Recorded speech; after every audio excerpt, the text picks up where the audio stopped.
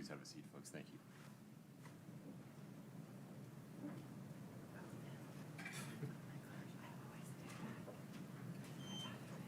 All right, have a seat. We're on the record.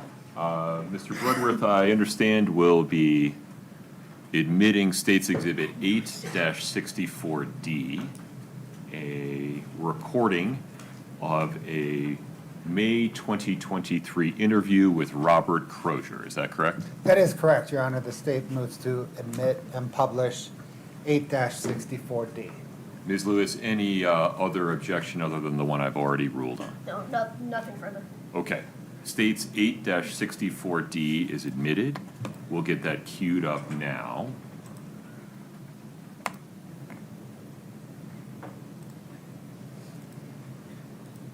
Please proceed. Robert? How are you? Confused. I imagine you are. We'll get to why we're here in just a minute real quick, but let me just get a little bit of basic information from you, okay? How about an address for you? 216 East, 350 South.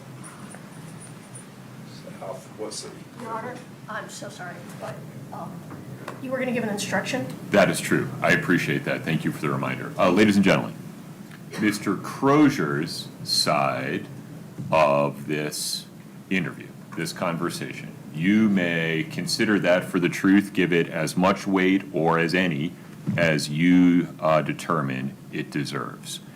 There are other speakers during this conversation, so the other side of the conversation, there may be 2 or 3 other people on the other side of the conversation.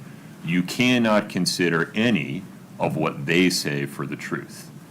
The only thing you can consider them for is to explain why Mr. Crozier is responding or to provide context for his responses, but the non-Robert Crozier side of this conversation is hearsay that cannot be considered for the truth. Anything further, Ms. Lewis? No, Your Honor. Okay. Please proceed. Seems like we've lost the audio now. That's all right. I'll fix it.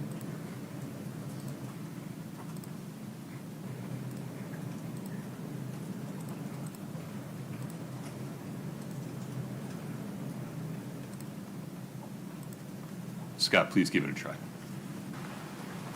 And a phone number for you. That county. Yeah. We'll get to it. I'm about to say, I haven't been in Summit County.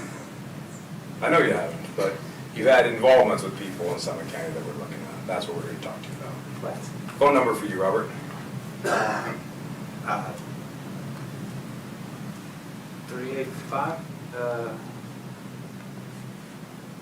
I couldn't even tell you. I'm so confused right now. Okay. I really can't. My phone's new anyways. Okay.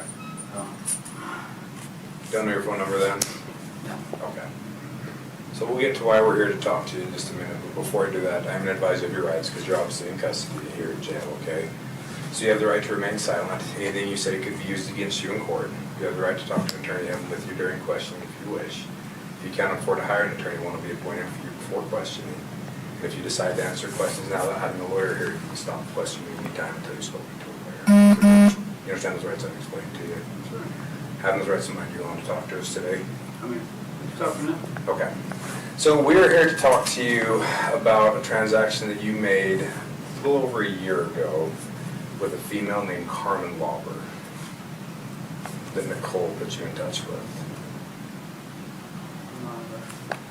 You met her at a Maverick and Draper on 2 separate occasions in February of last year, so a little over a year ago. Okay.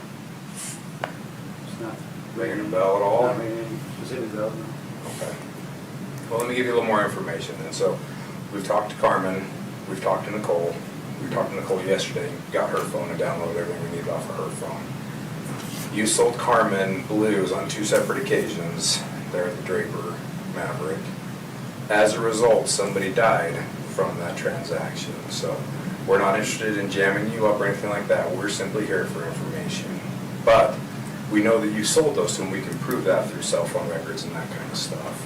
But right now, your information for us is more valuable than you being charged federally with selling fentanyl that results in a death. And now you're hearing in on some drug stuff. Do you know anything about the federal rules with fentanyl and 30s and?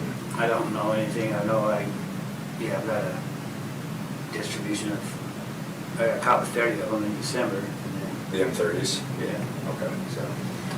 So tell us what you know. Like I said, right now, your information is more valuable, but at this point, we can prove, we know that you met with Carmen at Draper Maverick on 2 separate occasions, sold her fentanyl. That fentanyl was then used in a death case, basically, so we've tracked it back to this point. But we're not interested in jamming you up. We're here to try and corroborate information. Validate. I know what Carmen and Nicole have both already told us. So you're in the position right now of either telling us what you know about it and basically not hurting anybody because Carmen and Nicole have both already talked to us here, and you're verifying information that we have. Or if you don't want to talk to us, that's fine. We will pursue it federally because we know that you sold them the fentanyl that resulted in the death. So that's kind of where we're at. And I'm not trying to bullshit you. I'm just kind of laying it out exactly how it is right now. So, I know who Nicole is. Okay. About a year ago. February 5th and 25th is when Carmen messaged Nicole. Nicole gave her your information. Okay. Then you guys set up 2 transactions at the Maverick and Draper. Okay. Of last year. Yes. It's not this previous February, a year before Okay. that. It's been a bit. Yeah. And to be honest with you, Paul, I'm still quite a bit of shit, so. I'm not trying to be a douchebag or nothing, so it's just hard to remember that much time passed. And do you have a number that she bought from me? Was it a quantity? She said between 20 and 30 pills both times. Okay. Then probably, yeah. Do you remember going to that Maverick and Draper? Were you living down there at the time, or? She lives, I want to say she lives pretty far away. She lives in Heber. Yeah, so like that was just where we were meeting, because it was, Where were you coming from? Where were you living at the time? man, I've been living a little bit everywhere. You know what I Okay. mean, the last couple of years, so. So it's kind of ringing back, you're Yeah. kind of getting a little bit of more, well, tell Yeah. me what you can remember about it. I remember Nicole calling me and saying, hey, will you be my friend? And I was like, yeah. What's going on? And then she was like, oh, she wants a lot. And I was like, all right. Is 30 a lot for you, or is that a No, lot for it wasn't. Nicole? Or? I think it was a lot for Nicole, it wasn't a lot for me, but I mean, Okay. I was like, all right, I didn't know anybody died, you know what I mean? Yeah, and we didn't expect that you knew that, and like I said, that's why at this point, your information is more, we're not interested in jamming you up or the distribution of it or anything like that. We're doing our investigation, you're kind of just on the edges of it a little bit as kind of an involved player, as being a hook basically for it. We're not interested in jamming you up or anything like that, but we are interested in the information you have you can provide to us Okay. that validates what people have already told us. Okay, as far as I know, yeah, I met her just 2 times. I think I talked to her a couple more times After that? after, but just to see, you know what I mean, hey, you know, because when somebody's spending, you know what I mean, $500-600 is, Is that what 30 would run about $500 or $600 for yeah, yourself? something like that. Okay. And did you hit her up afterwards to see if she wanted more, or did she hit you up afterwards? I think I asked her one other time, and then she just didn't. She's like, hey, you looking for any more or something? Yeah, something like that, and she just didn't respond to me, you know what I mean? Do you remember how you contacted her? Was it through text messaging, It was- messenger? I want to say it was through text messages, but I haven't had that girl's number in a long ass time. What phone would it have been on? My phone. Fuck. Maybe a 333-6156 number? You still have that phone? No. Okay. The phone you have now is a newer one then? Yeah. Okay. Have you contacted that No. Carmen at all with that phone or anything? No. Do you know where that old phone would have been that would have had those text messages on it? No, I lost that phone a while ago. Okay. But what did you think the phone number was, you said? 385-333-6156. Okay. So with these transactions, when Carmen hit you up, what did she tell you? She just told me that she had a friend that wanted, you know, to buy. Did she ask for blue specifically or fentanyl specifically, or did she ask for oxys, or what did she ask for? No. I think she might have asked me for blue. Man, I can't remember. But you sold her M30s, right? Yeah, I told her she knew what she was buying. Okay, so she, Yeah, it wasn't like she's asking for oxys or something like that, and she got the M30s? Right, no. Okay, so No. she knew that there was fentanyl in those pills? Okay. Do you remember where you got those pills from? I don't specifically. Okay. What else can you tell us about that? That's all we're here to talk to you about, was that transaction, those two transactions, I guess, a little over a year ago. We don't care about anything else, but what else can you remember about those? She was with the older guy. You remember what kind of car they showed up in or anything? No. Well, I said one time it was like a truck, like a white truck or something. Okay. When you say she was with an older guy, do you remember about ballpark how old he would have been? I don't know, 50s probably, basically. You thought maybe one time in a truck, but you couldn't remember the other one? No, so they were in a car the other time. I don't remember what car. Okay. Like the first time she was in the truck though, for sure. When you guys would have shown up at the Maverick, where would you go? Would you go around back of the Maverick or just right there at Just like right in pumps? front. Yeah. Just a quick hand-to-hand? Yeah, it's, hey, how you doing? And you just said about $600 or so is what you can charge for those? Something like that. Okay. Do you remember, so I think she would have ordered more the second time. Do you remember the quantity on I the two? don't remember the exact. But you remember meeting her twice? Yeah. Okay. I really remember meeting her twice because you guys told me that there twice. I would have said once. But do you remember now that we've kind of Yeah. jogged your memory? Yeah. Okay. Can you think of anything else about those meetings with her or anything? No, like that's the only 2 times I talked to her. Okay. How do you know Nicole? There was a dude named Cam. I was staying with him, Roy, for a while. And she stayed there for a little while, and then she took off, and then Cam's a fucking widow, and we all ended up taking up one point or another. So, Okay. So Nicole just hit you up and said, hey, would you want to meet with my friend? yeah. You're like, yeah, that's cool. And you were in then. Yeah. Carmen, did she call you or text you? Do you remember? I believe she called me. All the time or just that one time? Or I think she would like say, she would text me like, hey, what's up? And then one of us would call the other one. like, hey, I'm Nicole's friend or whatever? Yeah. Okay. All right. How long was your, Like, hey, I'm Nicole's friend or whatever? Yeah. Okay. All right. how long was your, I think she would like say, she would text me like, hey, what's up? And then one of us would call the other one. Oop, would you press pause? We'll fix that. Yeah. My apologies.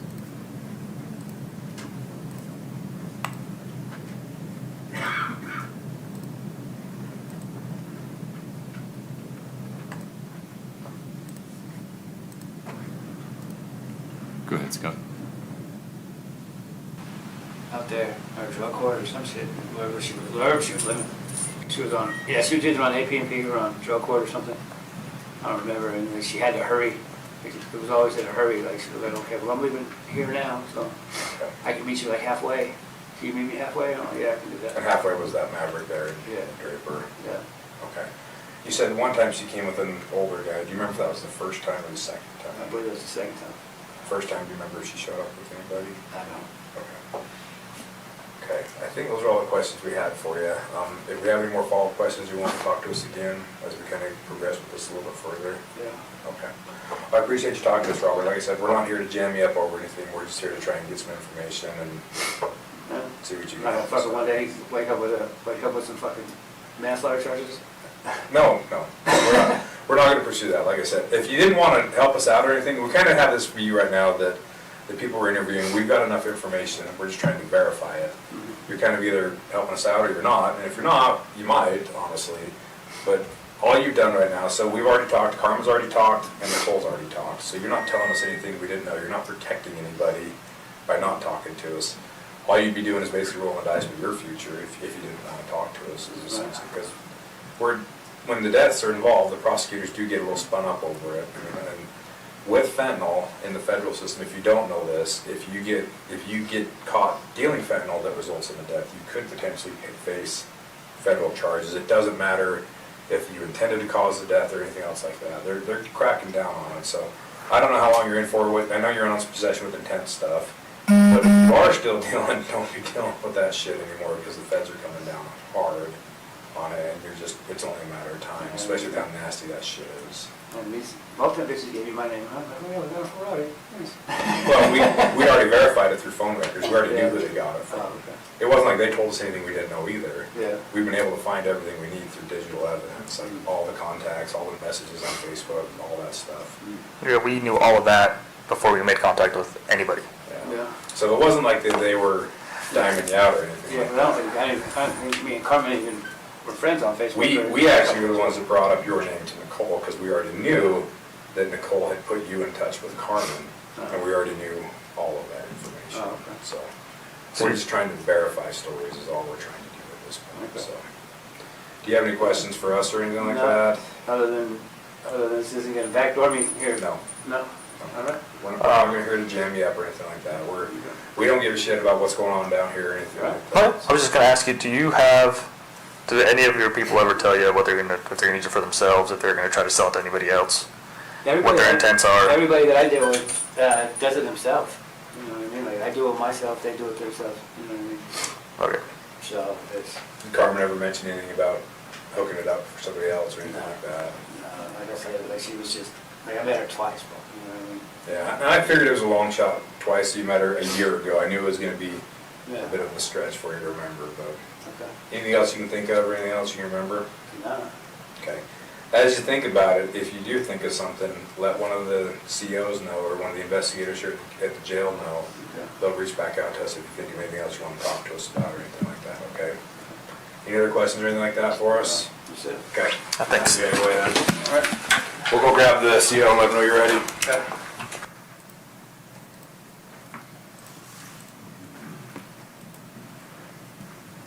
Mr. Bloodworth, the state's next witness, please. Your Honor, the state calls Molly Crosswhite.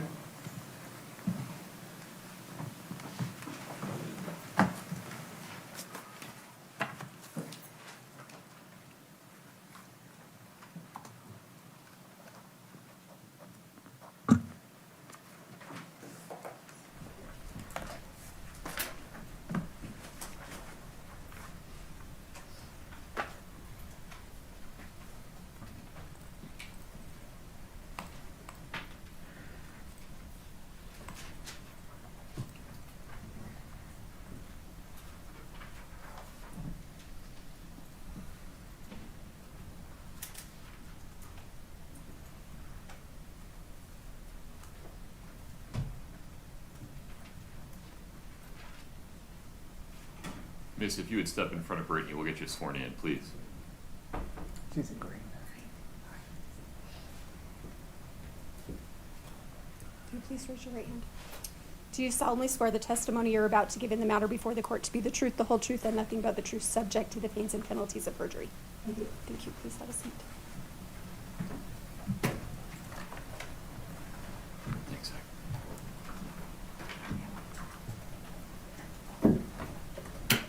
Please proceed. Thank you, Your Honor. Good morning, ma'am. What, ma'am, is your name? My name is Molly Crosswhite. And is the last name spelled Crosswhite? Yes. Do you know who Kouri Richins is? Not personally, but through this trial, yes. Okay. Did you purchase a home from Kouri Richins? I did. When did you purchase that home? It was January 26, 2022 is when we closed on that property. Scott, can I get 8-12, please? Your Honor, permission to publish. This has been admitted already. It's up. No objection. Ms. Crosswhite, do you recognize that house? I do, Is that the home that you purchased from Kouri Richins? yes.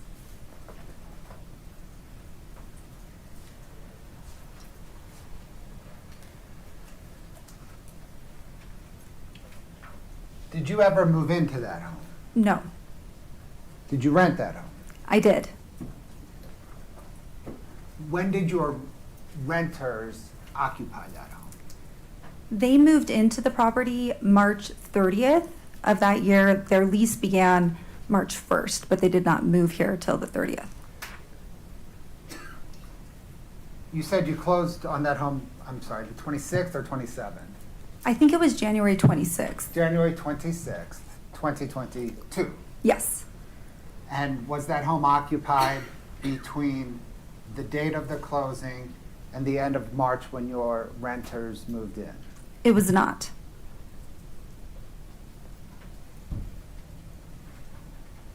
Were the locks on that home the same as they were on January 26th when you closed to the time your renters moved in? They were the same. And did Kouri Richins rehab that home for you? Prior to us purchasing it, it's our understanding she had done a renovation. And did she have the keys to that home throughout that renovation process? I would assume so.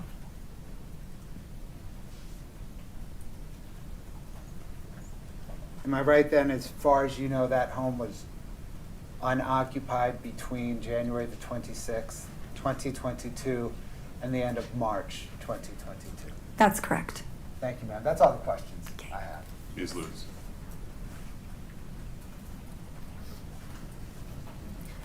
Good morning. Good morning. So, oh, excuse me. Can I grab some water?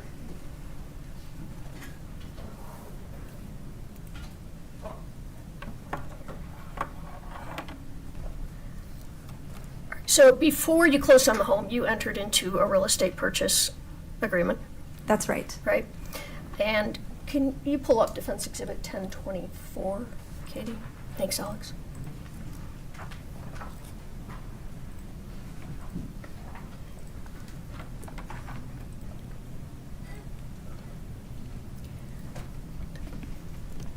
Ms. Crosswhite, do you recognize that as the real estate purchase contract that you entered into? Yes. And do you know the date that you entered into that? Looks like it was January 14th, 2022. Your Honor, we'd move to admit Defense Exhibit 1024. No objection. Defense 1024 is admitted. Would you like to publish? Sure. Okay. And then, Ms. Crosswhite, you closed on the home January 26th, was your testimony. Yes. Between January 14th and January 26th, did you do a walkthrough of the home? Yes. And what was in the home at the time that you did the walkthrough? The home had been staged when they were marketing it for sale. So at that time, there was furniture in it. I think by the time we did our final walkthrough, which was a couple of days before we closed, all of the furniture had been removed from the Right. property. Was there anything else in the home once the furniture was removed, such as boxes? Not that I recall. I don't remember exactly what was still there, but I do know that we had wanted the home to be fully vacated and all of the debris, and there was some garbage and things on the premises, like old cars even, that we had asked to have removed. So do you recall if there were any boxes or cups or any items left in the closet of the home? I don't remember. Had there been, would you have asked that that be removed when you did the walkthrough a couple of days before closing? I think that if it was something significant that we would really notice as a bunch of garbage or something that was going to be troublesome for us to remove from the property, we would have asked for it to be removed. Like a small item like a cup, I can't say would have stood out. All right, that's fair. Now, you said the renters, their lease began March 1st. They didn't move in until the end of March. But was there work being done on the home during the time you closed and the time the renters moved in? There was. And particularly, was there work being done throughout February of 2022? Yes, I think I provided a list of dates that was on record with our contractor. I think there was maybe 7 different days in February when there were contractors working on the property. Okay, would some of those dates have been February 10th, 11th, Yes, that sounds familiar. 12th, 13th, and 14th? Does that sound familiar? Yes. All right, and you think there were additional dates other than those 5? I think there was 2 more dates the following week, maybe the 19th and 20th, if that's, I'd have to look back at the records, but according to my contractor's records, there was 2 more dates in addition to those 5 that you named. Okay. And when they were working on the house, do you know if they were there all day, most of the day? I don't know how long they were there. We were having things like insulation added into the attic and mortar added to the pot rock because there was animals coming into the home and things like that. We needed to get it ready for the tenants. Okay. When you closed on the home, did you take possession of the keys? I think that the key that was provided for us to access the home when we toured the property and made our offer remained at the property. I can't remember if it was hidden underneath, like, somewhere at the front door. And we left that same key there for our contractors to use while they were working on the property. All right. Did they keep the home locked? I don't know. Did you ask that they kept the home locked? I would expect for them to. I mean, that's the point of a key. Right. And the key wasn't in a visible spot, true? No. I remember us having it hidden somewhere near the front door, maybe under a pot or under where anybody would think to hide a key. Probably not a great place to hide a key. And it was your expectation the home would be locked throughout that time? Yes. Is that fair? All right. After you closed on the home, did you have any further conversations with Ms. Richins? No, I never had any conversations with her directly. She was represented by another real estate agent. Did you have conversations after you closed on the home with that agent? I doubt it. I can't remember, but I would be surprised if I did. Would you have been, would you have told them the work that was going on in the home and who was in and out of the home? Would they have been aware of that? I think that prior to us closing on the property, we definitely communicated our plans. It was part of our negotiations because we discovered quite a bit of work needed to be done in addition to the renovation that Ms. Richins had done. So I definitely had communicated, hey, we're not going to be able to rent this out the way that it is. We need, I think it was a $10,000 credit so that we were able to, complete the renovations in a way to make the home habitable. Okay. And is there any reason they would have known Ms. Richins or her agent that you were talking to when, in fact, renters were moving into the home? I don't know. I don't know if we shared that or not. I know that we definitely communicated we could not rent it out right away. Okay. And we had to take care of quite a bit before we felt comfortable having people move in. All right. If I have one moment.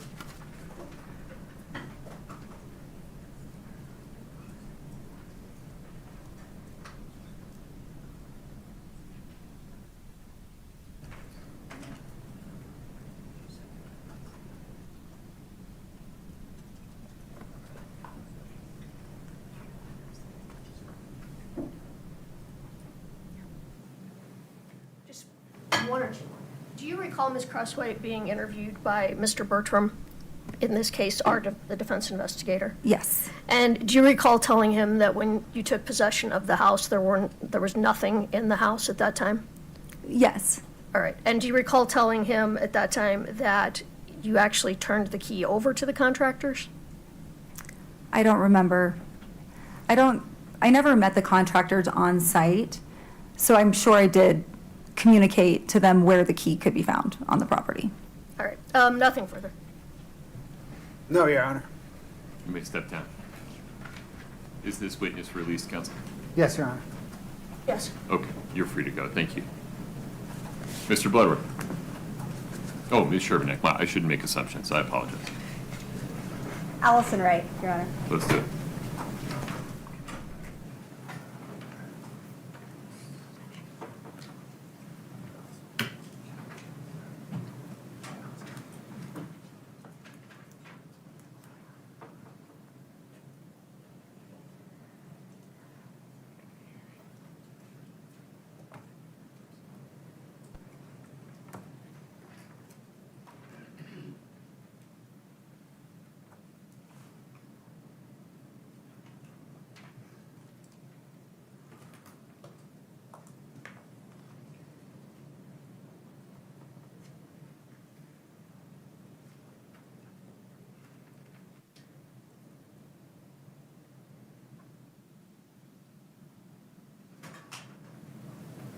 Miss, if you'd step in front of Brittany, we'll get you sworn in. Right here, please.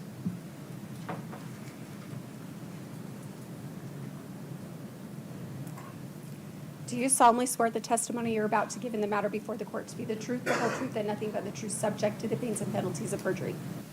Thank you. Please have a seat. It's on the first page. It's 840.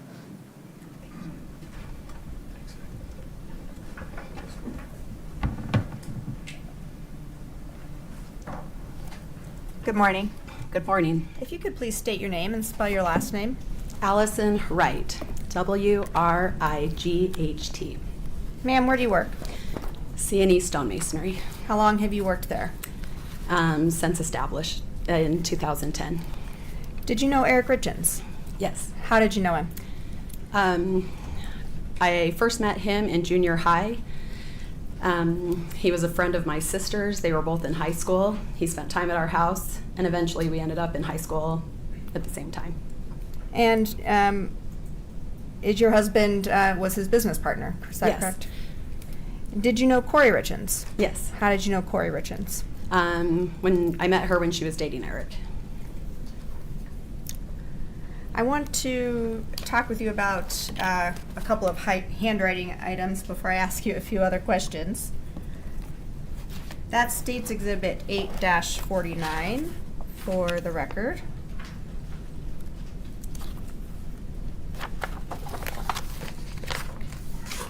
Sorry, I've got too many things on my podium here.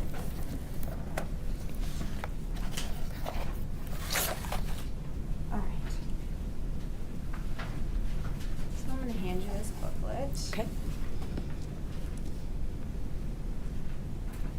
Okay, if you could turn to tab 4 for me. Do you recognize those items in tab 4? Yes. Is it, and if it's multiple pages, you can look through all the pages? Is it just the one page? There's multiple pages. Okay, and the first page is the one that you recognize, is that right? Correct. And go ahead and turn to tab 12 for me. Okay.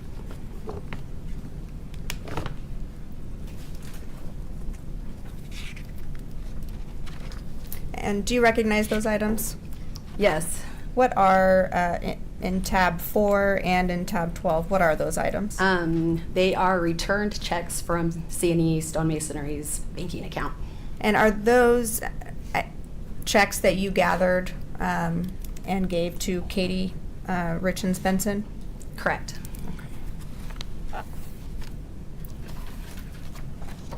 And you gathered those from C&E's accounting books and things like that, their bank records? Correct. The check on tab 4 was collected on an online banking, and the other ones were printed checks from our files. What do you do for C&E? Admin and bookkeeping. Okay. So I want to switch gears. I want to turn your attention to February of 2019. Do you recall that time frame? Yes. Was there a time in February of 2019 that you took a vacation with Eric Richins and Kouri Richins and your families? Yes. No, just the adults. Just the adults, okay, no Yes. kids were there. And do you remember a conversation during that trip with Kouri Richins that stood out to you? Yes. Go ahead and describe for the jury what you remember about that conversation. On our vacation, Kouri and I ended up alone for a moment, and just talking about our families, life, kids. Your Honor, objection, can we approach? Yes.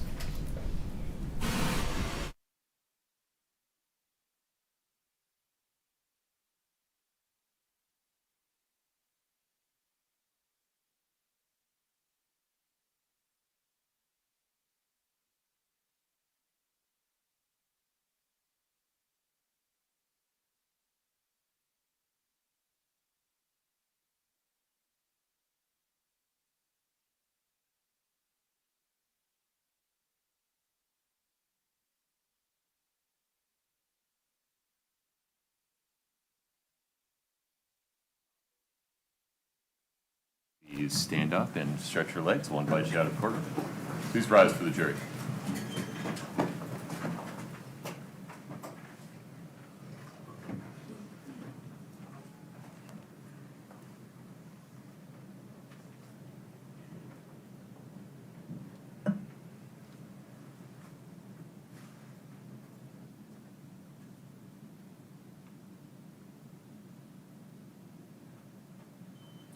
Please have a seat. We're still on the record. Ms. Sherbanek, if you would just ask me several questions, we'll see where this goes. Certainly. And so, now that we're outside the presence of the jury, we're just going to get a preview of how you would answer the question that I just asked you. So describing what you remember from that conversation with Kouri Richins from the vacation. Go ahead. While we were sitting there, we were discussing life, and Kouri then explained how things weren't super great in her marriage, how she felt trapped. She explained to me that there was a prenuptial agreement that was put in place, and I had never heard of that. She continued to say how I think the trapped was mostly due to financial, is Eric would, because of the terms of the financial agreement, Eric would end up benefiting financially and continue to live as they currently were, where she would be in a different circumstance. She explained how she feared that the kids would be drawn to Eric's life and felt like she was unhappy in there, but feared what it would look like if she ended the marriage. And is it okay if I ask a follow-up question? Of course. Did that conversation kind of give you context or inform you about Kouri, kind of what she was doing with her business at that time? Yeah, things started to make sense. Like, I was impressed that she went and got a master's degree. Kouri's motivated, hardworking. I always admired that.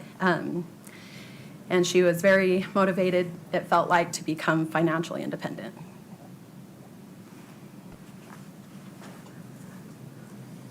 Your Honor, this conversation, can we get a foundation of exactly when in 2019 this conversation took place? Sometime in that year? It was February, but Mid-February. Okay. I think the trip started on the 17th. And Your I'm Honor. not sure what day. Do you want to have this discussion with the witness I present? do, outside that, if she could step down and step out. Do you want any more of her recollection before we have the conversation? No. Okay. Do you mind just waiting out in the lobby for us for a Yes. minute? Thank you.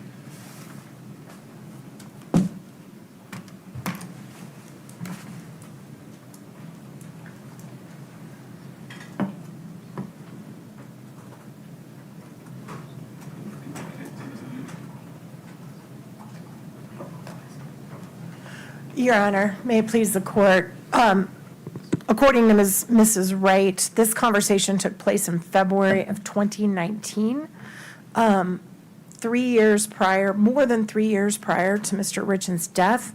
In the interim, in between 2019 and 2022, the Richins attended marriage counseling and worked on their marriage, and a bunch of water under the bridge. This, to allow a conversation on a vacation in a situation where two women are just chatting about the condition of their marriage, 3 years, there's certainly no allegation here that Kouri Richins was planning to murder her husband 3 years in advance. Outrageously prejudicial due to the temporal distance in the statement that is being made. No relevance because it's 3 years prior. Why isn't it relevant to show that Ms. Richins was aware of the outcome financially that would flow to her from a divorce based upon the prenuptial agreement? She's aware of that when she signs the prenuptial agreement. They've entered the agreement that she signed. Inference, this is, well, I mean, I think you've answered my question. It is relevant to show she's aware of it. No, sir. The conversation in 2019 certainly isn't relevant.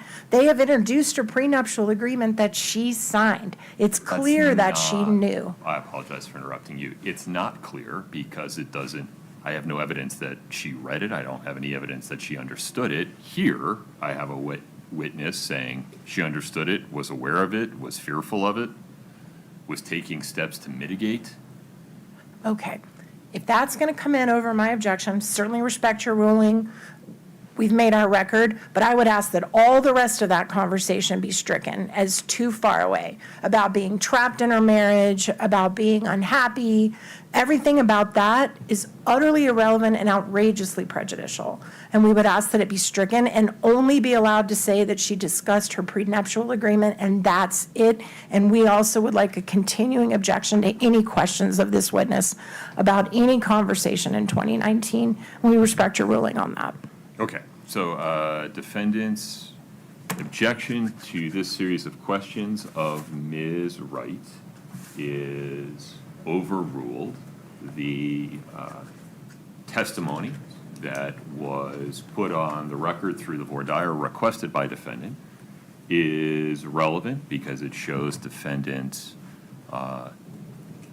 genuine subjective awareness of what she believed were the financial consequences that would flow to her if she and her husband divorced.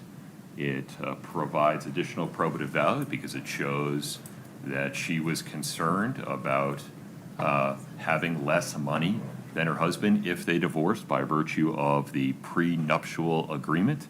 She was taking steps to mitigate that potential financial effects.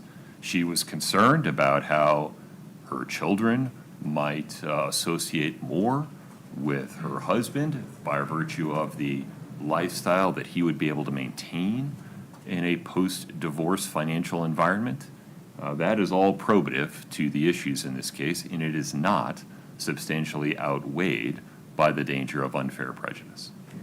Your Honor, can I also get a ruling just to avoid having to take another break when the jury comes back? Obviously, I have a right to go into her credibility and bias at this point, no matter what's being asked on direct, correct? That's a very broad statement. You can certainly go into potential sources of bias. Thank you, that's all I need. Okay. Okay. Folks, let's take a 10-minute break. We'll come back at 10 of 12. Thank you. No one is allowed to speak to Ms. Wright during this break. Please give her some space. Thank you.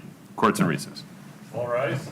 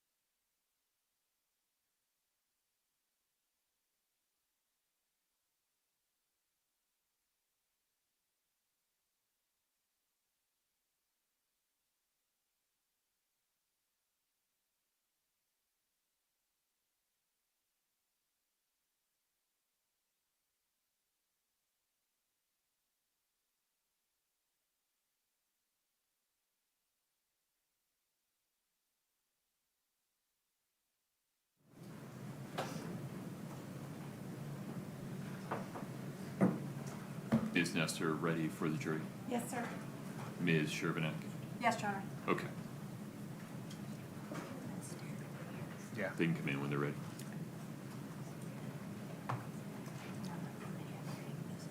You have a glass of water? Yeah, thank you. Okay.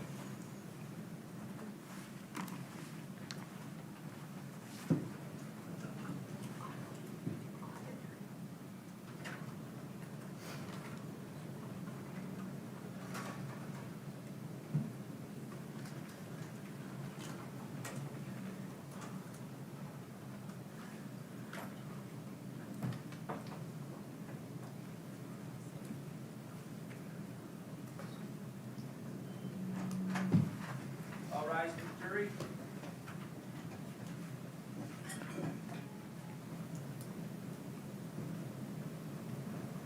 Please have a seat as you come in.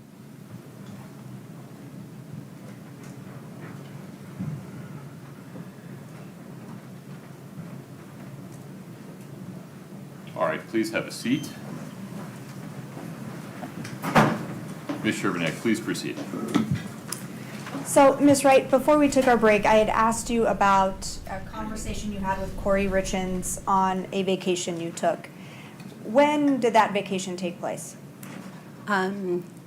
February of 2019.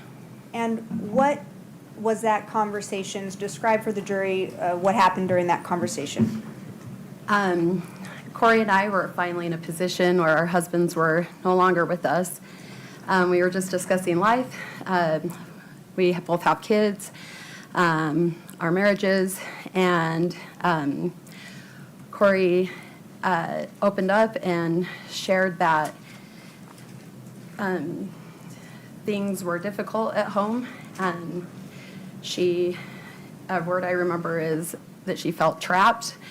At this time, I learned that their marriage had a prenuptial agreement, and she explained that she felt like she was frustrated in the relationship, but also it would be difficult to leave.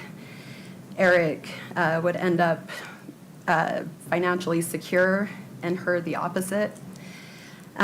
She feared what would happen in divorce. She mentioned that maybe the kids would prefer him with the lifestyle that they had, four-wheelers and toys and opportunities, where she would have less. She feared how she would be represented by him in the community. I felt for her. It was a hard conversation. I knew that things had been hard since their youngest child was born, and I was tender towards her current circumstance. Thank you. And did that conversation give you any context to what was happening in terms of Kouri's business at that time? Yeah, Kouri is super ambitious. She went back to school and got a master's degree. I was impressed. I had young kids. I wasn't sure I could do that. She then went and got a real estate license and was trying to build that business.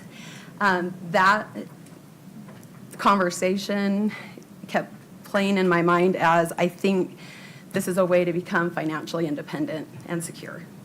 Thank you. Those are all my questions for you. The defense may have some. Thanks. Thank you. May it please the court. Good morning. Good morning. This conversation you're talking about happened in Hawaii, didn't it? No, Where was it? Costa Rica. I'm sorry, Costa Rica. And the reason you all were talking about her marriage, there was a reason she was upset in her marriage at that time, wasn't there? Not that I know. Think hard. Crazy she was upset. What I understood from the conversation is things were frustrating at home. And that's because she believed he was having an affair with a coworker, is that right? Overruled. Is that right? She and I never discussed her thinking about an affair. Is that the context of the conversation you were having that day, that she believed he was having an affair with a coworker? And that's why she was upset with her marriage and talking about divorce? I don't recall that. Were you aware of it at that time, that there was an affair going on between Eric and a coworker?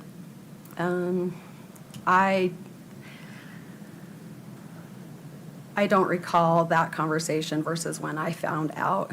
When did you find out? Or wait, I'm sorry, will you repeat that question? When did you find out that Eric was having an affair with a woman that worked with him? These are facts not in evidence, assumes facts not in evidence. Foundation. You gotta lay foundation for this. I'm not sure this witness knows anything about it. Why don't you ask her? You just testified that when you found out, you weren't sure if it was during this conversation. So when did you No. find out? That's not accurate. You have to ask it open-ended. Okay. When did you find out? Was it any time near this conversation?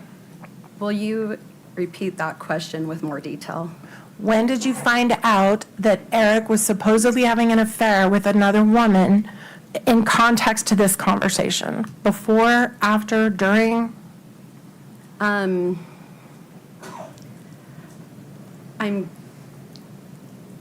having a difficult time understanding because help me understand affair. Because, like, I think there was a friendship with a lady, but I don't know exactly what was going on. Understood. That's fair. So let me rephrase it. Did you become aware that Eric had intimate feelings towards a woman that he was working with? Your Honor, assumes facts not in evidence, She's argument in the asking question. whether this person ever became aware of it. Overruled. It's a yes or no question. Ms. Wright, could we Question. start there? Can you repeat the question? Did you become aware that Eric, at around this time, 2019, had intimate feelings towards another woman that he worked with that was causing problems in their marriage? I don't remember when I became aware of it. Ballpark.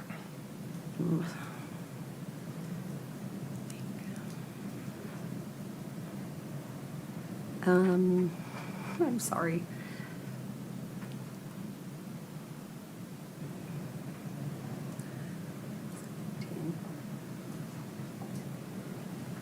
I think I'd heard of it like twice, and I don't remember.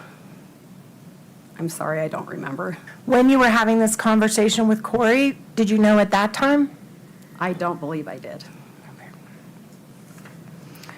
All right, these vacations, you had vacations with Eric and Kouri on more than one occasion, didn't you guys? Yes. And then at some point, those totally stopped, didn't they? Yes. And what happened that made you guys stop going on vacations together? COVID was the next year. Besides COVID? Our family life was busy. In fact, didn't Cody and Eric have a big falling out? Your husband is Cody Wright, correct? My husband is Cody. And how does Cody Wright know Eric?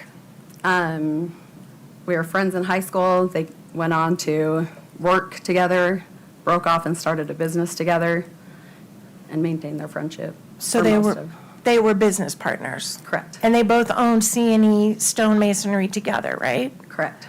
And at some point, your families quit hanging out, personally.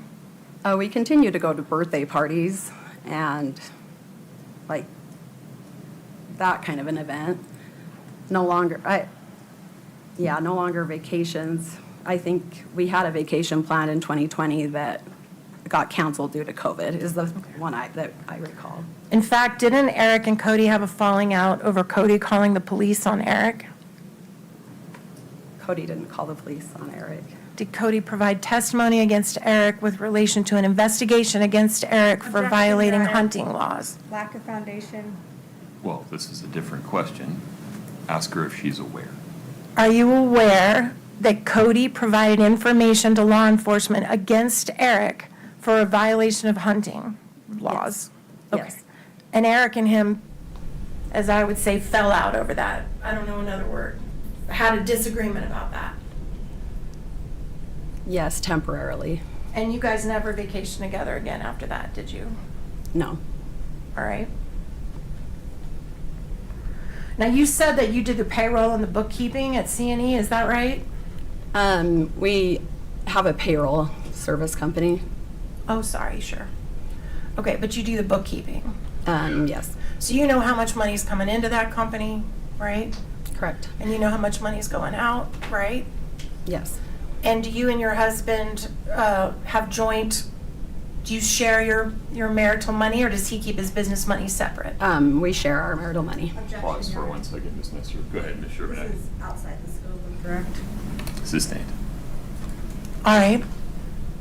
Setting aside your personal financial affairs, you're very aware of C&E's financial affairs, correct? Because you do the bookkeeping. Correct. All right. And Objection, Your Honor, this is still outside the scope. no, it's not. Yeah, please approach. I'm not sure where you're headed here.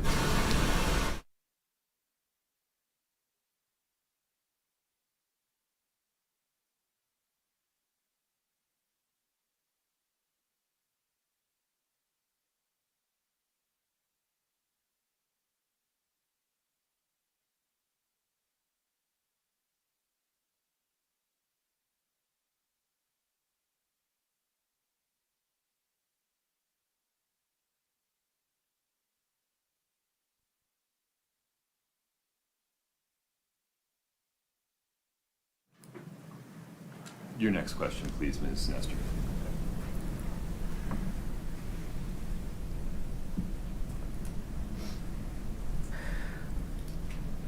Since Eric's death, you and your family have grown pretty close to the Richins family. Is that fair? Objection, Your Honor. Goes to Outside the bias. scope.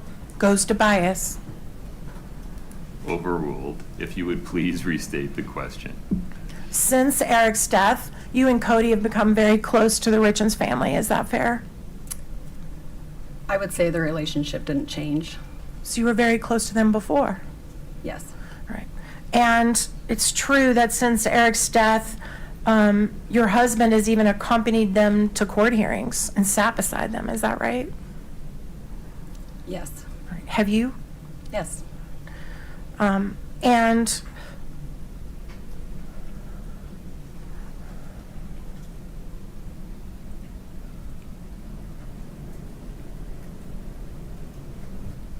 I think everything else is going to be when we recall. Ma'am, we're going to recall you later. We would ask that you're not released from your subpoena, and the judge will instruct you about that. That's all we have at this time, Your Honor. Okay. Anything within the scope of cross, Ms. Sherman? Okay, I could just have a minute. Of course.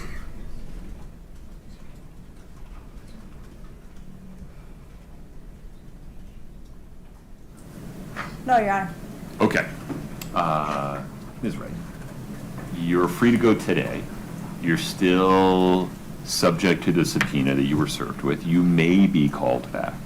Between now and then, please do not speak to anybody about your testimony, including your husband, okay?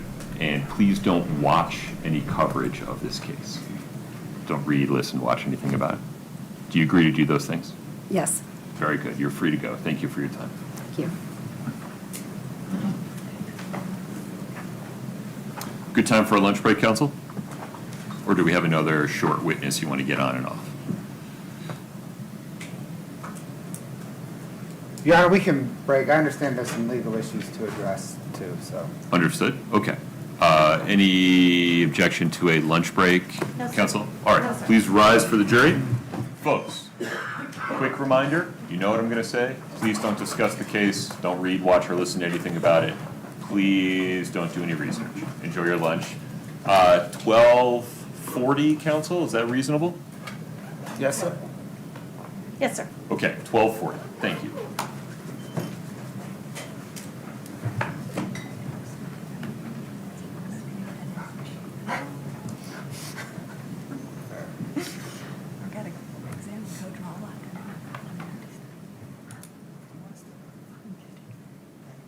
Have a seat. Thank you.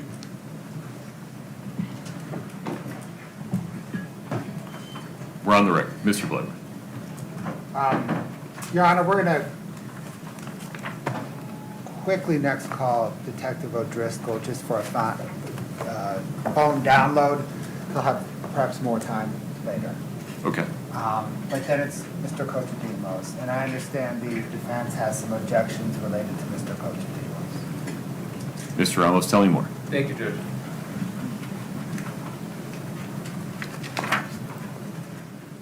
I figured we'd do this just outside, that way we can speed things along. We've been provided with some exhibits that appear to rely, and correct me if I'm wrong, on some CDR data, call detail records, from Verizon and T-Mobile, I believe, and AT&T. Those items, we were not provided notice of their use under 901.11, and so we would just make an objection under that. Forgive me. They were provided some reasonable time after being received by the state. Yeah, no, the information was provided to us. We've had that for a while, just notice of their use under that business record exception. Can you give me that citation one more time? Yeah.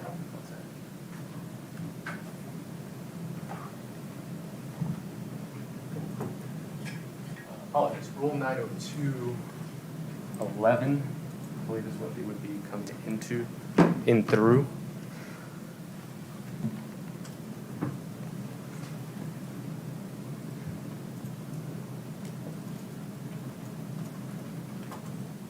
And specifically, I'm referring to the written notice. Why isn't inclusion of these records on the state's exhibit list fair notice under 902.11? Just based on the case law, Judge, I could give you a citation. I have two cases that I think are fairly on point. 32P3D 976, State v. Webster. What's the other one? And then 322 P3D 624, State v. Pereira. We just bring this up, Judge, now. We could have a ruling after lunch is fine. And that would be our only objection. Okay. Thank you, Judge. Mr. Bloodworth, I made an assumption there, if you could just confirm it for me. These call detail records were in fact included among the state's proposed exhibits on its exhibit list? Yes, Your Honor. Okay. Anything further on this, sir?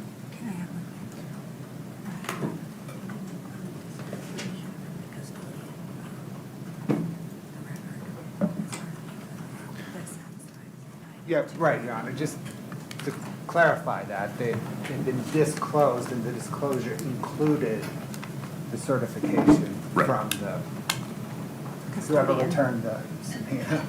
Right. The declaration, I understand your point to be slightly different than the self-authenticating piece. Got it? Correct. Okay, pause there for a minute. I'll take a look at those two cases, Mr. Ramos. We can pick this up at 12:40. After Ms. Crosswhite testified, and after we took that break, one of the jurors passed out the following note. I'll read it. I don't think this is an issue, but just letting you know. Quote, Judge, I have met witness Molly Crosswhite professionally. She has done one transaction for a home where I work. Any concerns, Mr. Bloodworth? No, Your Honor.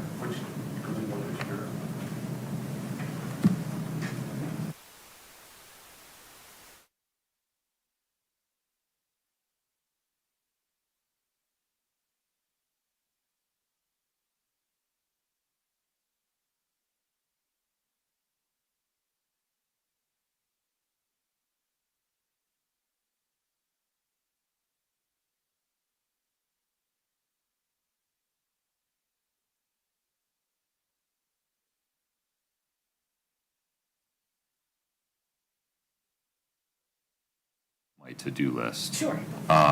Either following lunch or at the end of the day, may we address the motion for mistrial that you made at sidebar following the mention of jail calls by Ms. Gibson? Yes, sir, I'm prepared whenever you are. All Just right. let me know. Let's do that after lunch as well. Okay. Thank you. We will be in recess until 12:40. Thank you.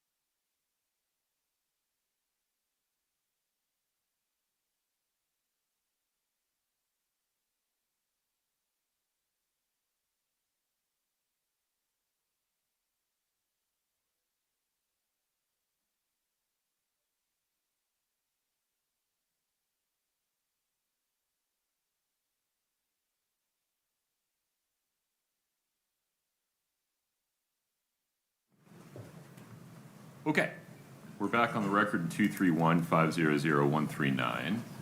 Mr. Ramos, may we talk about the defendant's objection regarding the call detail records that I understand Mr. Cotes Demos is going to testify regarding? Is that correct, Mr. Vladimir? Ms. Shervanek? That's my understanding. Cotes Demos is the gentleman that they'll come in through? I'm not going to be seeking to admit the call detail records. I'm confused. I imagine they were used for some of their demonstrative exhibits. He relied on call detail records to create some of our exhibits. Got it. But Good enough. But I'm seeking to admit the visual representation of those call detail records that he helped create, that he'll testify came from the call detail records, although the call detail records themselves, the state is not seeking to admit as an exhibit. Got it. Okay. I've looked at the Webster case. It certainly talks about notice with respect to Rule 807, which has a notice provision, and case law talking about how that notice provision works. The Webster case doesn't mention 902 at all.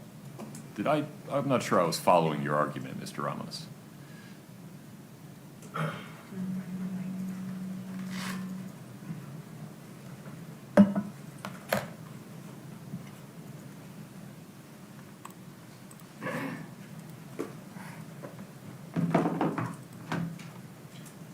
Judge, the 902, 803 rules and those identified in the residual exception in Webster, they reference the same language, which is the notice language. That's what we were focusing on. I think Your Honor has enough to make a ruling. Okay. I understand your position. Got it. Yep.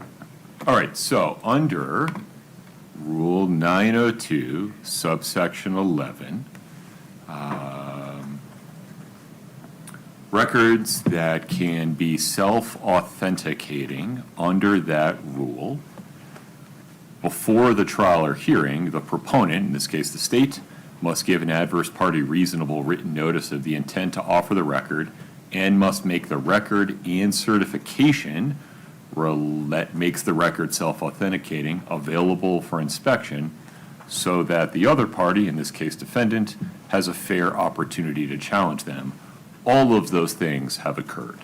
The call detail records and the certifications under Rule 902 that are included with them from the mobile service providers have been made available to defendant for inspection through the discovery process, and by virtue of the fact that those records have been part of,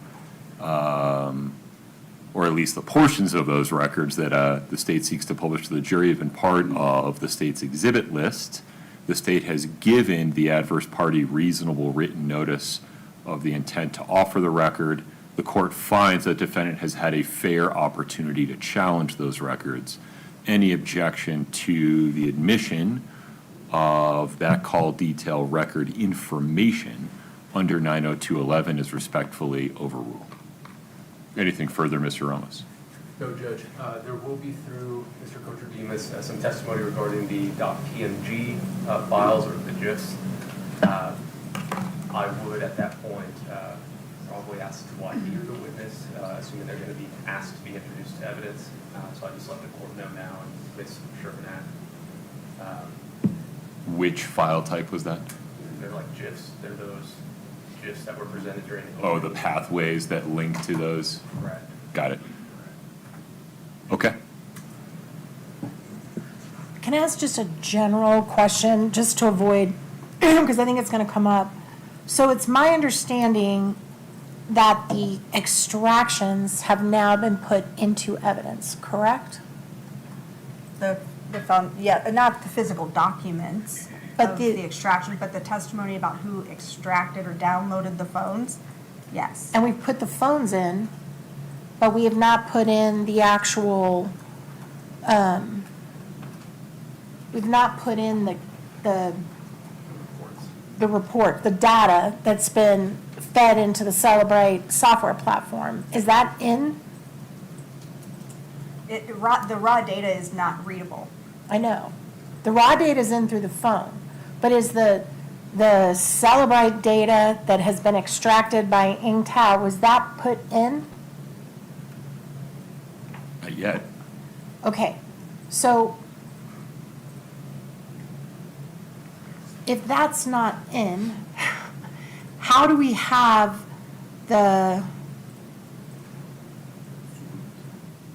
Cotes Demos, how can he put in the demonstratives that are based on that? Because it's just basically it just makes it into a picture, but it's the data from what's not in yet. So you have witnesses talking about the physical device containing electronically stored information was secured. Correct. You have testimony creating a chain of custody to the people that downloaded it through a two-step process. Right. The gray key, right, forensically mirrors that phone.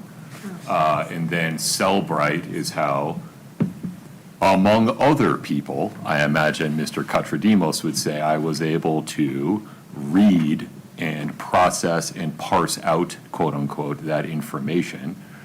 Not everything on that phone is relevant, so not all of it goes in. We're going to see what parts the state believes are relevant through Mr. Cotes Demos. He hasn't testified yet. So he's going to be allowed to testify what's the information that's in something that hasn't been put in yet. Because without putting in the extraction, There is it's no not basis readable. to admit the extraction. There is a lot of information on that phone that I imagine is not relevant under Sure. 401 or 402. Agreed. So there's no basis to put in the entire extraction. So It's this not is- like an Okay. encyclopedia. Well, then this is getting to the core of what my concern is. Yeah. And I'm just thinking out loud to try to avoid wasting Cotes Demos's time.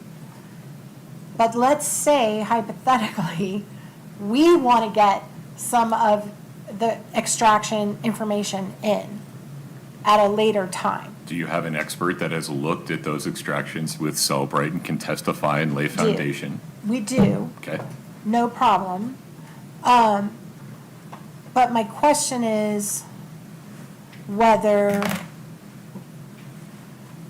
our expert can do the same thing theirs is doing, which is relying on data they saw in Celebrate and parsing it out without the Celebrate extraction coming in. Because as long as we can do it too, I'm totally fine with this whole process. But what's worrying me is we're going to get to my side and they're going to say the extraction's not in, your expert can't testify.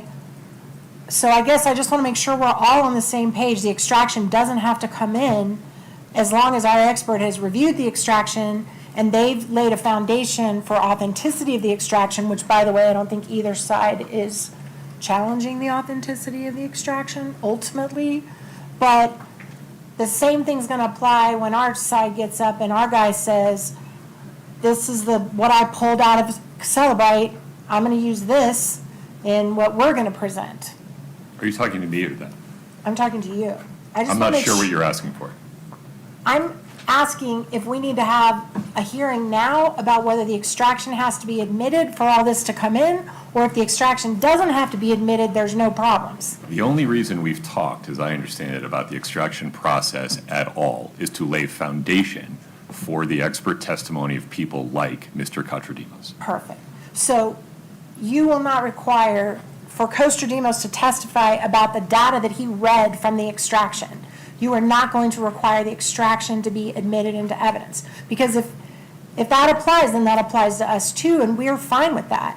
As long as your expert is an expert and doesn't say or do something else objectionable, I don't know who your expert is or what they're going to say, so I need to be a little bit circumspect here. But the fact that a copy of the extraction from Gray Key on a portable hard drive has not been admitted That's what I'm asking. as an exhibit is not an impediment to this kind of expert testimony. That is exactly what I needed to know, because if it is, we need to have a hearing on it, and if it's not, then there's no problem, but I just want to make super clear that we're all on the same page, that it doesn't have to come in for us to pull things out of it and admit it. Yeah, I think we need to keep in mind the life cycle of these things. There's information gathering, there's chain of custody and information preservation, and then there's what's admissible and how it comes in. Sure.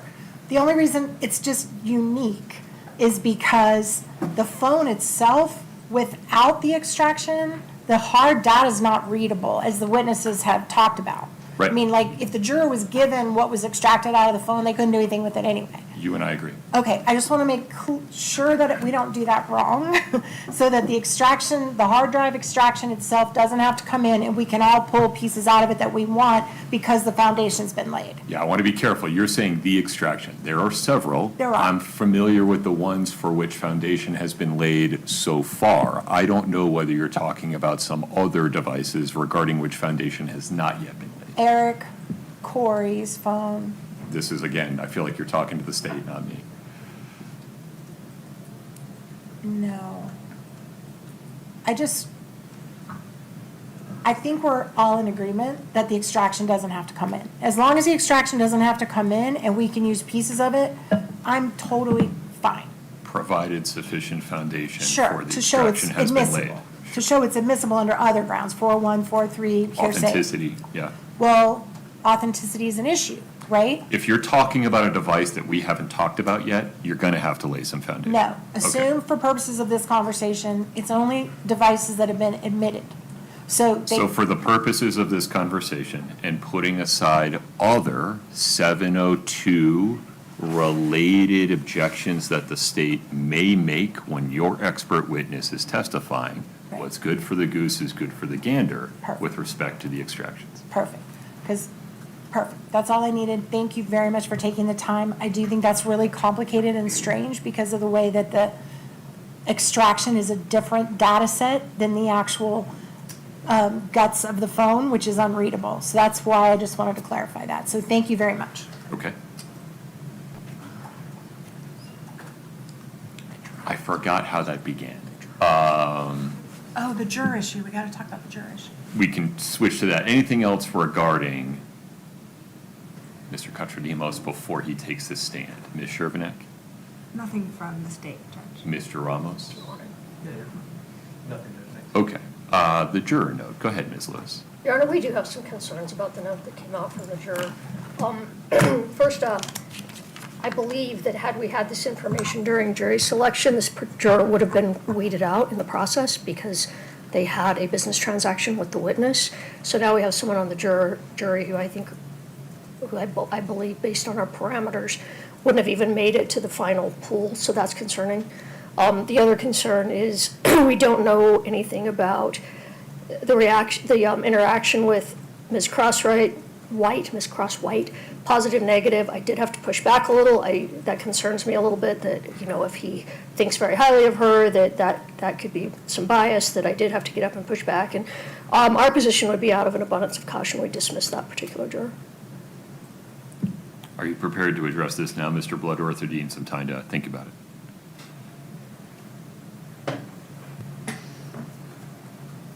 Your Honor, we can address this now.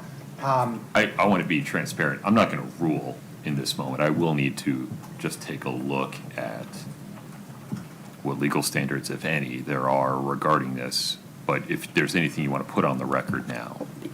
Can I just add, I'm sorry, Yeah. Brad, it is our understanding that Ms. Crosswhite went by a different name, so I'm not implying this juror intentionally withheld information. He may have known her by a different name. Understood. Go ahead, Mr. Bloodworth. Your Honor, I don't know that the jury note provides the court with sufficient information to make a determination at this point. It seems to the state that a little bit of voir dire would probably benefit the court, but based on what the information the note contains, I don't see cause to strike or dismiss this juror. All right. Ms. Lewis, my sense of this is I don't need to rule on this right now. I can give it some thought. There's no harm in leaving the juror right where they are for the time being. Agreed. Okay. I won't lose track of this. Let me think about it for a minute. It may be that I just need to ask this person a few questions, and then we'll go from there. Okay. Motion for mistrial, Ms. Nestor? Sure. Just really briefly. As the court will recall, during the time that I had Ms. Chelsea Gibson on cross, I was trying to lay a foundation to later get in some of the home wave calls that had been downloaded. According to her reports that we were provided, she was the individual who downloaded all of them and stored them into evidence. And I believed that I had to at least lay a foundation of authenticity if I later wanted to admit those calls. So I was trying to do that. I was trying to do it very carefully. I warned her to please copy my language. I looked right at her. I used very specific language, and her response was, "You mean the jail calls?" I understand things like this happen in trial, but the case law that's relevant, I believe, it implicates Ms. Richins' Sixth Amendment right to a fair trial. It affects the presumption of innocence because if the jury is aware that she's been incarcerated, there's been case law that says that can impact your presumption of innocence. There is a pretty recent case in Utah, State versus Bernejo, Bernejo. The site is 476 P. 3rd 148, which acknowledges that evidence of custody status can carry the risk of prejudice. I will absolutely concede all the case law gives you so much discretion in this area because every circumstance is different, every situation is different.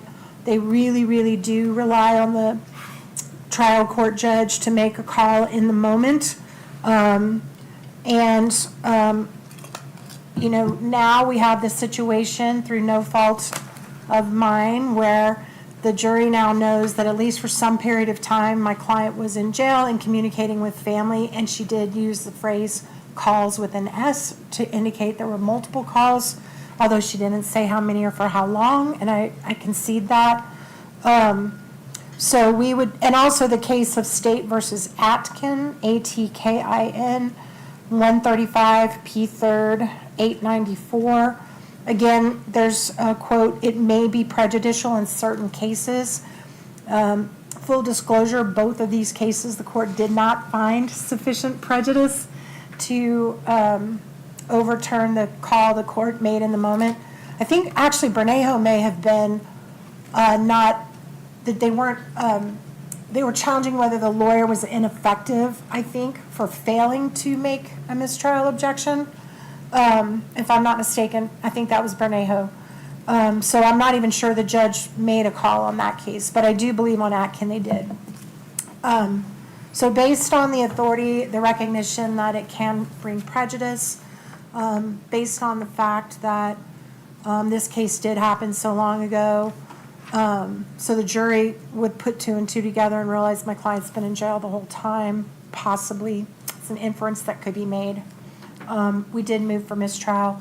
I will state for the record, the court did provide a special instruction, limiting instruction, warning the jury not to consider that. That's one of those,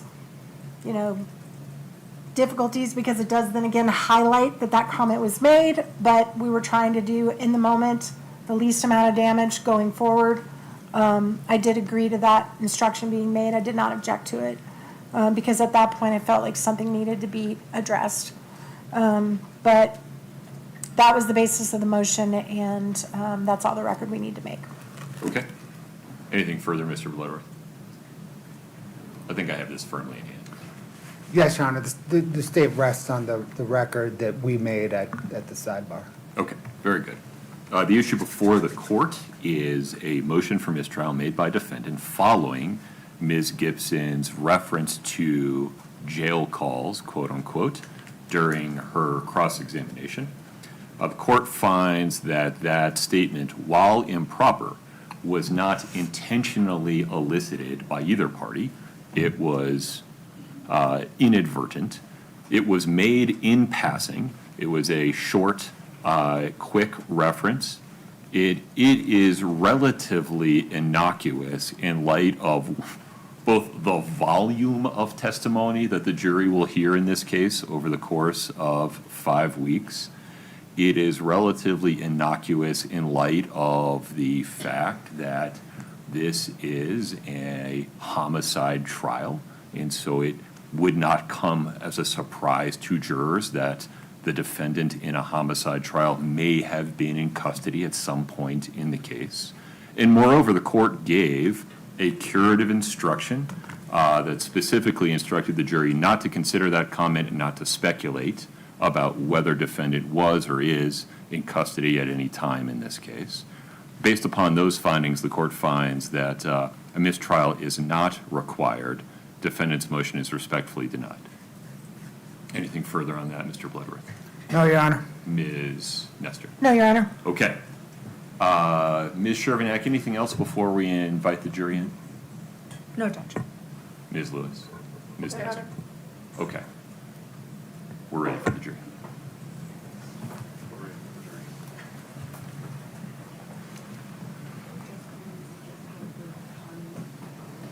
Is that okay?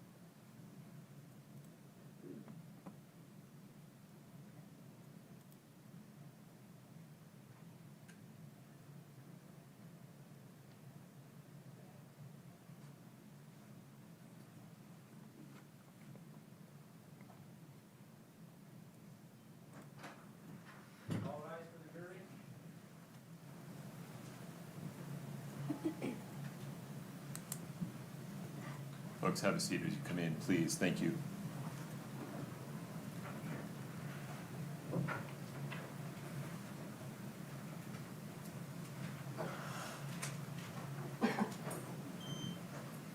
Please have a seat. Ms. Shervinack, the state's next witness, please. Detective Jeff O'Driscoll, please. Detective, let's get you sworn in.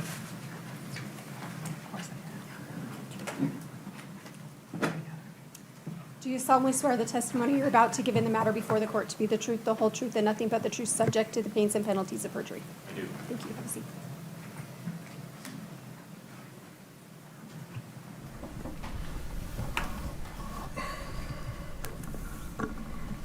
If you could state your name and spell your last name, please. Detective Jeff O'Driscoll, O''DRISCOLL. Where do you work? Summit County Sheriff's Office. How long have you worked there? 10 years. What's your assignment with the sheriff's office? I am a detective in the Major Crimes Investigation Unit. During your investigation of this case, did you seize a cell phone belonging to Miss Carmen Lauber? Yes, I did. Was that in April of 2023? Yes, it was. Was that a black Samsung phone? Yes. Was the phone number on that phone ending 6127? I believe so, yes. Did you book that phone into evidence at the Summit County Sheriff's Office? I think it was collected by crime scene technicians on the scene and they booked it into evidence. Did you later retrieve that phone from evidence and with the help of Miss Chelsea Gibson download that phone? Yes. Was that done using the Celebrate software? Yes, it was. Those are all my questions for you.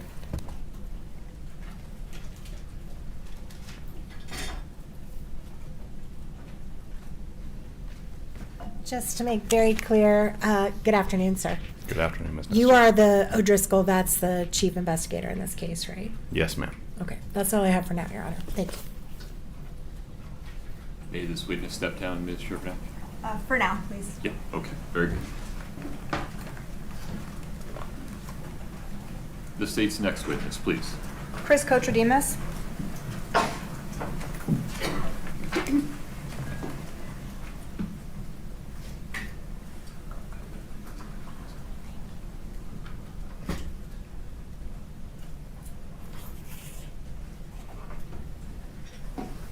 Sir, if you'd step in front of Brittany, we'll get you sworn in.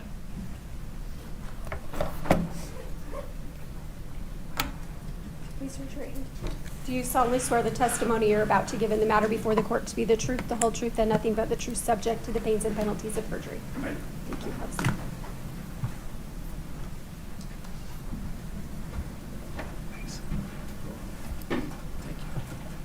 Please proceed. Sir, if you could state your name and spell your last name, please. Sure, it's Kouri Richins, Kotrodimos. Let's go through your employment background. Where are you currently working? I currently own my own business. I own a company called M20 Solutions. What's that company? We do investigations, training, and consulting for prosecutors, defense teams, and law enforcement. Is part of that business focused on digital forensics? Yes. Prior to that, where did you work? I worked in law enforcement. I started my career in North Carolina with the Raleigh Police Department. I worked there until 2003. I took a position with the Salt Lake City Police Department, where I worked there until 2017. My last 5 years at Salt Lake City were spent in the homicide unit. In 2017, I took a position with the Salt Lake County District Attorney's Office as an investigator in the homicide unit and worked there for just shy of 6 years until my retirement in 2022. And that's when you started your own business? Yes. Were you asked to analyze phone downloads and phone records for this case? Yes. Were you asked to do that process, look at the phone downloads and the phone records for 3 phones belonging to Kouri Richins? Yes. 1 phone belonging to Eric Richins? Yes. Phone belonging to Carmen Lauber? Yes. A phone belonging to Josh Grossman? Yes. And phone records related to Robert Crozier? Yes. Let's talk a little bit about your qualifications. What type of specific education or training have you received to be able to analyze all of this phone data? Sure. As it relates to this case, I've taken some formal training. Of course, once you get the formal training, then you get a lot of your experience in the field, in practical experience using that training. I'm a Cellbrite certified operator course. I took that. I took the Cellbrite certified physical analyzer course as well. And then from the call detail records standpoint, I am certified and took a course in, it's called TRAX. It's owned by LexisNexis. It's a location and data analysis program for call detail records and geolocation. Have you testified before as an expert in digital forensics? Yes. How many times? At least a dozen times in major cases. And have you testified for prosecution and defense in those cases? Yes. How many phones have you done analysis for in your time doing this work? Phones, hundreds, and I'm call detail records. I'm probably over 1,000. Have you done downloads yourself? I have. Yes. For other cases? I have. So let's start. We'll treat it like a funnel. We'll start big picture. Let's talk about digital forensics. What is digital forensics? The best and easiest way to describe it is the analysis of electronic devices. As it relates to this case, and my specialty is mostly phones and some computers. So let's talk about specialties within digital forensics.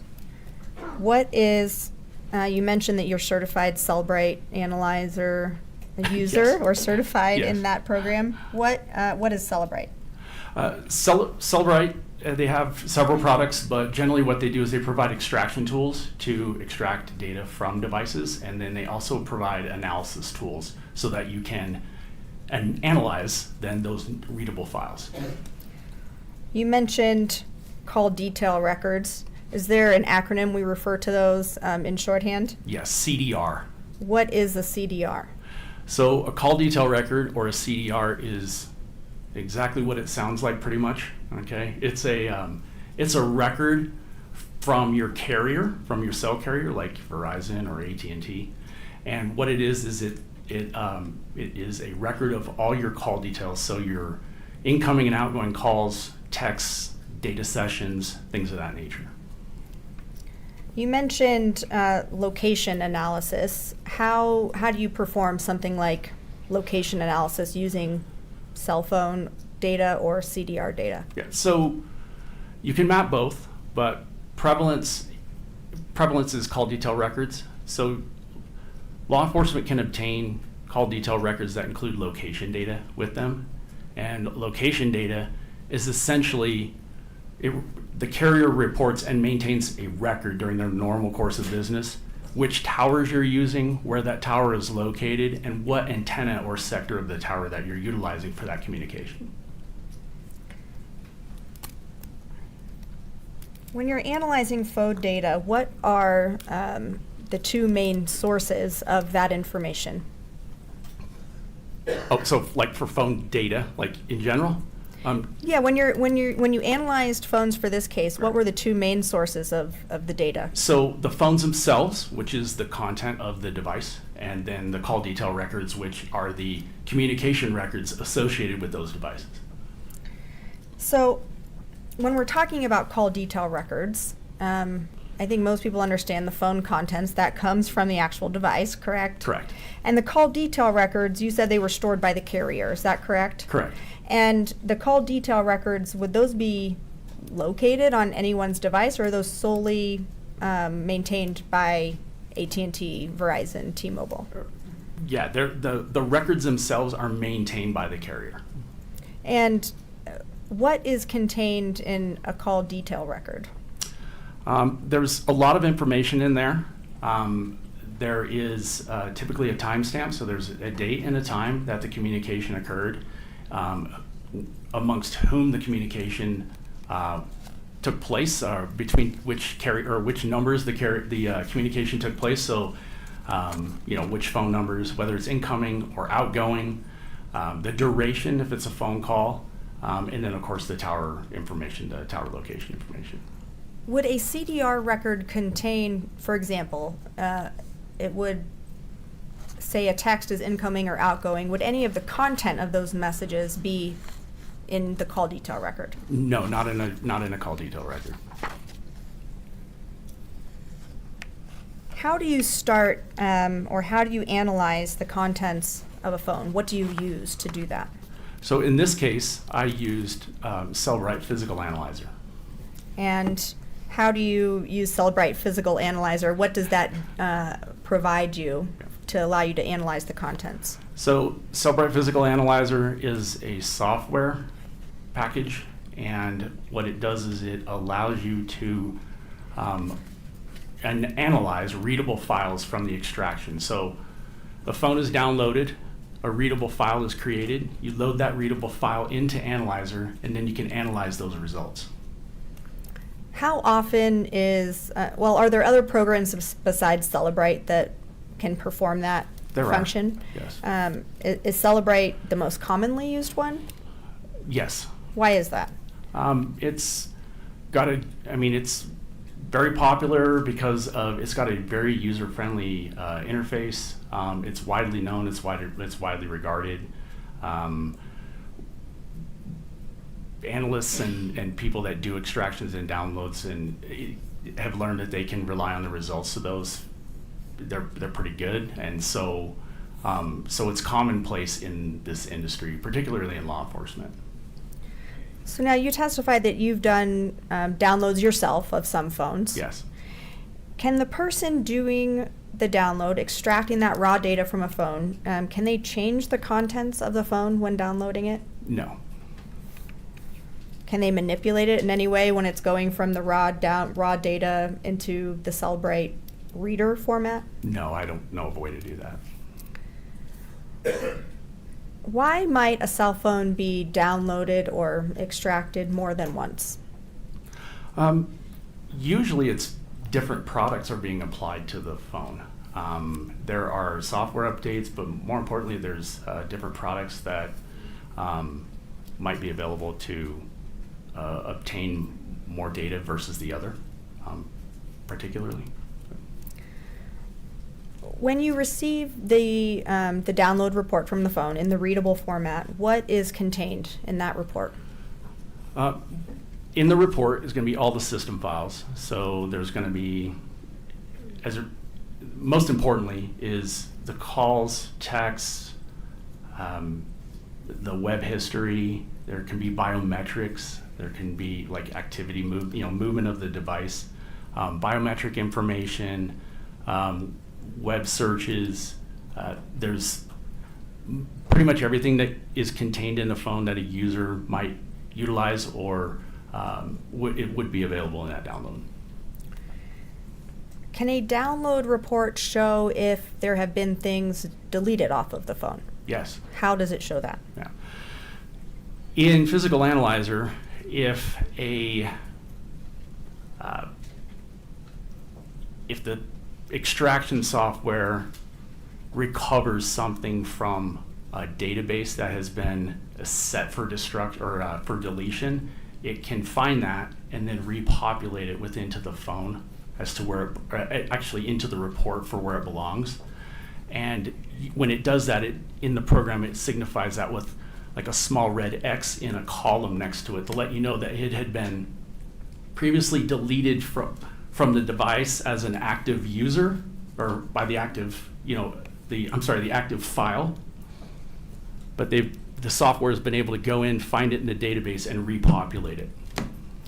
So if a user deletes an item, it might still be stored on the phone that can be pulled by that report. Correct. They may not be able to see it and think it's gone, but it may still be within a database that can be retrieved and repopulated. Now, is that possible for all items that a user deletes? No. Why not? Some of those deletions are system files, and so they're maintained in the background. The average user would not, or probably be able to delete system files. They literally run the phone. So if I'm a common user of a phone and I delete a photo, how long would it be kind of in the background of that phone and able to be downloaded by this report before it's gone forever? Right. Well, it kind of varies, and it varies by, there's a lot of variation there.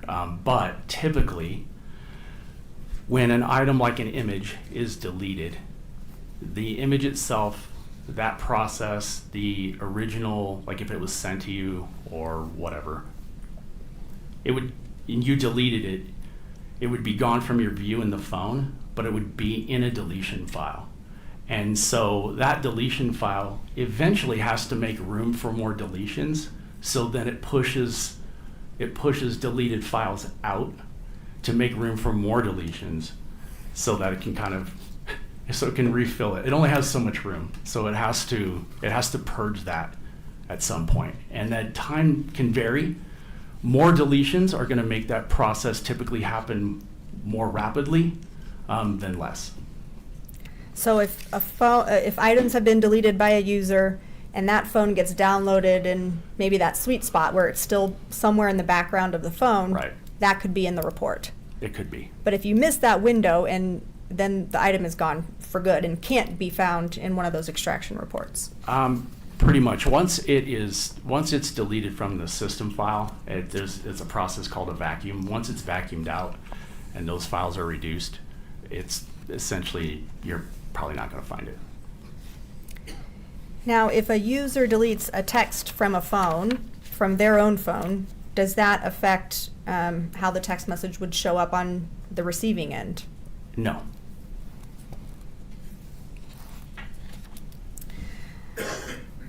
shifting over to the CDR, the call detail records, you kind of described what that is, and that it's stored by the cell phone carrier.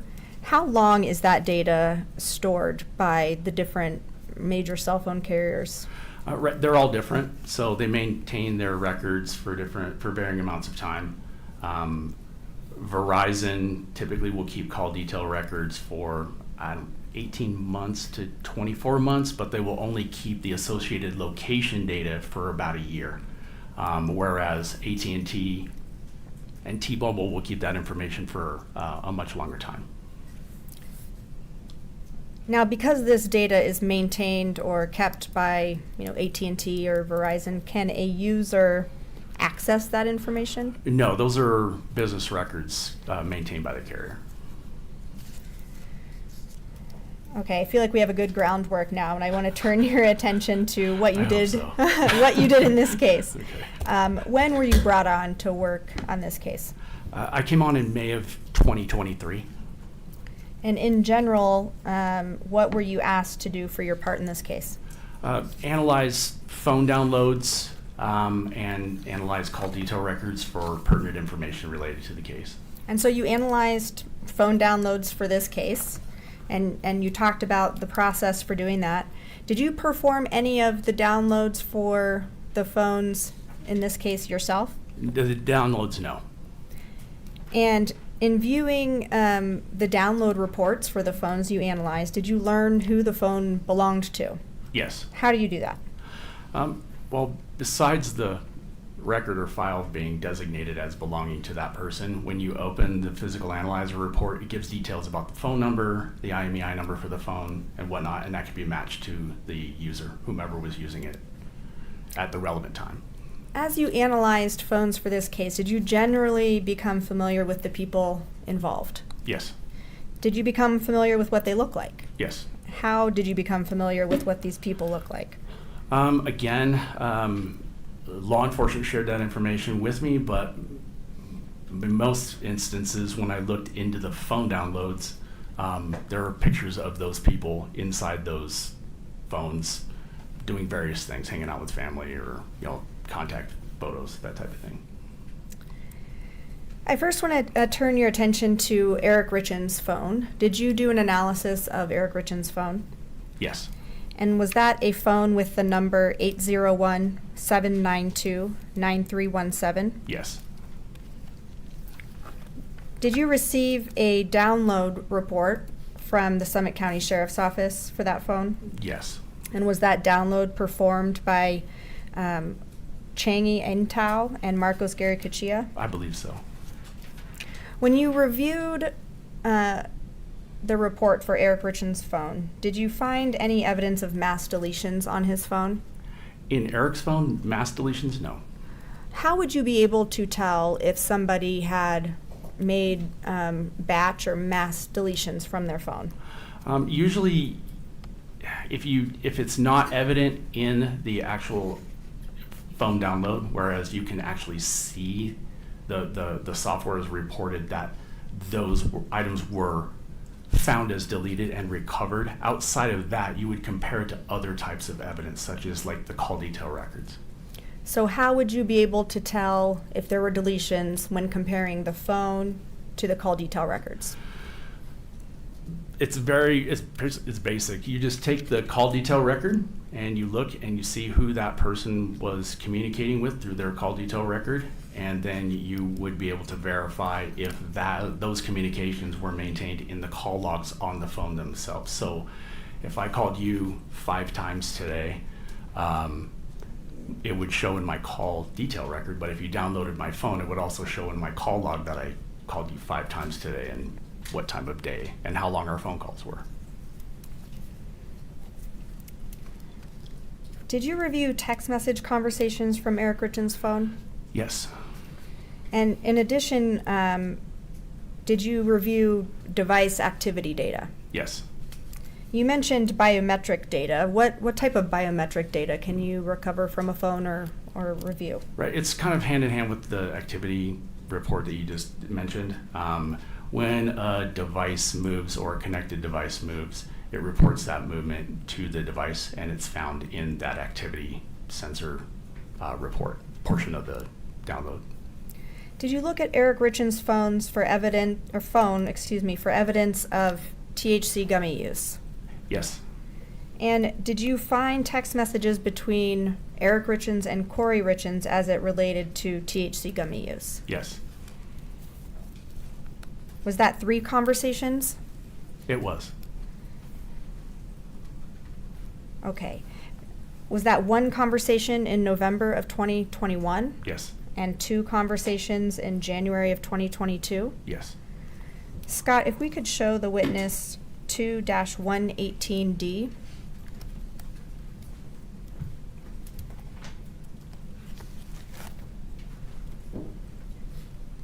Is it on your screen?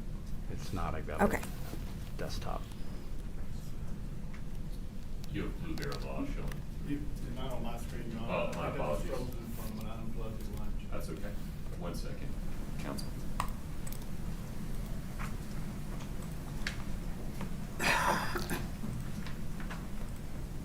Is this the conversation you referenced from November of 2021? You may need Scott to zoom in. It's pretty small. Oh. It is. I'm wearing my. There we go. Yeah, there it is. Yeah, better. Thanks, Scott. Yes, this is a November of 2021 conversation. And that's between Kouri Richins and Eric Richins? Yes. Scott, if you could show the witness 2-119D, please.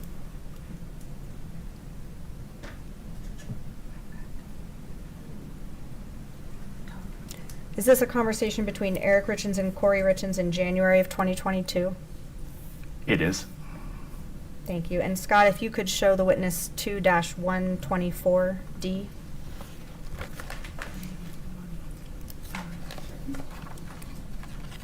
And is this another conversation from January of 2022 from Eric Richins to Kouri Richins? It is. Did you also analyze Eric Richins' phone for information about illicit drug use? Yes.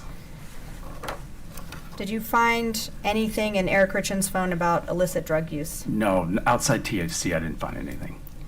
Any communications on Eric Richins' phone about buying drugs? No. Now I want to talk about Kouri Richins' phones. Did you analyze 3 phones that belonged to Kouri Richins I for did. this case? I did, yes. Scott, if you could put up 3-37D, please. Do you recognize this? I do. What is it? This is an exhibit that represents the 3 phones that you just mentioned that were being used by Miss Richins that are relevant to this case. Did you help create this exhibit? I did. I'm going to move to admit 337D. No objection. Okay. States 3-37D is admitted. And publish, please. Done.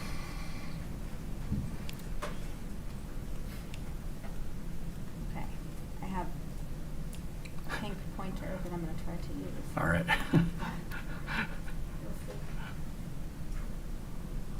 What do you think, Scott? Okay. Let's start at the top. All right. What phone is at the top of this exhibit? Okay, so the phone at the top of the exhibit on the left-hand side is Miss Richins' white iPhone, and the 2 numbers that are there, next to the 1 and the 2, those represent the phone numbers that were being used on that device during the time of September 2020 to April of 2022. What do those dates represent? That's the duration of the time that phone was being utilized. So you mentioned for Kouri Richins' white iPhone that there were 2 numbers on that phone. What number were you able to determine was maybe the primary or most used number for that phone? Right, so the number ending in 1987 is going to be the primary number. That is the carrier subscriber number through Verizon that phone was utilizing. And then the 1152 number is a VoIP number that was being used on that device as well. So you said VoIP number, but tell the jury, how do you get 2 phone numbers on 1 phone? You just use an app. Okay. How is, in this case, the number 1152, how is that different than what you called the subscriber number, the 1987? How is it different? Right, so that number, a VoIP number, it uses the internet to make calls, make and receive calls, make and receive texts. You can use that number like you would your normal carrier number. The difference is it uses data, and so it typically doesn't show up on your call detail records when you use it. Did you view a download from Kouri Richins' white iPhone? I did. And that came from the Summit County Sheriff's Office? It did. And that download was performed by Cheney Ingtao, and another download by Marcos Gary Cuchilla? I believe so, yes. Did that download contain text messages, call logs, web searches, things like that? Yes. In addition to that, were you also able to view what we were calling activity data or device sensor data for that phone? Yes. When you did the analysis for that white iPhone, was there evidence of deletions? Yes. Was there evidence of text message deletions? Yes. Evidence of call log deletions? Yes. Describe what time frame you were able to recognize those deletions happening. The time frame essentially for that device is mid-March. So specifically as it relates to some of the other items I looked at related to this case, we're looking basically January 1st through middle of March 2022. What was missing from that phone for January 2022, February 2022, and March 2022? Hundreds of text messages at least. There were also missing most of the web history artifacts in that device. Call histories as well? Call logs, etc. So turning your attention to the middle phone here, what are the dates for the use of that phone? April 14th, 2022 to May 8th, 2023. Now I noticed that silver iPhone has the same number as the white iPhone. How did that occur? So this is a new device that Ms. Richins began using on April 14th, and she basically just had her old number assigned to this new device. Were you able to view a download for this phone? Yes. And that was performed by the Summit County Sheriff's Office? Yes. Now, comparing Kouri's silver iPhone that she began using in April of 2022 compared to the prior phone, the one that she was using leading up to that point, were there patterns of deletions in this phone similar to the white iPhone? There were some deletions noted, but not in the same manner as the previous phone, no. What do you mean not in the same manner? Meaning there were not big chunks of hundreds of text missing from the device that I noted, compared to the new phone did not have that type of deletion in it. So now let's talk about the third phone on this exhibit. It says Kouri Richins' blue iPhone. Did you also view an extraction for this phone? I did. Or I guess extraction and download. I'm using them Download, interchangeably. Is that so okay? do I. That's fine. They're the same thing. Yeah. And that download came from the Summit County Sheriff's Office? Yes. Now, similar questions about the blue iPhone. It seems that the date ranges for that are the same as the silver iPhone. Is that correct? Correct. So, based on your analysis, Kouri Richins was using the blue iPhone and the silver iPhone at the same time? Correct. Same question for the blue iPhone. Were there mass deletions on the blue iPhone when comparing it to what you looked at for the white iPhone? No. Okay. Now, you did an analysis of a phone belonging to Carmen Lauber, is that correct? Correct. And that's the phone with the number ending 6127? Yes. Did you analyze CDR data for Carmen Lauber's phone? I did. And did you view an extraction or a download for that phone? Yes. And that came from the Summit County Sheriff's Office? Yes. On Carmen Lauber's phone, were you able to tell if there were deletions on that phone? Yes. What were you able to note about items being deleted? Essentially in the same manner as with Miss Richins' original phone. When comparing Miss Lauber's call detail records, there were hundreds of texts and dozens of calls contained in those call detail records for that period of time, but they were no longer contained inside the device. Like there was pretty much all of it was gone. Did you also look at call detail records for Robert Crozier's phone? Yes. And was that for a phone with a number ending 0540? Yes. All right, turning your attention to Robert Josh Grossman, did you analyze a download for a phone belonging to that person? Yes. And that download was given to you by the Summit County Sheriff's Office. Yes. One download that was performed by Marcos Garicachia. Is Yes. that correct? Yes. And that phone had two different numbers associated with it, 1260 and then 0904. Correct.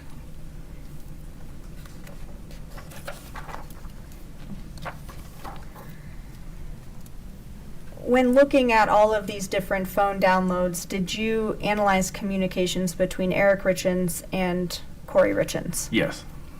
Scott, if you could show Mr. Cotes Demos Exhibit 2-3D, please.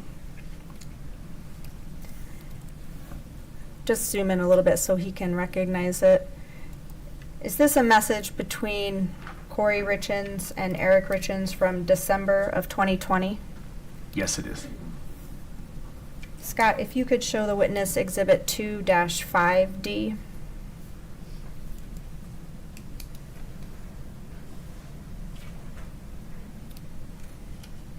Is this another message between Kouri Richins and Eric Richins from June of 2021? Yes. Scott, if you could show the witness Exhibit 2-17D.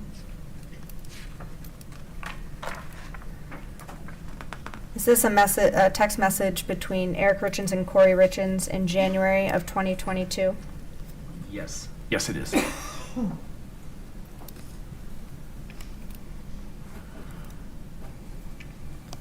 Okay, before we jump into communications between some of these other parties, I want to see if you have analyzed these messages as well. Scott, if you could show the witness Exhibit 2-121.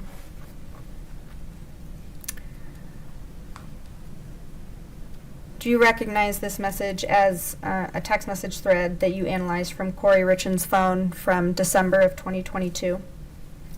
Yes. Scott, if you could show the witness 2-112.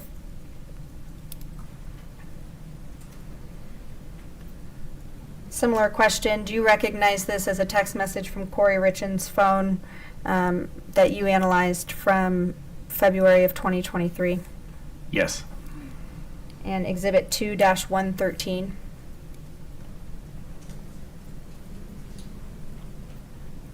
Do you recognize this message as a text thread with Kouri Richins from March of 2023? Yes. And Scott, 2-14, please.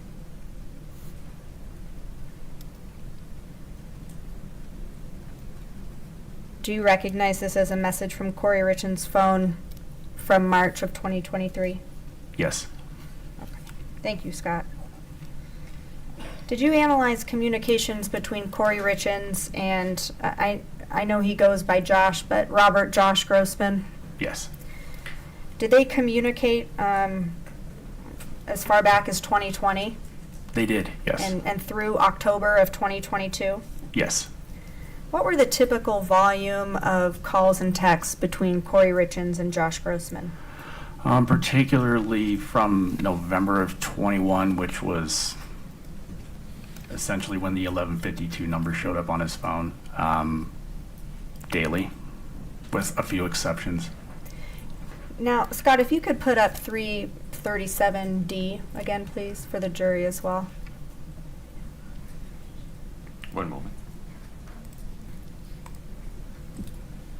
Now, you mentioned that the 1152 number showed up on Josh Grossman's phone.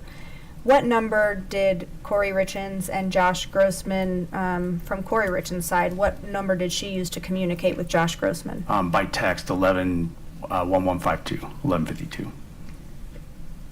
Were you able to tell if she communicated with other people using that phone number, or was it mostly Mr. Grossman? Mr. Grossman. Did you find information on Kouri Richins' phone about these communications, or was that mostly from Mr. Grossman's phone? I found none on Miss Richins, and everything I found was on Mr. Grossman's. In analyzing Kouri Richins' communications with Josh Grossman, did you locate documents that pertain to this case? Yes. Scott, if you could show the witness Exhibit 3-1.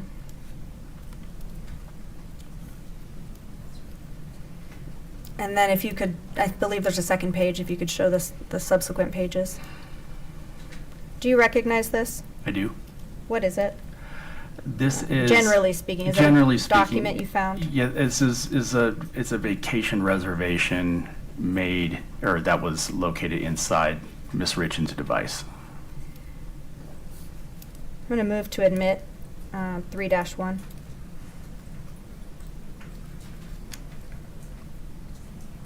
Can you zoom out for a second, Scott? Go back to page 1 for me. It's a 2-page document, is that right? I don't know if there's a third page. There's a third page that's the... Fourth. Okay. 4 pages. 4. Mr. Roman. Objection to authenticity as well as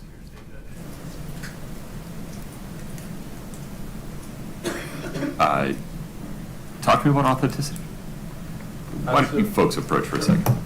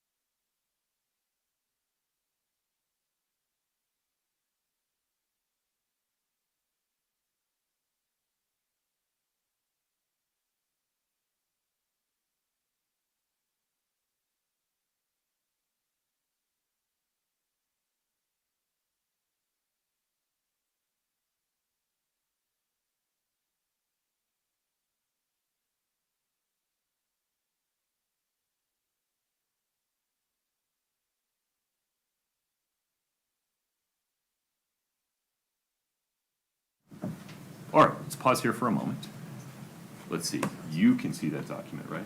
Yes, sir. Would you ask the foundational question one more time? That was Certainly. Mr. Cotes Demos, in analyzing Kouri Richins' phone, did you find documents that were pertinent to this case? Yes, And you located those on Kouri Richins' device? yes, And looking at Exhibit 3-1 in front of you, is this one of those documents that you located on her phone? yes. Move to admit 3-1. Mr. Ellis, any other objection? Okay. So the record is clear. The objection asserted at sidebar is overruled. Scott, forgive me, you got to go back to page 1. 3-1, a 4-page document is admitted. Do you want to publish? Yes, please.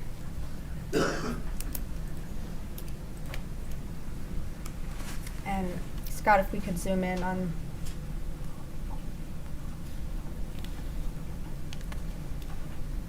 Thank you, Scott.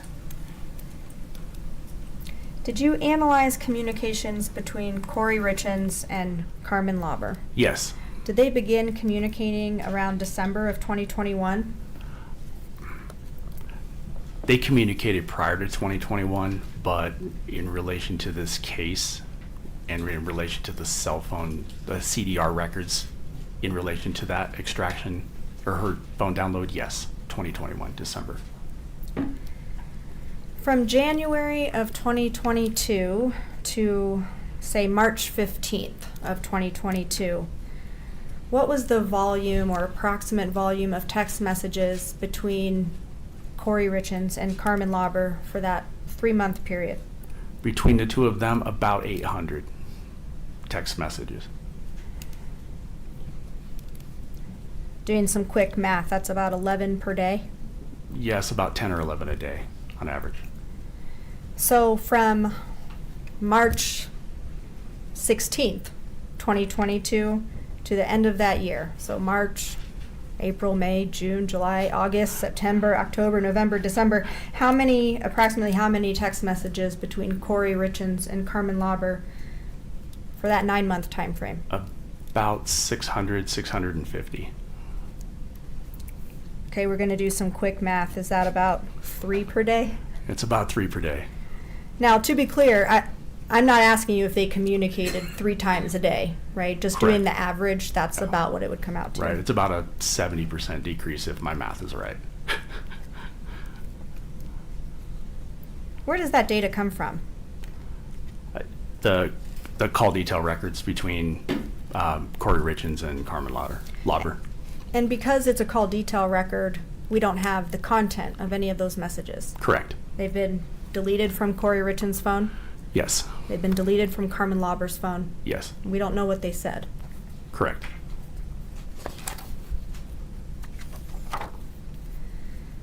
I want to turn your attention to February 11th, 2022. Did you analyze CDR records for Kouri Richins from that time frame? Yes. If you could look at Exhibit 3-6, please. Do you recognize this? I do.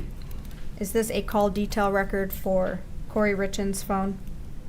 Yes. Is this one of those documents that you reviewed in your analysis for this case? Yes. Move to admit 3-6. States 3-6 is admitted. If we could please publish that document. Okay, we've been talking about call detail records. Is this a call detail record? Yes, this is the billing version of it, but yes, this is a call detail record. Why does it say Eric Richins at the top? He's the subscriber, the Verizon subscriber, so it has his name on it. Now, when we're looking at the phone number at the top, this clicker is not pointer. liking me, but I wanted to point it out. It says 1987, and that's the number that belonged to Kouri Richins, correct? Yes. So when we're looking at each of these individual calls on this particular document, how do you know if it's an incoming or outgoing call? On destination, so there's, what is that, about 7 columns over where it says destination. There is a it denotes that in there. And so it'll say incoming. If it's got a switch location on there, like Salt Lake, Utah, that typically is an outgoing. Does this call detail record show the duration of a call? It does. Where is that on the So document? just to the right where it was highlighted, where it says minutes, MIN, right, the abbreviation, that is the minute, or that is the amount per minute of the call. Or, sorry, it's in seconds sometimes, so yeah. Is this duration in This is in minutes? minutes, yes. Okay. I apologize. Did Kouri Richins make phone calls on February 11th, 2022 at 11:27, 12:36, and 12:39? Yes, I think it was 12:27, but yes. I might have said the wrong minute. It's okay, yeah. Did you determine who these calls were made to? I did. How did you do that? I Googled the numbers. Okay, and who do those numbers come back to? Those are IRS numbers. So on those 3 occasions, Kouri Richins was calling the IRS. Correct. Still talking about, thank you, Scott, for that. Still talking about February 11th of 2022. Did you analyze communications or CDR records for Kouri Richins and Carmen Lauber from that day? Yes, And did they communicate that day? they did. And do you know that from the CDR data? Yes. For February 11th, 2022, do you have location data related to Carmen Lauber's cell tower use on that day? Yes, from her device, yes. And did that come from the call detail records? Yes. Scott, if you could show the witness exhibit 3-8D, sorry, 38D. If you could zoom out just a little bit so that we can see the whole. We can, it's that screen. Oh, it's my screen. I see. Everyone else can see the whole thing. Okay. Do you recognize this? I do. Did you help create this? I did. And did you do that using the CDR data we've been talking about? Correct. I provided the call detail information to the graphic designer that created this exhibit. Does exhibit 3-8D accurately depict the raw data that you analyzed? Yes. Move to admit 3-8D. Objection, Judge. States 3-8 Delta is admitted. If we could please publish. So what are we looking at here? Describe for the jury, and if it's easier for you to step down, you can. But what's at the top? You know what? Yeah, maybe I will step down actually. Because I have this clicker, but maybe it will Gotcha. work better for you. It's You can try to use this. It's just a little. I tapped it, it worked. that does not work. Glad it wasn't just Mr. me. Cotes Demos, would you tap that mic, see if it's working? Yeah, okay, thank you, sir. Yeah. Okay. Okay, so go ahead and describe what we're looking at here. Right. Well, what we're looking at is a representation of the call detail records that Ms. Shervinick mentioned. What you have on the right-hand side is going to be the text communications between Ms. Richins and Ms. Lauber for February 11th, 2022. There's just a photo so you know whose device we're referring to. A photo of Ms. Richins, a photo of Ms. Lauber. The blue bubble with the 3 dots indicates that this is a text message, and then the arrow is going to depict which direction that call. So, for instance, the very first one at 3:22:44 is an outgoing message from Ms. Richins to Ms. Lauber at that time. And so these are, on the right-hand side, these are going to come up so that you can see when the two communicated, the volume of the communication, and then also the direction, okay? On the left-hand side is a representation of essentially the Davis County and Salt Lake County Valley areas, and you're going to see locations pop up on these, on this map as we move through the record chronologically. What those, for instance, there you go, thanks, Scott. So this is a tower location. It's pointing to the location of the tower. That's important, not the device, but the tower. that Ms. Lauber device is utilizing at 4:11 p.m., for instance, okay? Mr. Crozier's record was also populated into this as well. And at the same time, at 4:11 p.m., Mr. Crozier is pointing towards a tower location in the Davis County area. So you know which tower their devices are using. On the left-hand side, these are going to move.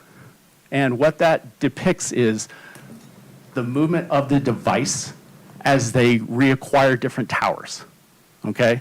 And then on the right-hand side, as we go through the slides, it's going to start populating. So Scott, you can start populating. So at 4:11, this represents a phone or a communication between Ms. Lauber and Mr. Crozier, and this is their respective locations. You can see on the right-hand side through the 4 o'clock and the 5 o'clock hour, beginning in the 5 o'clock hour, Ms. Richins and Ms. Lauber continue to communicate via text. At 5:05, Ms. Lauber is still in the Heber Valley area, and that picture that you just saw was a photo from that time frame that was recovered from Ms. Lauber's cell phone device. All right, so you can see at 5:05, Ms. Lauber is now, her device is now hitting on a tower in the Provo Canyon area, out near the reservoir, and Mr. Crozier's device is using a tower at 5:20 p.m. up in the Davis County area.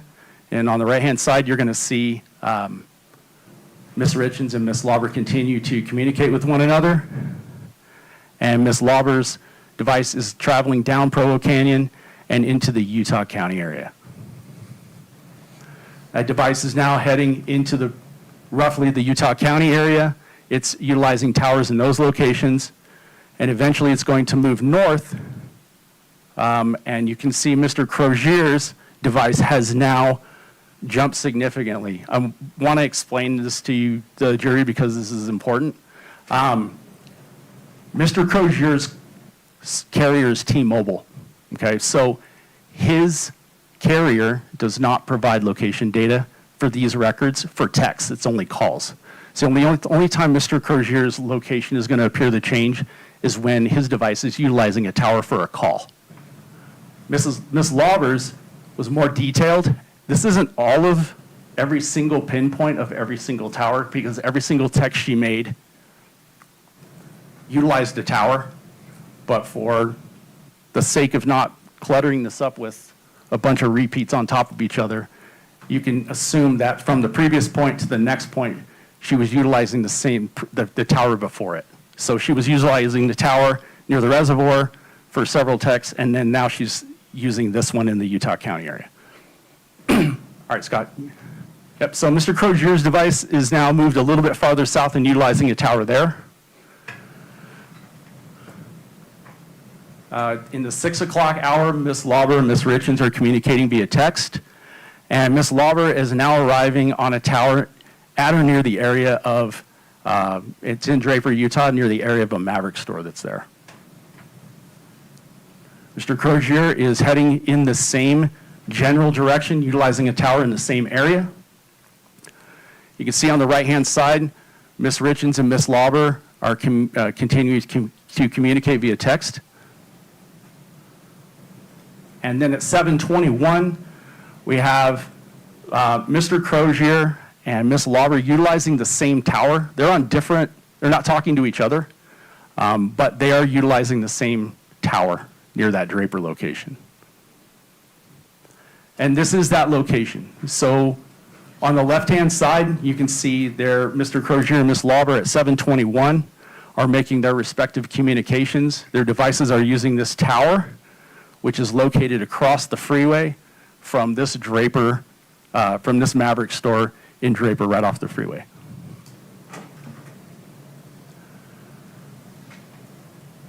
Ms. Lauber and Ms. Richins continue to communicate into the 7 o'clock hour. This photo was recovered from Ms. Lauber's phone download, depicting her with another woman during this time. And there's another photo. And by 8:20, Ms. Lauber's device is now moving south and utilizing towers south of that Draper location. And by 8:47, Mr. Crozier has made or received a phone call, because we know that's The only records denote towers, and he's moving back north towards the Davis County area. And then Ms. Lauber by 856 is utilizing a tower in the Heber Valley area. Ms. Lauber remains in the Heber Valley area, and then on the right-hand side, sorry, Scott, but if you can go back one slide, Ms. Richins and Ms. Lauber continue to communicate into the 9 o'clock hour via text. So from 3:42 to 9:02, the defendant, Ms. Lauber, communicated 34 times via text. During the same time, Mr. Lauber, or Ms. Lauber and Mr. Crozier communicated 50 times via text and 6 times via voice call.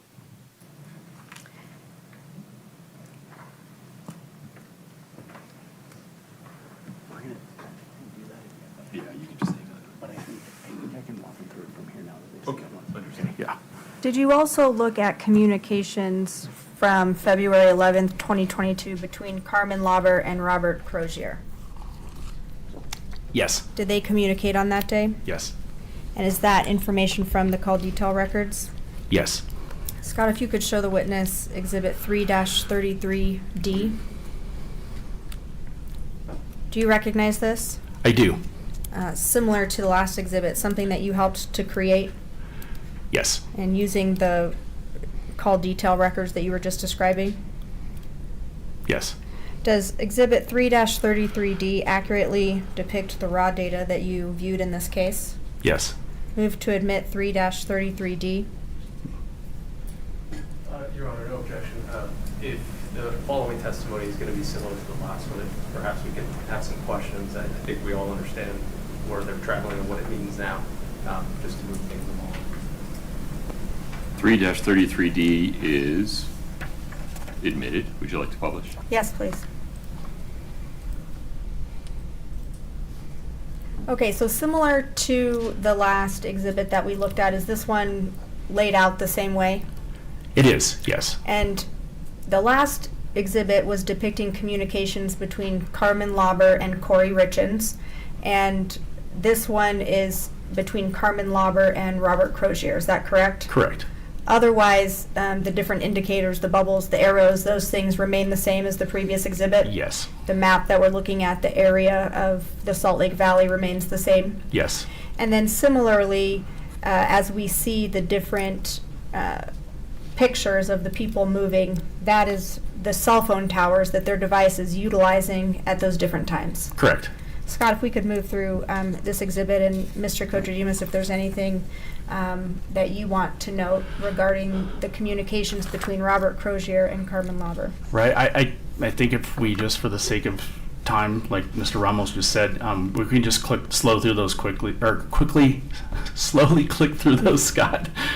And I can just describe to the jury what they're saying. It's the Miss Lauber and Mr. Crozier are communicating at 11 p.m., almost noon, and then into the 5 o'clock hour. And then again, you see Miss Lauber's device move out of the Heber Valley area into the Utah County area, where it will ultimately end up in the south end of the Salt Lake County area, and I believe utilize a tower at or near the Draper once again. And Mr. Crozier's device is moving south out of the Davis County area once more. They're located in at or near the exact same location for a period of time, and then they return. Mr. Crozier returns back to the Davis County area, and Miss Lauber returns back to the Heber Valley area. Yeah, there's another, that's that representation of that 721 phone call.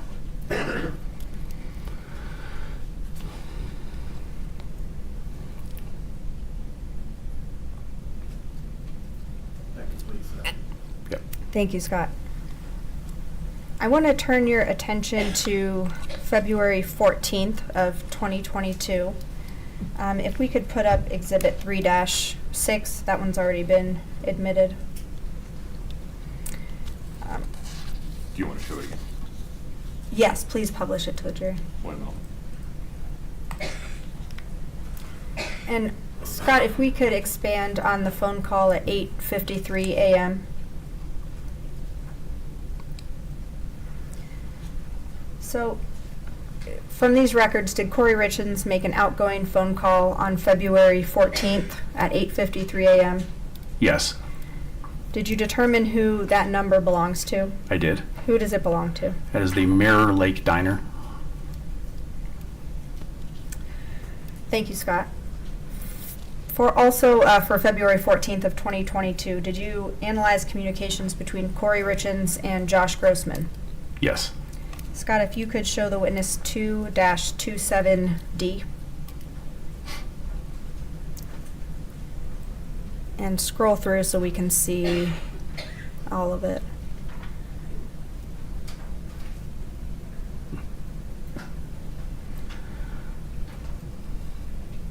Do you recognize this?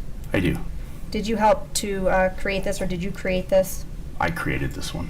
And does Exhibit 2-27D accurately depict the raw data that you analyzed for this case? Yes. I'll move to admit 2-27D. Sorry, Judge, I just can't see it from over here.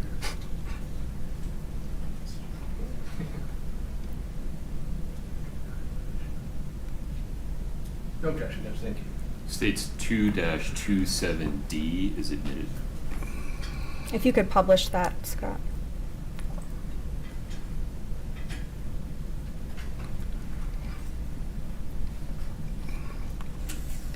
And if you could scroll through the pages, and then I'll ask Mr. Cotes Demos about the last page.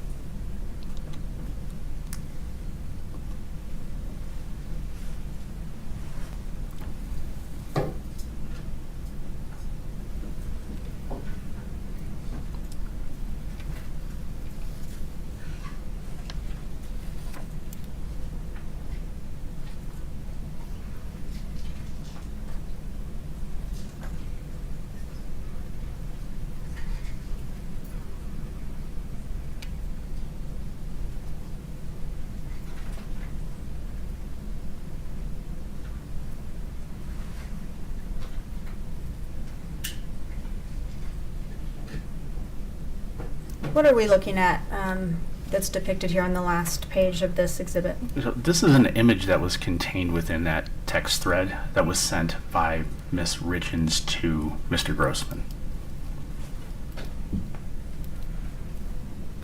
And it was sent approximately an hour before that arrival time, is that correct? Correct. This follows the text in which Mr. Grossman asked Ms. Richins about an hour, and she sent this photo. Thank you, Scott. Did you also analyze communications between Kouri Richins and Eric Richins on Valentine's Day, 2022? Yes. If you could show Mr. Cotes Demos 2-28D and scroll through it so he can see the whole exhibit, please. Do you recognize this? I do. Is this an exhibit that you created? Yes. Does Exhibit 2-28D accurately depict the raw data that you analyzed in this case? Yes. Move to admit 2-28D. No objection, Judge. States 2-28D is admitted. If we could publish, please. And Scott, similar to the last exhibit, I'll have you move through. And Mr. Cotes Demos, it's kind of clear from the to and from, but who is going to be typing the messages that are in the green bubbles? All right, so the green is from, that's the 9317. That's Eric Richins, and the 2, or the recipient in this would be 1987, which is Kouri Richins. And so her responses, Kouri Richins' responses are in blue, is that correct? Correct.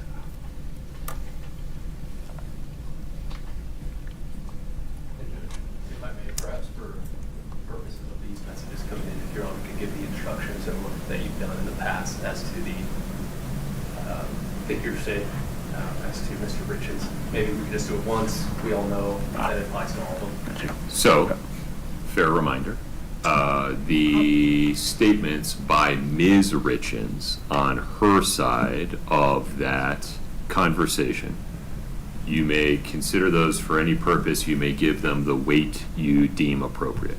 Your Honor, may we approach? Sure.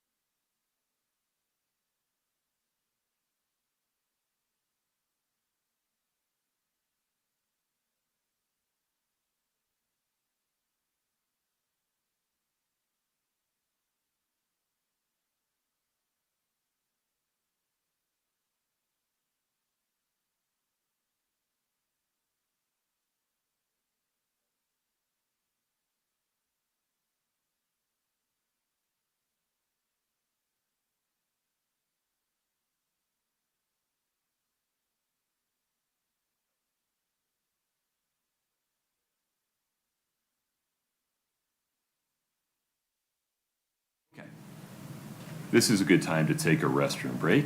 If everybody would please rise for the jury.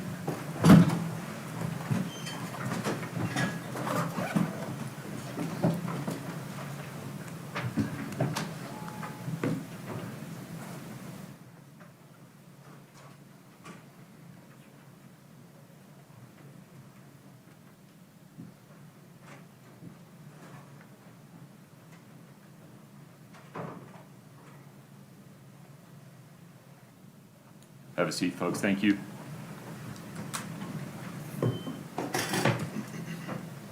Did you actually want to take a break, Mr. Valletta, or do you want to have further discussion regarding this issue? Both, Your Honor. Which order would you like to do it in? Perhaps discuss first, break second. Understood. Mr. Ramos. So we're talking specifically regarding 2-28D. Bubble button. And Scott, I don't have control over these, so I need you to go back to page 1, zoom in for me. Okay.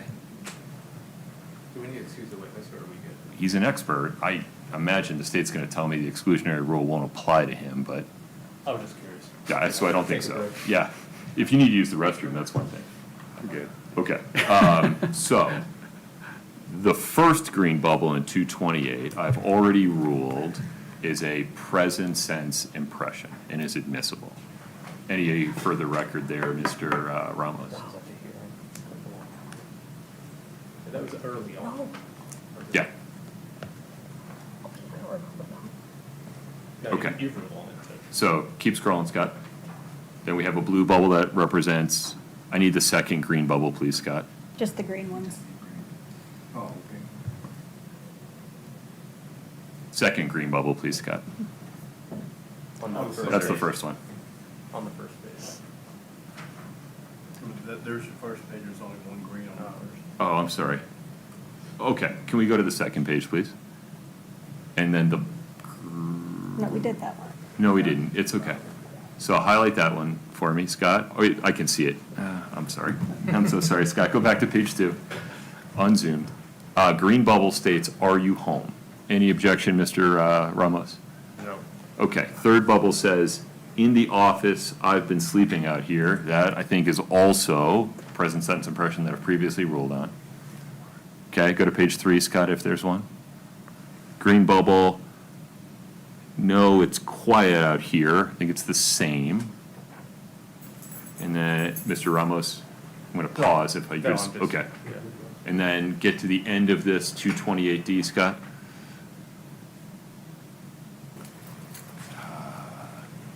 It's a total of 7 pages. This is the. Oh, I'm sorry. One page at a time. I just need to analyze each green bubble.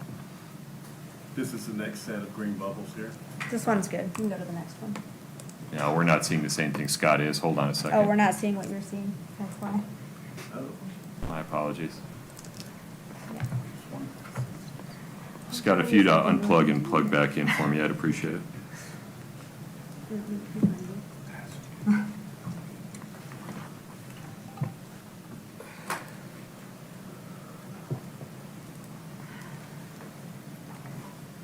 I think we're on page 4. Page 4, Your Honor, didn't have Just- any green just bubbles. blue. Understood. Let's go to page 5. Okay, wish you were here. And then a question mark. Mr. Ramos, any objection? No. Okay, go to page 6. Thanks for answering. Any objection? No. Okay, page 7. I can't read it. It's got a, sorry, can you? Thank you, sir. "We are headed in there. Food is on the front seat of my truck." Any objection, Mr. Ramos? No. Okay, so with respect to 228D, there are no hearsay issues. We've already admitted certain exhibits. Ms. Shervanek makes a fair point at sidebar. We'll need to be a little bit precise about these going forward. So we can just slow down. If there comes a time when you need to make a specific objection regarding a specific part of a conversation, just say objection, may we approach. If we can go slow through them, and then I'll just, you can pull them up there. Yeah, we'll be fine. Okay. Anything further on that, Ms. Shervanek? Yes, Your Honor, only that, can you give the jury an instruction now that what you told them before? I didn't complete the thought, but I can clear it up. If we could just clarify for them Yeah. that that blanket Yeah, rule does I not can- apply to this exhibit. Well, no, and also I shouldn't call it a blanket rule. So that they may consider both sides of 228D for any purpose. Okay, Thank you. thank Judge, you. What we'll do is, we'll meet with them during this break real quick and see if I can just go through them. I appreciate that. All right. Let's come back at, to allow you time to do that, 2:40. Thank you.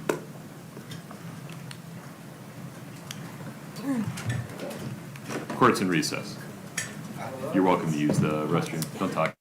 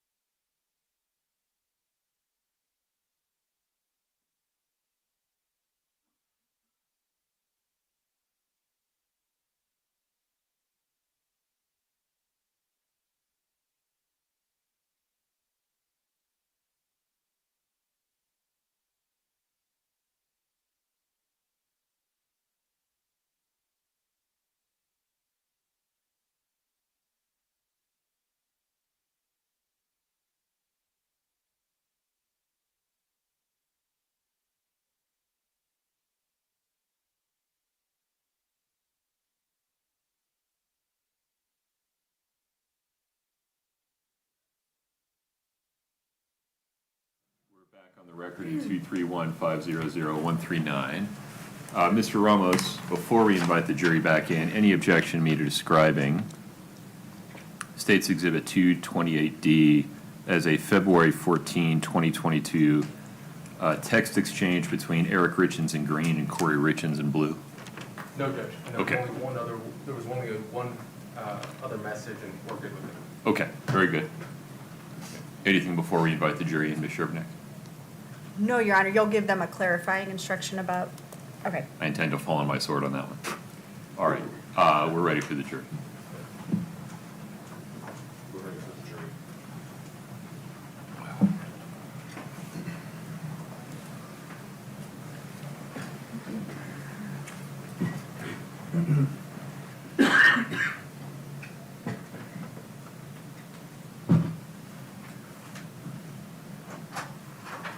All rise for the jury.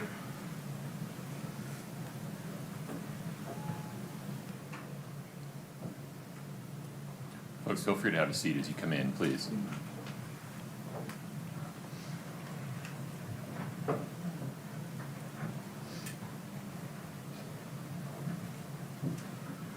Have a seat, please. Ladies and gentlemen of the jury, before we took a break, I misspoke and created some confusion. Let me clear that up now. State's Exhibit 2-28D, as in Delta, is a February 14, 2022 text exchange between Eric Richins, as depicted in the green bubbles, and Kouri Richins, as depicted in the blue bubbles. The jury may consider either and both sides of that conversation for any purpose. You may give either and both sides any weight you think they deserve. Ms. Shervnick, take it from there. Thank you, Judge.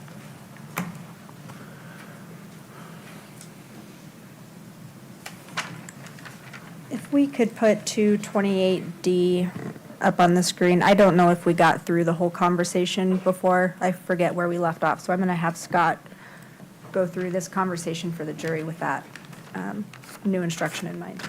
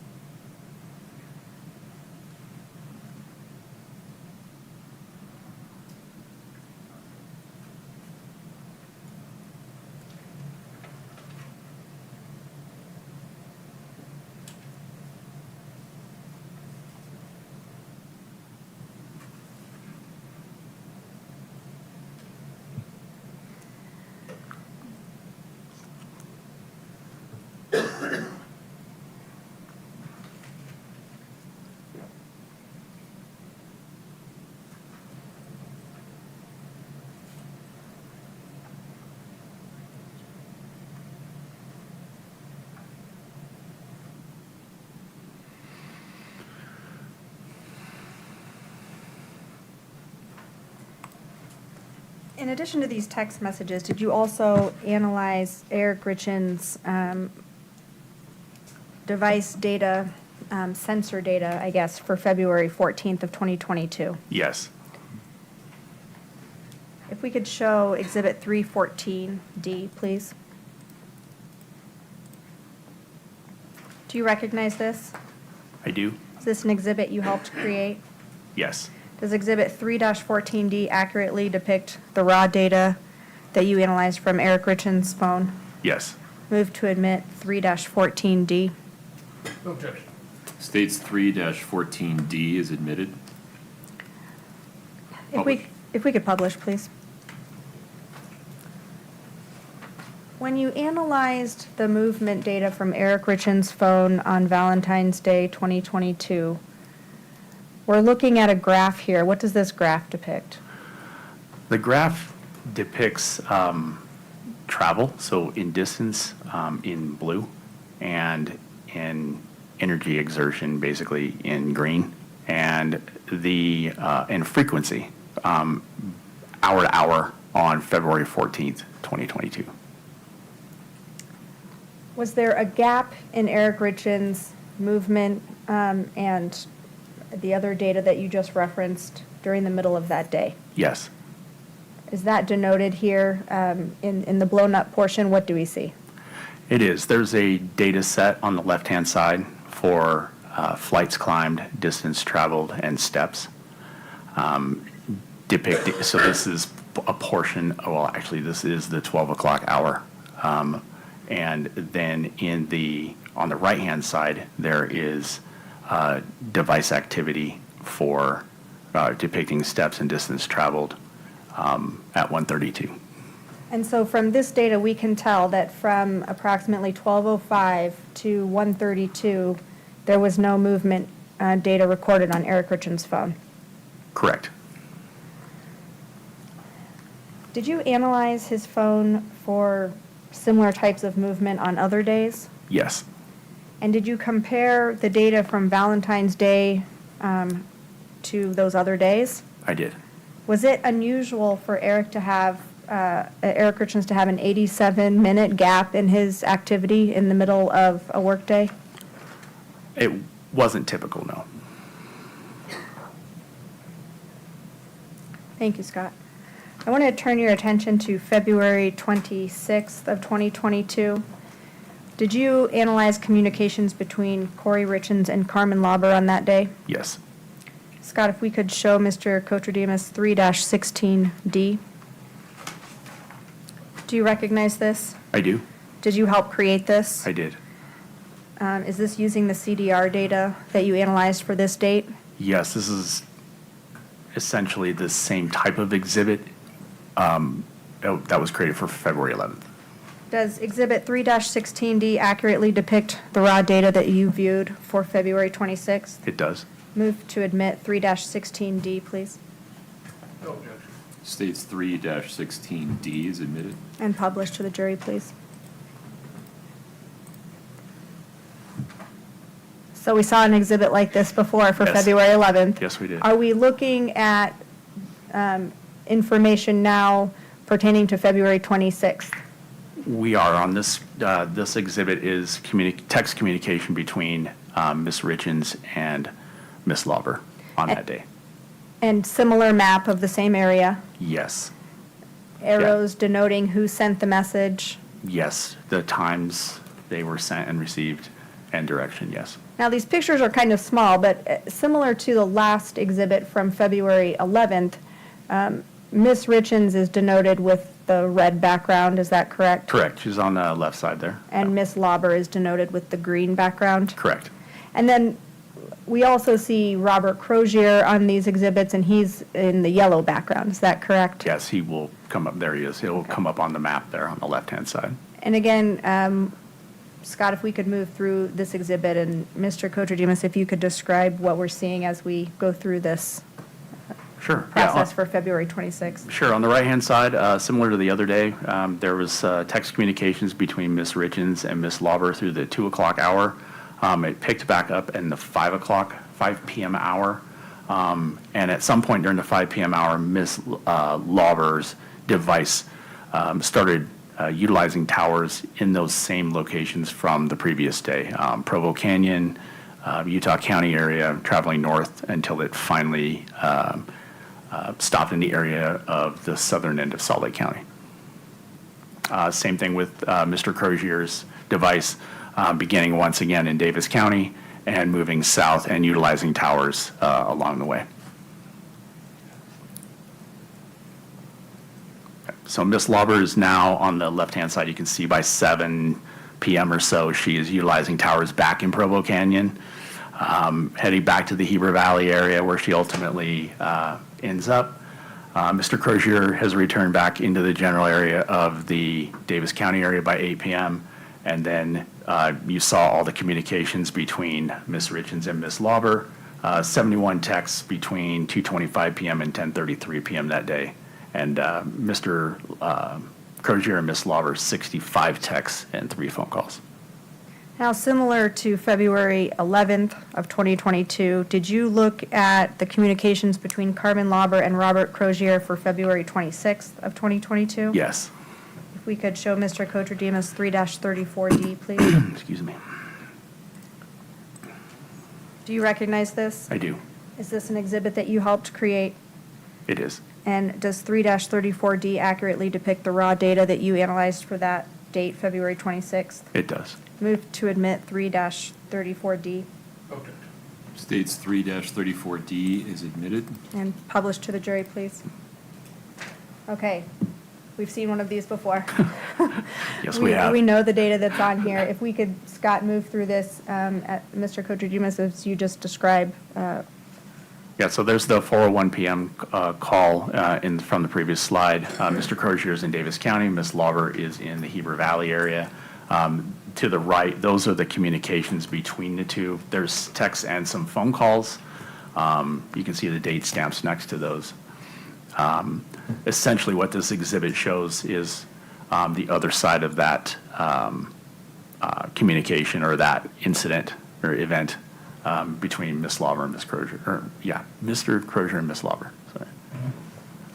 The two devices appear to travel in the same direction until they come to the same generalized location, utilizing those towers, and then return back to their respective starting points. And that location that they're meeting up at, same as February 11th, 2022? Yes, it's consistent with that, with the Draper area near that Maverick. Thank you, Scott. Did you analyze, moving now, to March 2nd of 2022, did you analyze CDR data for Kouri Richins' device from March 2nd, 2022? Yes. Scott, if we could show Mr. Cotes Demos 3-17, please. Do you recognize this? I do. Is this the call detail records for Kouri Richins that has March 2nd? Yes. I'll move to admit 3-17. 317 is admitted. And if we could show the call from 10:22 a.m., please, from March 2nd. And 10:27 a.m. Is that the same number that we see from the call at 10:22 and the call at 10:27? It is the same number, yes. Are And those- again, 1040. Are those outgoing phone calls from Miss Kouri Richins? Yes. Who was she calling at 10:22 and 10:27? That's the IRS. What is the duration of the call made at 10:27? The first call is 3 minutes, and the second call at 10:27 is 101 minutes. Still talking about March 2nd of 2022, did you look at communications between Kouri Richins and Eric Richins on that date? Yes. If you could show the witness 2-37D. Do you recognize this? I do. And is this an exhibit that you created? Yes. Is this a text message thread between Eric Richins and Kouri Richins? Yes. We will talk about the content of this exhibit at a later time. I just wanted to lay out the information that you're aware of what it is and where it came from. Okay. I now want to turn your attention to March 9th of 2022. Same questions as February 11th and February 26th. Did you look at communications between Kouri Richins and Carmen Lauber for March 9th of 2022? Yes. We could show Mr. Cotes Demos 3-35D. Do you recognize this? I do. Is this an exhibit that you helped create It is. using the CDR data that you just talked about? Correct. Does 3-35D accurately depict the raw data contained in that CDR information? Yes. Move to admit 3-35D States 3-35D is admitted. and publish to the jury, please. Okay, so we've seen these before. We have. We're looking at the same area of the Salt Lake Valley, and again, communications for March 9th, 2022 between Kouri Richins and Carmen Lauber, is that correct? That's correct. Scott, if we could move through this exhibit, please.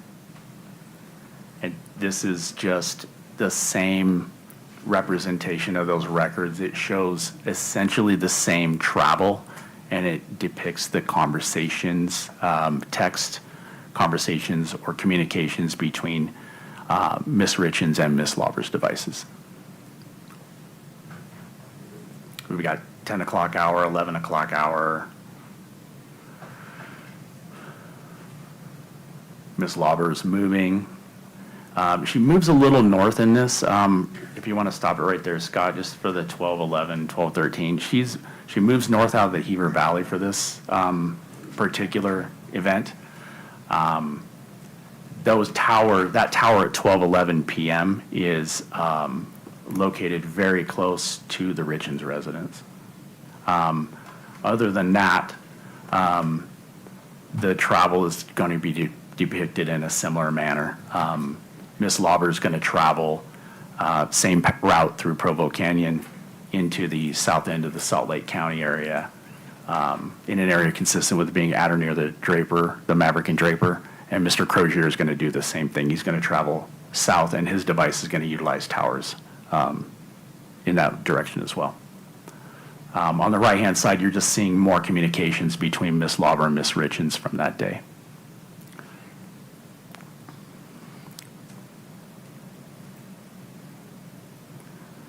So Mr. Crozier and Ms. Lauber's devices are coming together, utilizing the same tower in that area.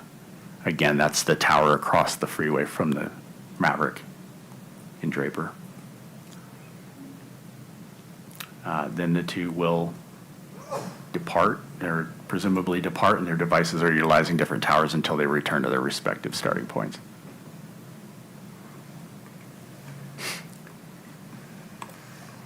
Did you look at communications between Carmen Lauber and Robert Crozier from March 9th, 2022? Yes. If we could show the witness 3-36D. Do you recognize this? I do. Is this an exhibit that you helped create? It is? Is it using the raw data from March 9th, CDR data from March 9th, 2022? Yes. Does 3-36D accurately depict the raw data you just described? It does. Move to admit 3-36D. 3-36D is admitted. And again, we've seen this before. Yes. This is for March 9th of 2022, and this exhibit, who are the communications between in this exhibit? This is communications between Mr. Crozier and Ms. Lauber for that day, March 9th. And Scott, if we could move through this exhibit, please. And you've essentially seen the map before on the previous slide between Ms. Crozier and Ms. Lauber.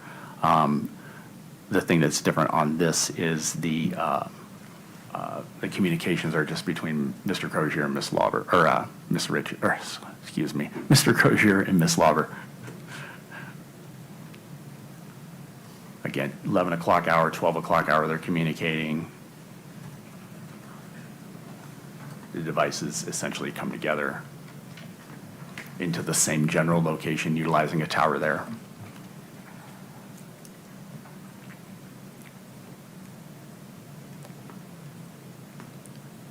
Again, that depicts the tower and across the freeway from the Draper Maverick.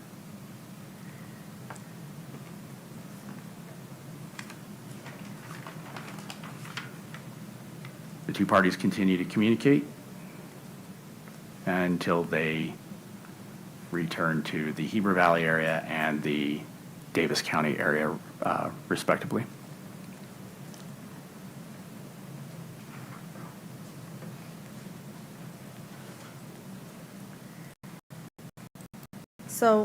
So far, we looked at communications and location data for February 11th, 2022, February 26th, 2022, and March 9th of 2022.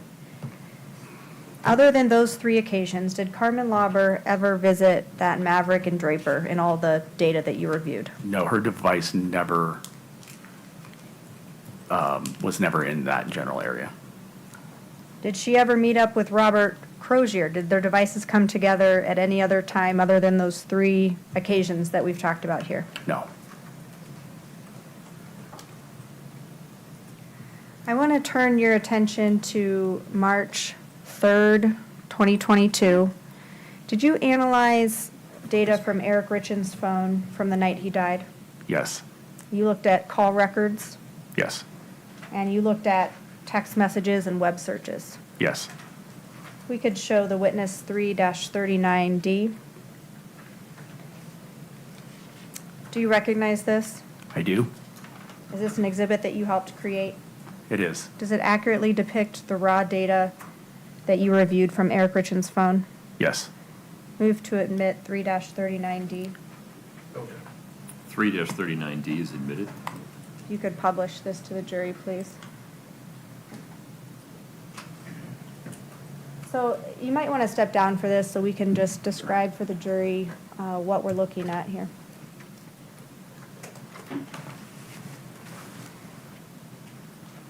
Sure. So this is, at the top, the heading is Eric Richins' phone activity, March 3rd, 2022. This is from 8:30 p.m. that evening until midnight. It's basically just a moving timeline, so you can see what Eric's device was doing during that time period in context to text messaging and web searches, that type of thing. So at 8:30, there's a text to a contact named Pedro Sonora, and then there's a text from like 9 seconds later. Those continue.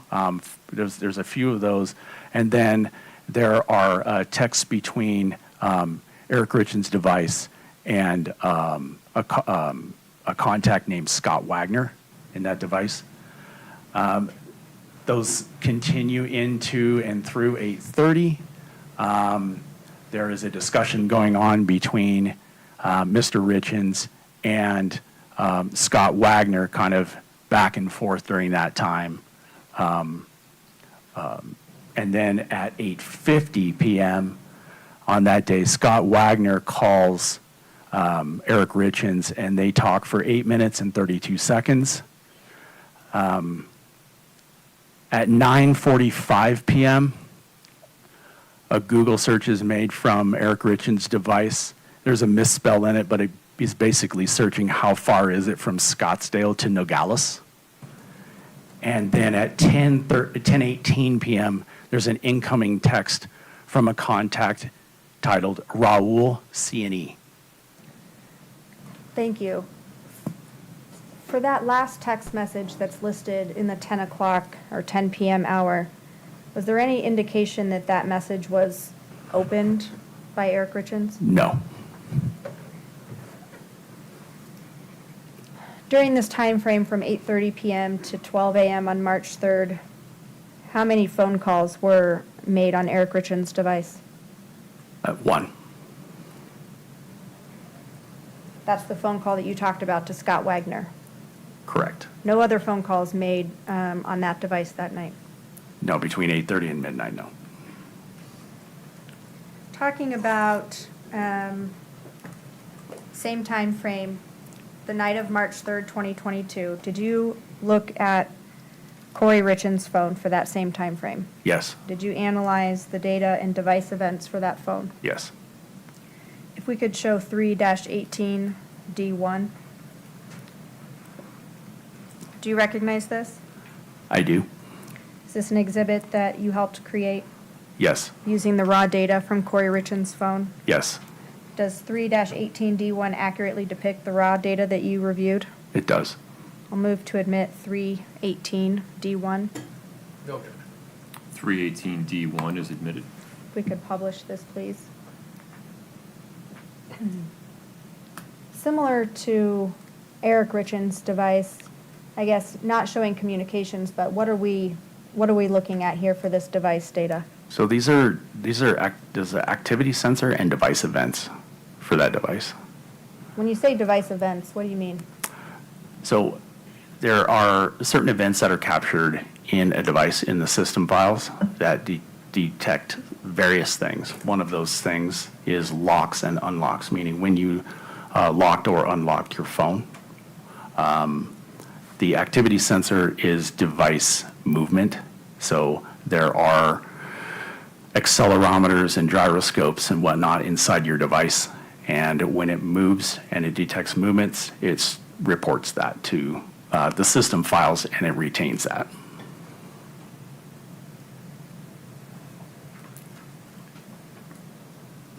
I now want to talk about March 4th of 2022.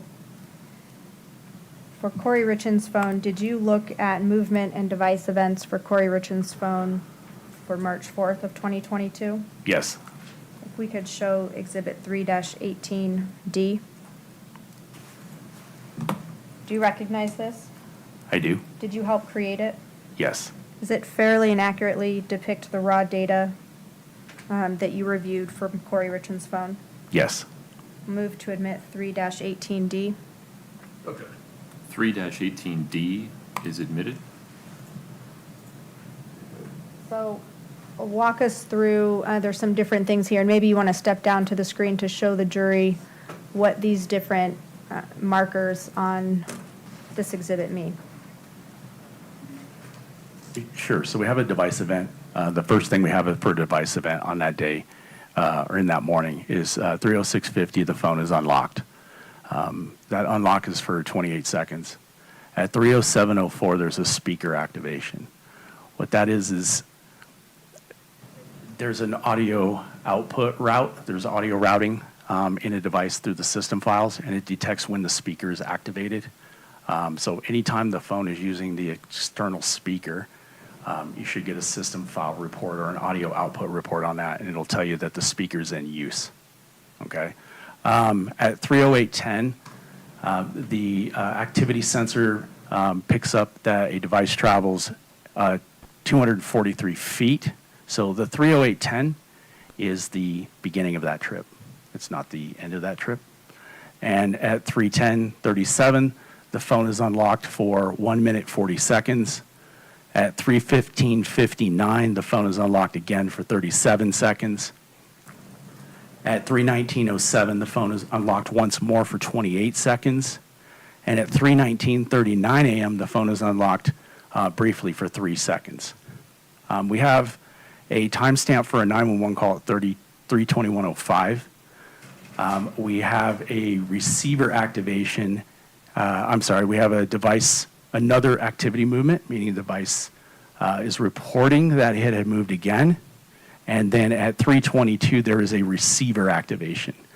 And a receiver activation is when you hold a phone or a device up to your ear, say presumably your face, to make a phone call.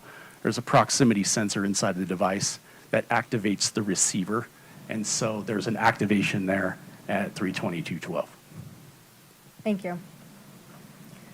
You talked about the receiver activation. Is it possible that a call can start before the receiver is being used? Yes. How does that work? If you dial a number, for instance, the receiver activation only reports when you place the phone up to your. It has to detect the proximity sensor. So it's a movement. It's a movement, yes.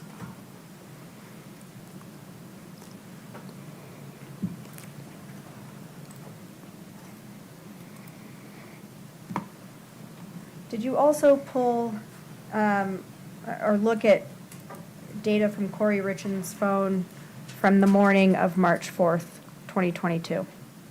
Yes. We could show the witness exhibit 3-19. Do you recognize this? I do. What is it? These are 3 thumbnails, PNG files recovered from Ms. Richins' device. Does 319 accurately depict the raw data that you analyzed from Ms. Richins' phone? Yes. Move to admit 3-19. Judge Bennett, why do you the witness? Oh, maybe approach him.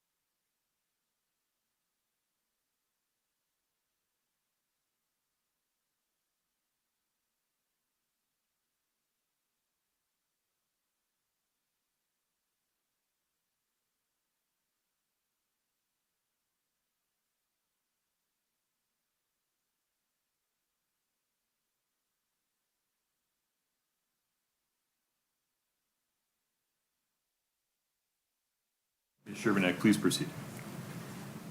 Looking at Exhibit 3-19, you testified these were located on, or in the analysis of Kouri Richins' phone. Where specifically in that data were these images located? They were in the image folder. They were in the image files. What does, describe what the image file is? Is that a camera roll, or just more description about what an image file is? So as it relates to these are PNG files. They were located in the image portion of, so if you open the extraction and you're analyzing it and you look under images, these are actually found in the timeline as well. Like, you can just see them in there. But when you click into those, there's information that's presented to you, and it will tell you the file path of where these belong, or where they were last seen by the device. And so in the image file, there's a pathway. And so these images were last seen in a SMS, so a text, like an iMessage, photo search section is the pathway for those, meaning it was related to the messaging system inside the device. I'll move to admit 3-19. Mr. Ramos. If we could just lay a little bit more foundation in terms of which people in the text message chain he indicated that they were indeed. I'm not sure that's what he said, but. Or if we could get clarification on that. It's kind Sure. of lost. Ms. Sherbanek, ask another question about I heard the words photo search related to the SMS function. Right, so let me be a little more precise with my questions. Okay. Were these part of a text message? At some point, yes. Do you know if that text message was incoming or outgoing from Ms. Richins' device? No. Why not? Because the original images and the source of these images was deleted from the phone. It no longer exists on the phone. These 3 PNG files are what we call ghost or orphaned images. When an image is, like when a text is built and you add images to it, or when you receive images and you click those, it creates a print of it, like basically a thumbnail of it. Now, if you send that text or receive that text, and then you delete it from your system, and then the database overwrites it because of time has passed and there's no more room in that file, you'll never know the source of that text, whether it was incoming or outgoing, who sent it, that type of thing. All you're going to see is the remnant of that. And that's what these are, the small PNG files. Again, move to admit 3-19. Judge, we would renew our objection. At this point, it seems like it's what Mr. Cortez found, it's a remnant of something. I understand defendant's objection. It is respectfully overruled. You can explore these topics during cross-examination. State's Exhibit 3-19 is admitted. We could publish, please.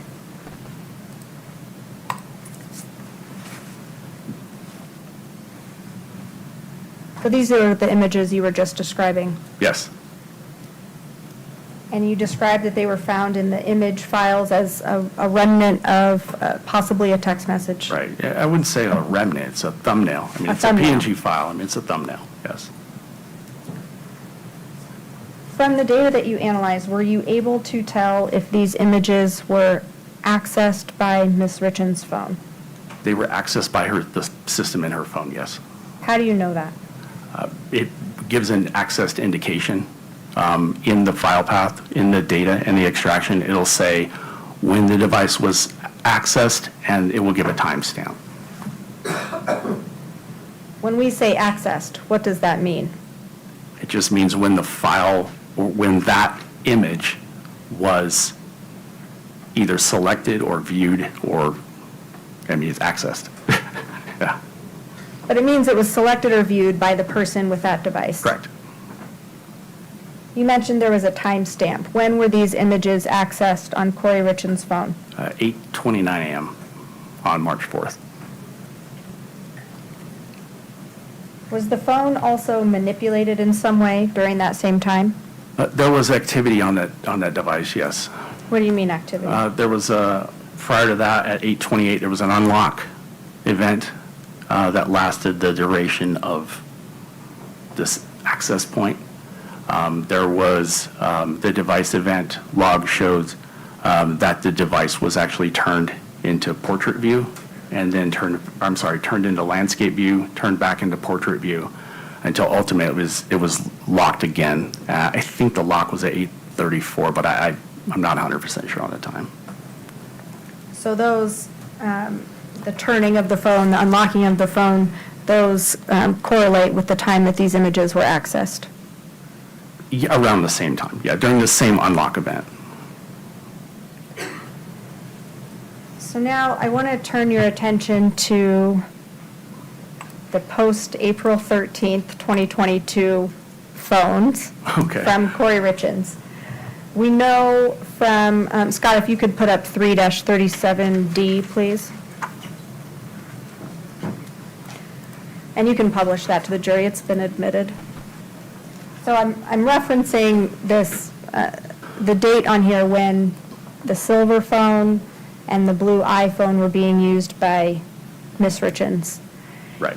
Did you look at, when you were analyzing the blue phone, did you find web searches during April, that timeframe the phone was used, that were relevant to this case? Yes. Scott, if you could show the witness 3-26D.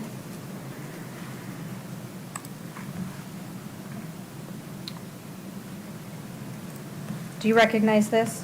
I do. Are these web searches that were located on that blue iPhone? Yes. If you could show Scott 3-29D. Do you recognize this? Yes. These also web searches that were located on the blue iPhone? Yes. And then Scott, also 3-30D. Same question, is this a web search that was located on that blue iPhone? Yeah, this is web history. A web history? Yes, which meaning the difference is one thing is a search, the other is a site visit, a website visit. And do these three exhibits, 3-26D, 3-29D, and 3-30D, accurately depict the raw data that you analyzed for that blue iPhone? Yes. I'll move to admit those three. Mr. Ramos? You don't have an objection to these searches, we have an objection as to how they're going to be presented, meaning that redaction. My understanding is that Mr. Cotes Demos did not make those redactions. So I'd like to approach and present a proposal on how to submit it.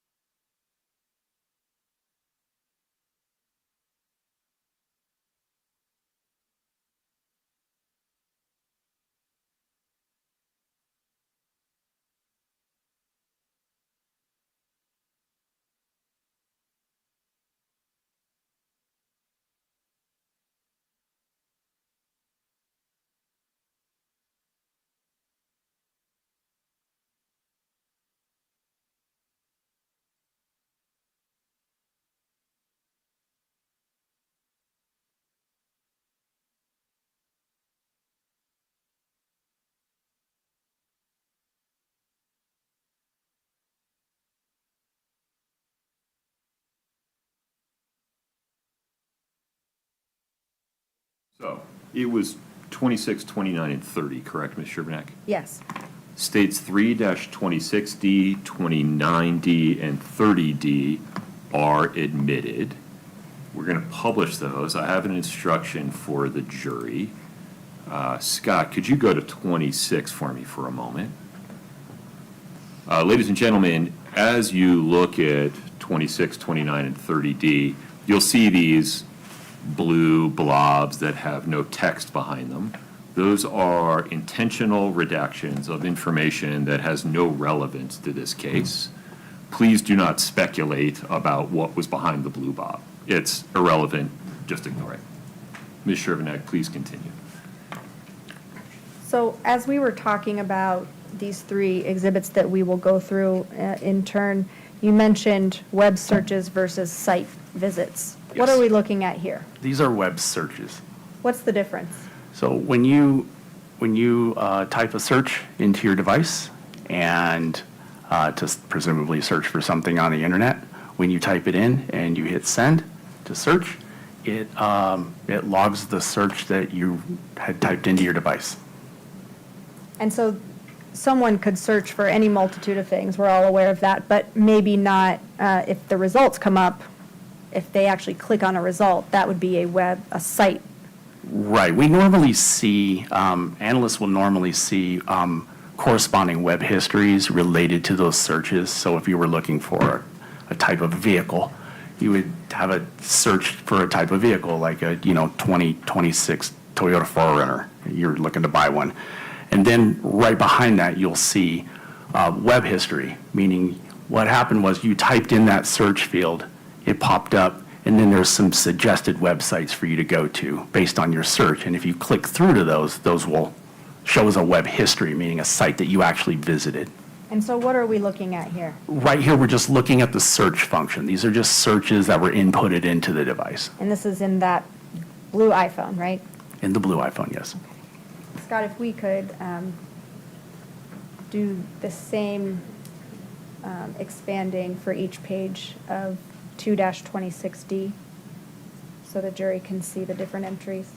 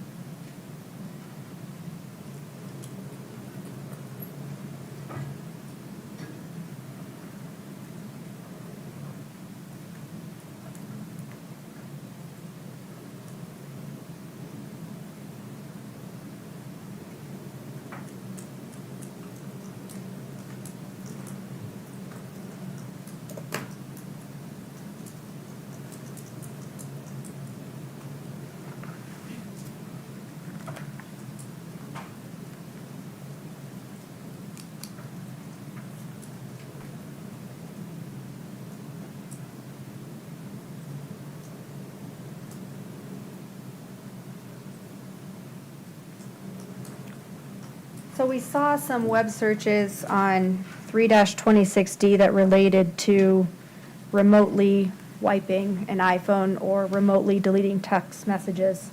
Yes. Was the blue iPhone being used by Kouri Richins in the time after her original phone, that white iPhone, was seized by police? Yes. Scott, if we could put up 3-29D.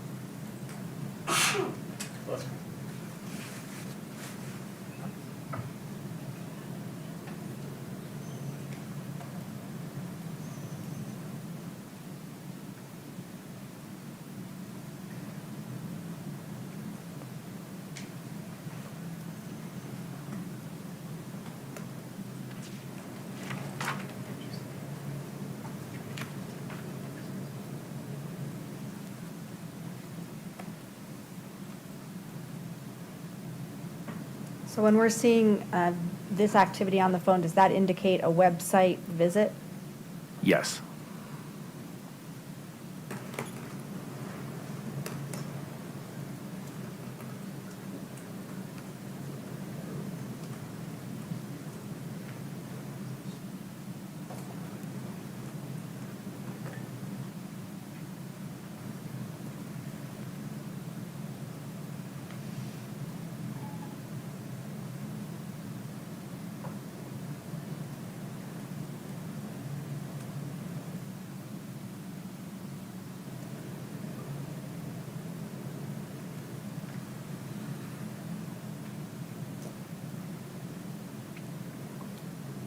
Again, this indicates a website visit.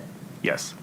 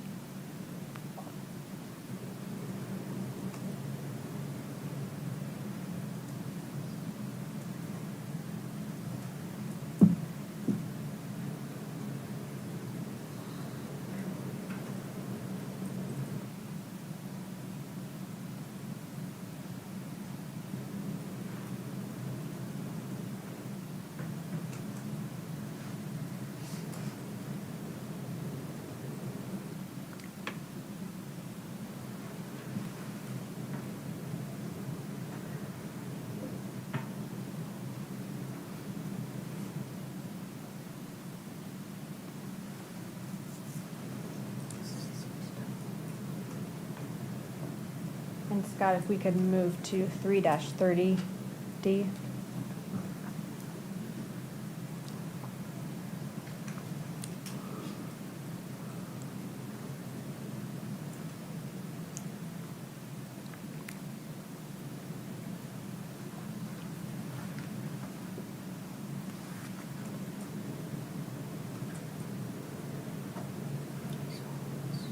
And these are the website visits. Yes, correct.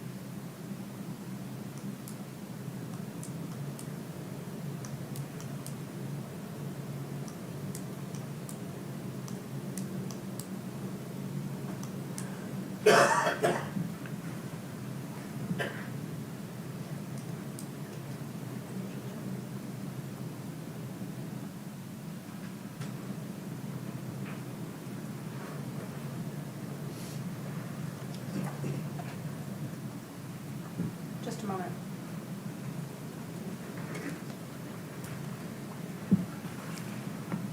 Sir, those are all my questions for you at the moment. I think the defense may have some as well. Thank you.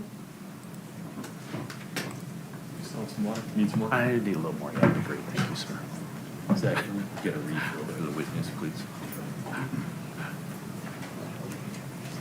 Thank you, sir.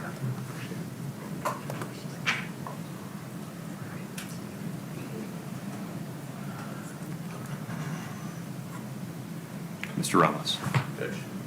Did you want a break before beginning? Thank you. Yeah, if I take a break, I'll gather my thoughts and we'll get out of here on time. Don't commit to anything. But let's just take a stretch the leg break. We'll come back at 3:45. Thank you. Please rise for the jury.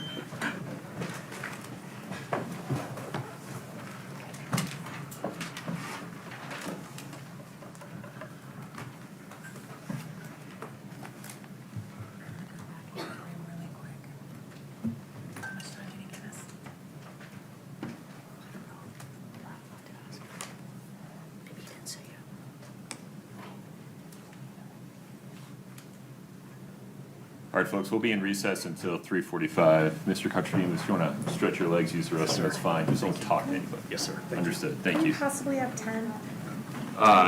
No.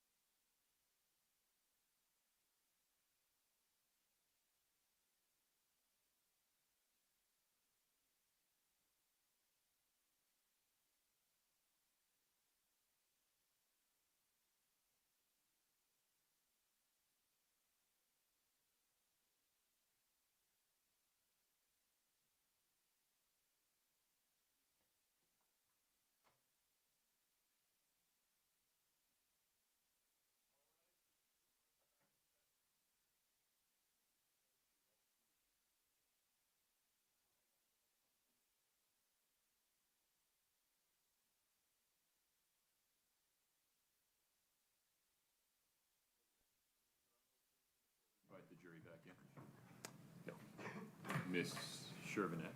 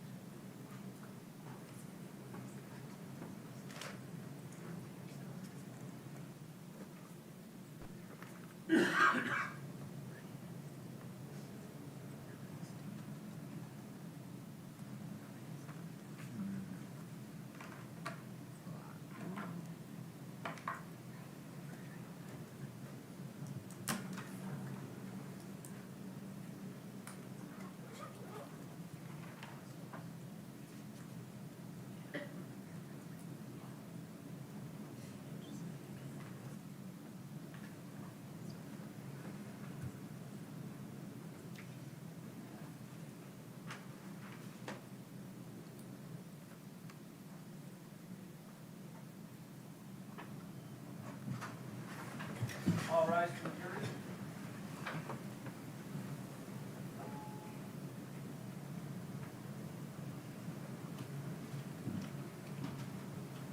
Go ahead and have a seat, folks. Thank you.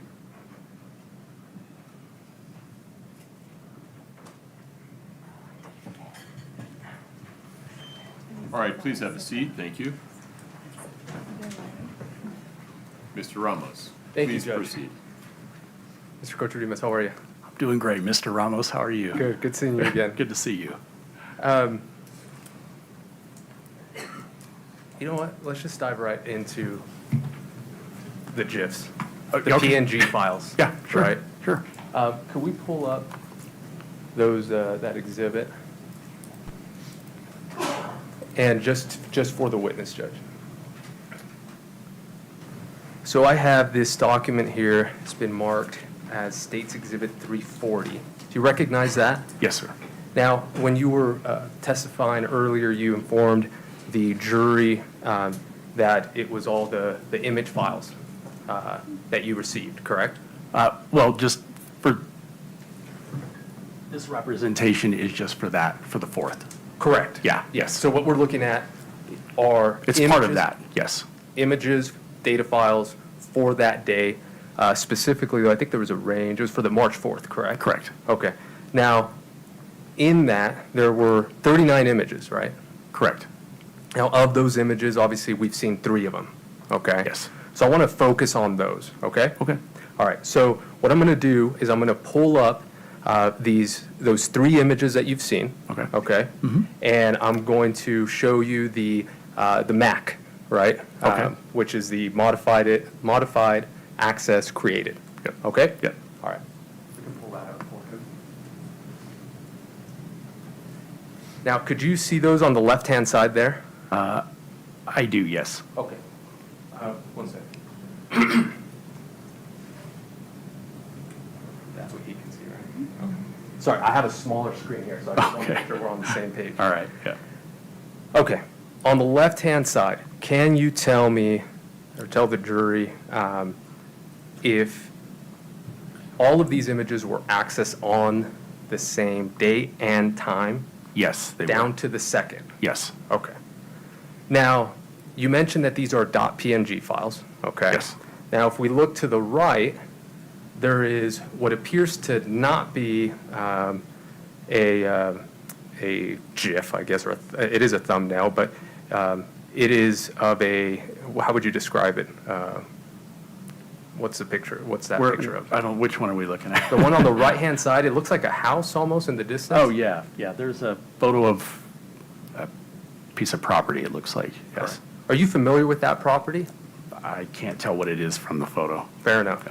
Now, can you just look at the time and date? Yes. Okay. Does that match the .pmg files that we saw? It does. Okay. Yes. To the second? It does. Okay. Yes. So, just practically speaking, okay, we could take that down. Do you find that odd? Not necessarily. Okay. Yeah. Let's walk through it. Okay. I'm gonna walk through an example for you. Okay. Okay. All right. And then I want you to explain it to me. Okay. Okay. Now, in fact, let's do this. Get on my phone. So, if I pull up my phone right now, I just unlocked it. Mm-hmm. Now, I'm going to send a text message, okay, Okay. to my son.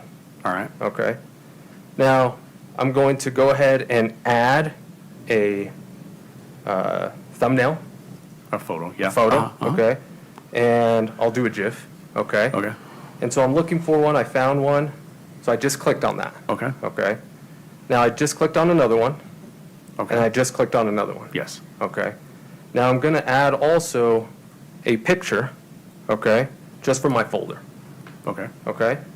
Now, I've selected those 4 items, okay, Mm-hmm. and I'm about to send it. Yes. Okay.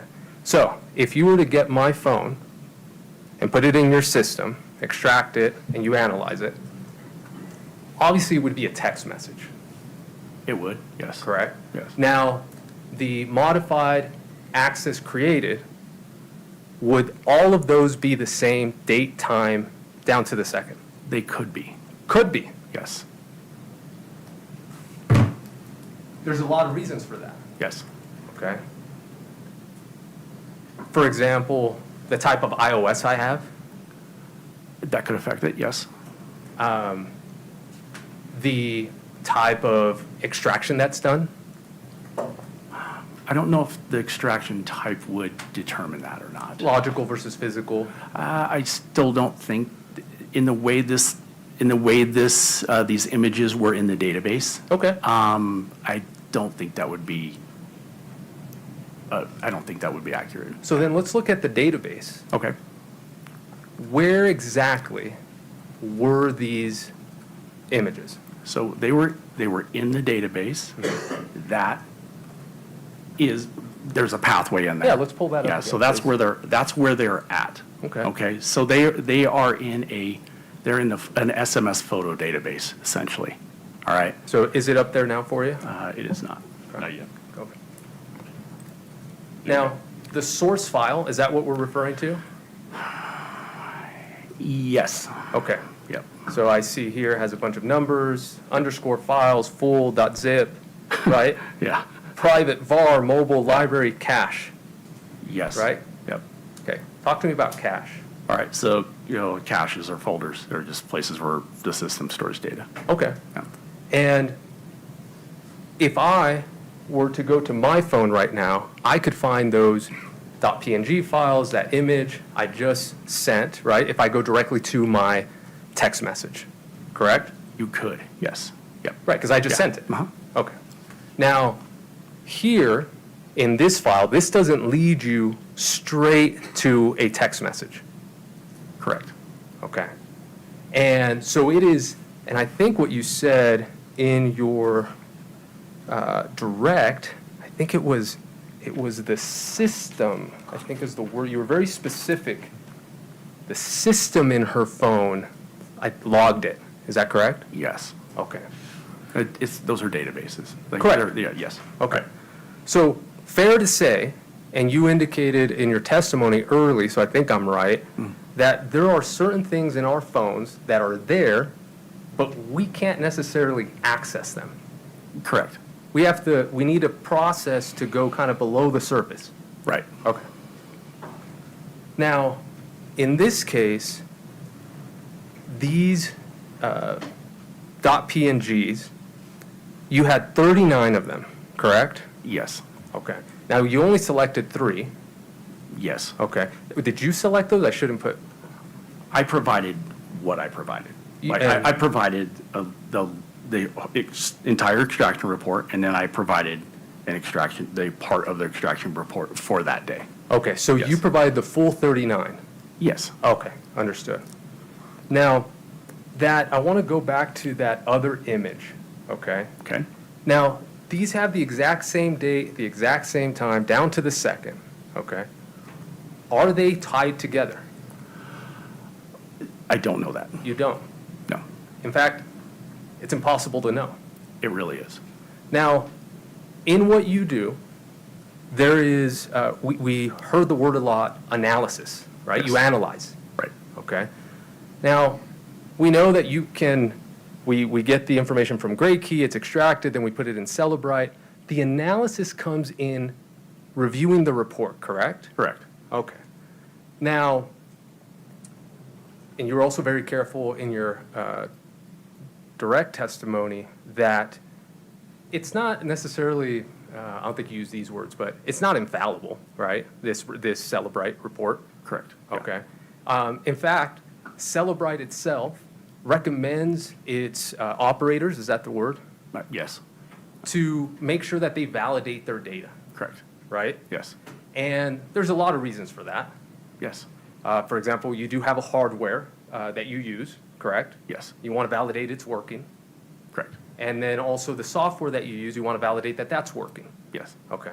Now, this might be an oversimplification, so. That's okay. But I'm trying to process it, okay?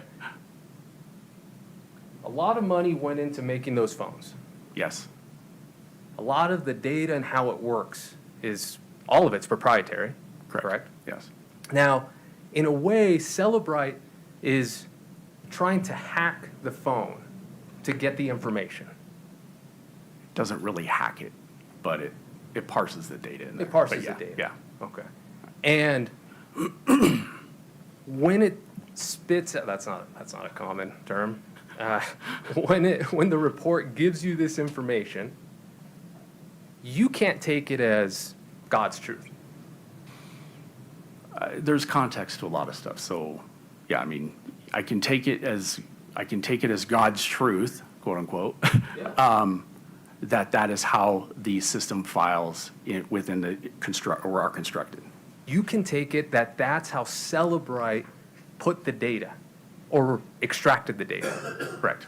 Now, you've heard, I suspect, of the epoch time.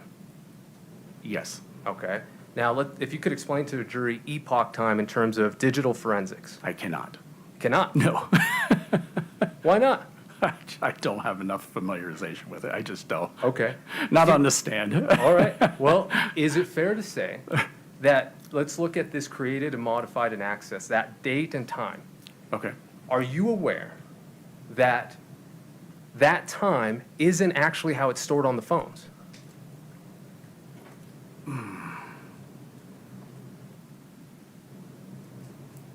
I'm not sure I understand the question. Sure. So the epoch time, if you're not familiar with it, it's the number of seconds that has elapsed since January 1st, 1970.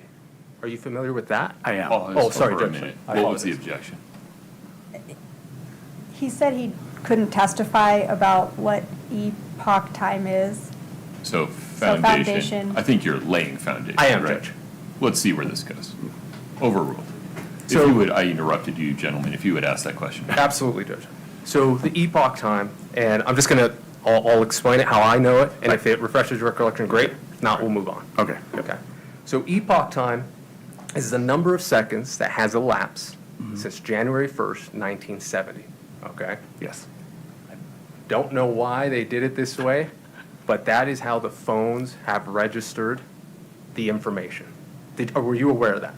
Yes, and I don't know the technical aspects of it, but it's a programming reason. Correct. And because, we're not going to do the math together. No, we're not. We rely, or in this case, you were relying on Celebrite to do that. Correct. Correct.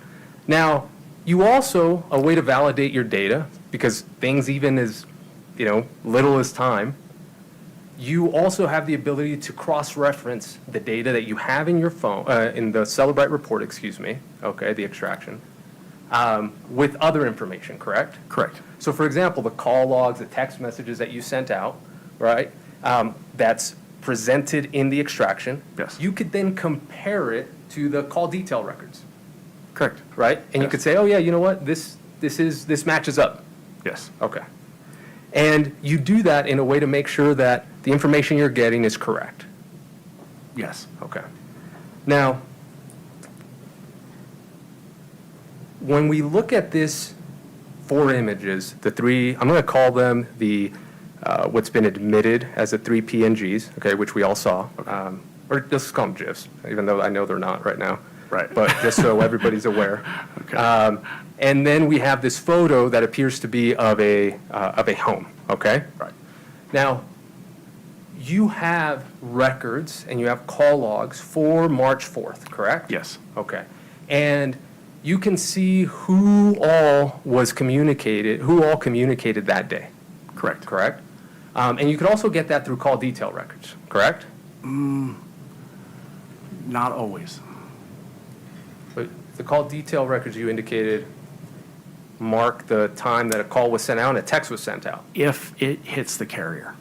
So if it's a Wi-Fi call or if it's like iMessage, like iPhone to iPhone, iMessaging, Okay. it can route around it and it won't hit the call detail record. Perfect. So you had on March 4th at least some information in what you received from the extraction report that some calls were made, some text messages were sent from Ms. Richins' phone. Yes. Okay. Now, with that information, you can, if you wanted to, you can attempt to see whether this image was sent or received by somebody, correct? Yes. Okay. You did not do that. I did do that. Okay, and who did it come back to? I don't know. It was not available in the system file. Okay. Would you like, can I explain why? Sure. Yeah, that'd be great. Why I think, based on, Yeah. There is, from the time this event occurred on March 4th till the time the phone was seized on April 13th, I believe, 2022, there's an extended period of time that has passed in data terms, okay? So the reason why going back to the source on this is challenging is if the text source of this, incoming or outgoing, is missing, you can sometimes go into the data file, like from the timeline and from the extraction, you can go into the database information. You can go in there and you can look at that to see if that information is contained in the database still. The problem is that data is overwritten. Once it's deleted, the database then overwrites it. So then what happens is the source in there goes away. There's small amounts of data that are in there. Like traces. Well, like PNGs. Yeah. Okay, that are still there. But like I kind of explained with the data space, think of it as a, Oh, 1 second. Is that like the garbage collection? yeah, we're talking Yeah. about that, right? So, so deletions. So think of that as, think of that deletion file as like the trash can in your house, like in your kitchen, okay? So you delete things, you throw things into that. Well, eventually it gets full, and you got to take it out to the curb, and the garbage man comes and gets it, and it's gone. Right. Okay? So the more you use it, the more you have to take it out. So Okay?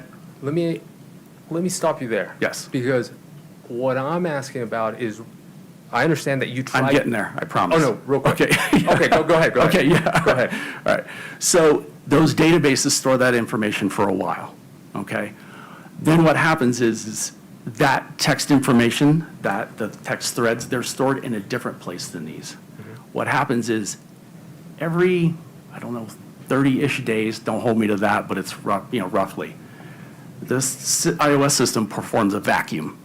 And what it does is it takes deleted information that's in there that it no longer thinks it needs for the system files, and it vacuums it out, and it basically takes it out to the curb, and then it goes away. So to answer your question, I did attempt to look for the source for this, but there's none of that data remains in the device or in the databases at all. All I have is these, what I referred to previously as orphaned images. Or ghost. Ghosts. Yeah. Yes. No, and I understand that. Okay. My question is, there are other things you can do outside of that. Obviously, that's your first one, right? You Right. try to go straight to the source. For whatever reason, it's not there. Okay. But there are other things you can do to see if you can locate whether they're tied together or where they could have gone, correct? Correct.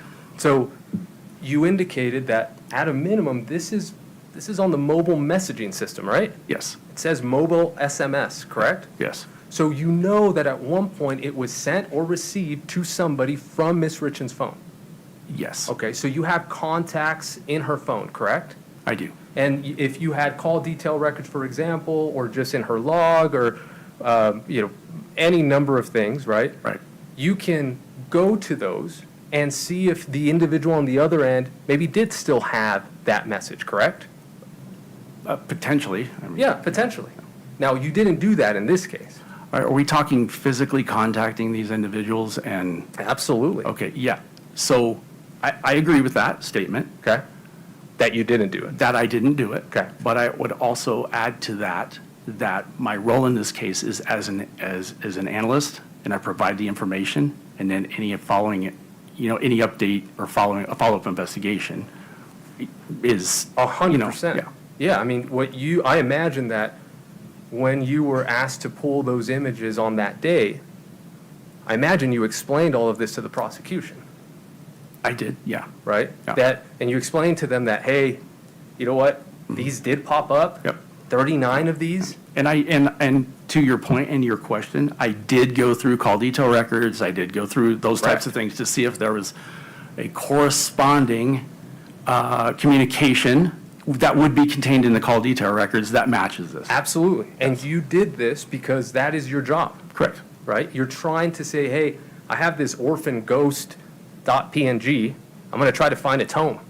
Yes. Right? Yes. And, hey, prosecution, I know you're going to use this, just so you know, I can't tell you who received it, correct? Correct. I can't tell you who sent it. Correct. I can't tell you if it was viewed by Miss Richins. Correct. Correct. But I can tell you that at that time and date, the system in her phone, as you said, registered it. Correct. Now, for example, if we were to find out that the image there, right, of the home, okay, if we were to find that other recipient, right? Okay.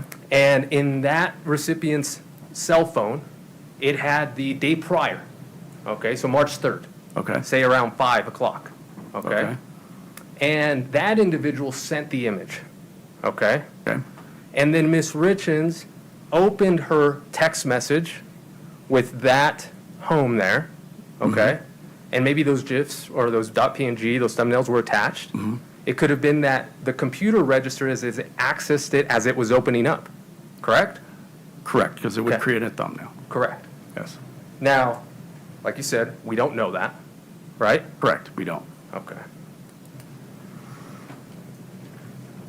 Now, I'd like to move on to the web searches. Okay? Yes. A lot of those web searches, as we saw, have no dates, Correct. right? Yes. And we do see some of them when they were searched, correct? Yes. Okay. Are you familiar with, I think it's called like lifestyle analysis? No. Okay. Did you perform any searches around the time, on those that you can see on the web searches, that you can see the date that they were searched, okay? Did you do any searches on Google or any validation to see what, if anything, was relevant to what was being pulled up? No, like, did I perform the searches myself? And Not then- not the searches. So, for example, are you familiar with a certain Real Housewife in Salt Lake City?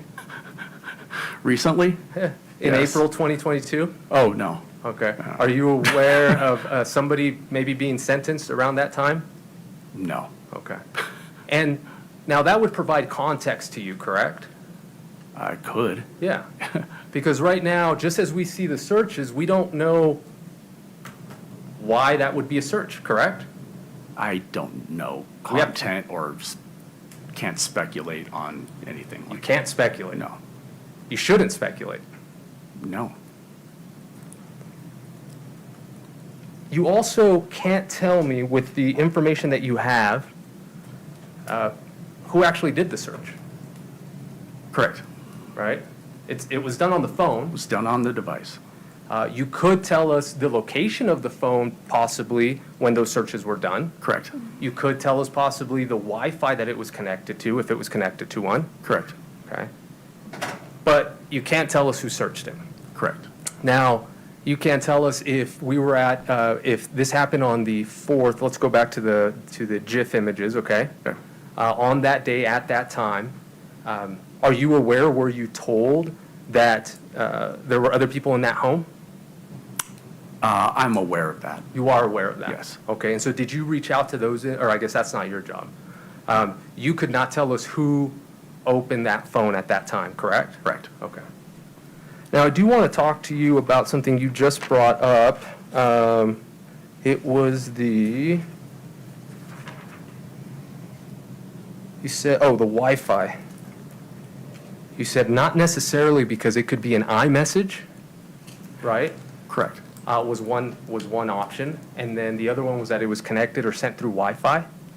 Yeah, the file path on here indicates that it is a mobile SMS, which went through iMessage, and Right. iMessage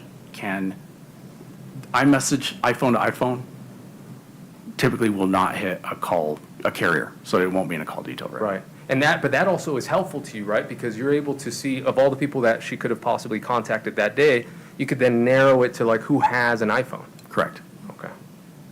And so because of the communication, and correct me if I'm wrong, I'm guessing here, between iPhone and iPhone, it's a different connection, correct? It makes it easier to communicate?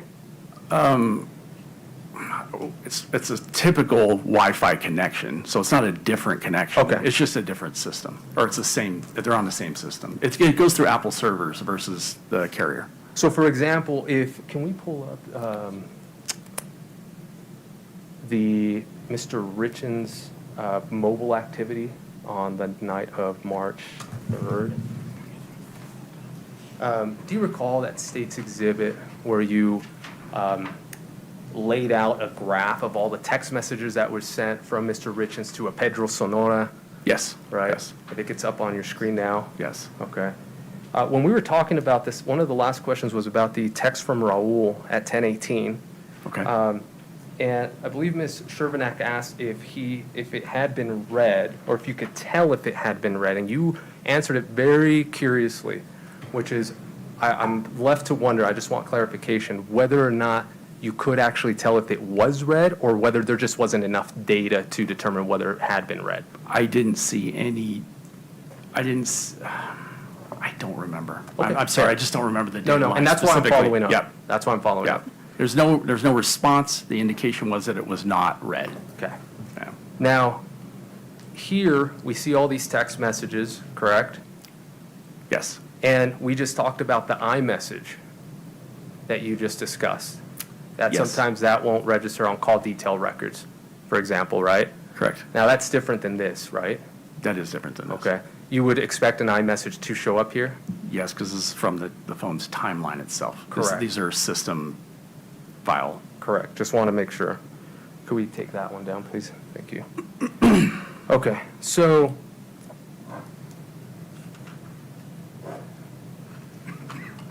the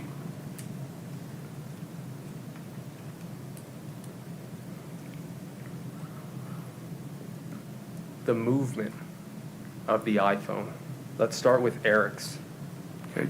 You had indicated that you had done make sure, how did you phrase it? You had actually compared it. It said you had done some sort of analysis with his overall use in terms of his activity on his watch, right? Yes. And that those 87 minutes, that gap, was off, I guess. I don't think I said it was off. What was your, what were your I words? said it was atypical. Atypical? Yes. Okay. Now, can you please walk us through what exactly you did to get to that conclusion? Oh, so those are spot checks. Those are looking at random locations within his activity. I did not take the totality of his activity and compare it day to day to one another. Those were spot checks and looking at the device patterns in his phone to see if there was large types of movement. Now, there are sometimes large spaces of inactivity, but not in this context. So what spot checks did you do? Just periodically throughout the timeline, through that activity timeline, just to look at and see if his activity indicates that his device stays in motion, and to what extent day to day. Over how many days? Oh, God, I probably looked at maybe 20 days or so, just random days. And how did you log that? I didn't report it, I just made a mental note of it. Just a mental note? Yes, sir. Okay. So what was the largest deviation? I don't know that, sir. What was the smallest deviation? I don't know. How did you come up to the fact that it was atypical? Well, it's, like I said, in context, right? So there's communications about, with presumably Ms. Richins on the device, and Wait, there is. Mr. Richins. I'm sorry, Mr. Richins on the device with Ms. Richins, right? And so there was a. So right now, just so you're clear, we're talking about the physical activity. Oh, yeah, okay, yeah, Yeah. I'm sorry. Yeah, physical activity. Yeah. Yeah, but in conjunction with that, there are text messages, there are other things going on around this time, indicating in the other exhibits, I don't know if we published them, but there's some discussion about what Mr. Richins was doing that day around Sure, so like this 11 one, a.m. so this one specifically, on February 14th, 2022. Yes. It was, you indicated that the gap was atypical. Yes, and maybe I didn't put that in good context. Sure, put it in context. But in now. context with what was going on at the time, it is not typical, based on what I looked at, for Mr. Richins to like lay down and take a nap, for instance, in the middle of the day. So you could tell that he took a nap from this? I cannot, but he indicated he was going to in the text. That's what I'm talking about in context. Okay, so there's a bit of confirmation bias there, you would agree? I would agree with that, and there's probably a little speculation there on that. The thing with device activity is you only know if the device is moving or not.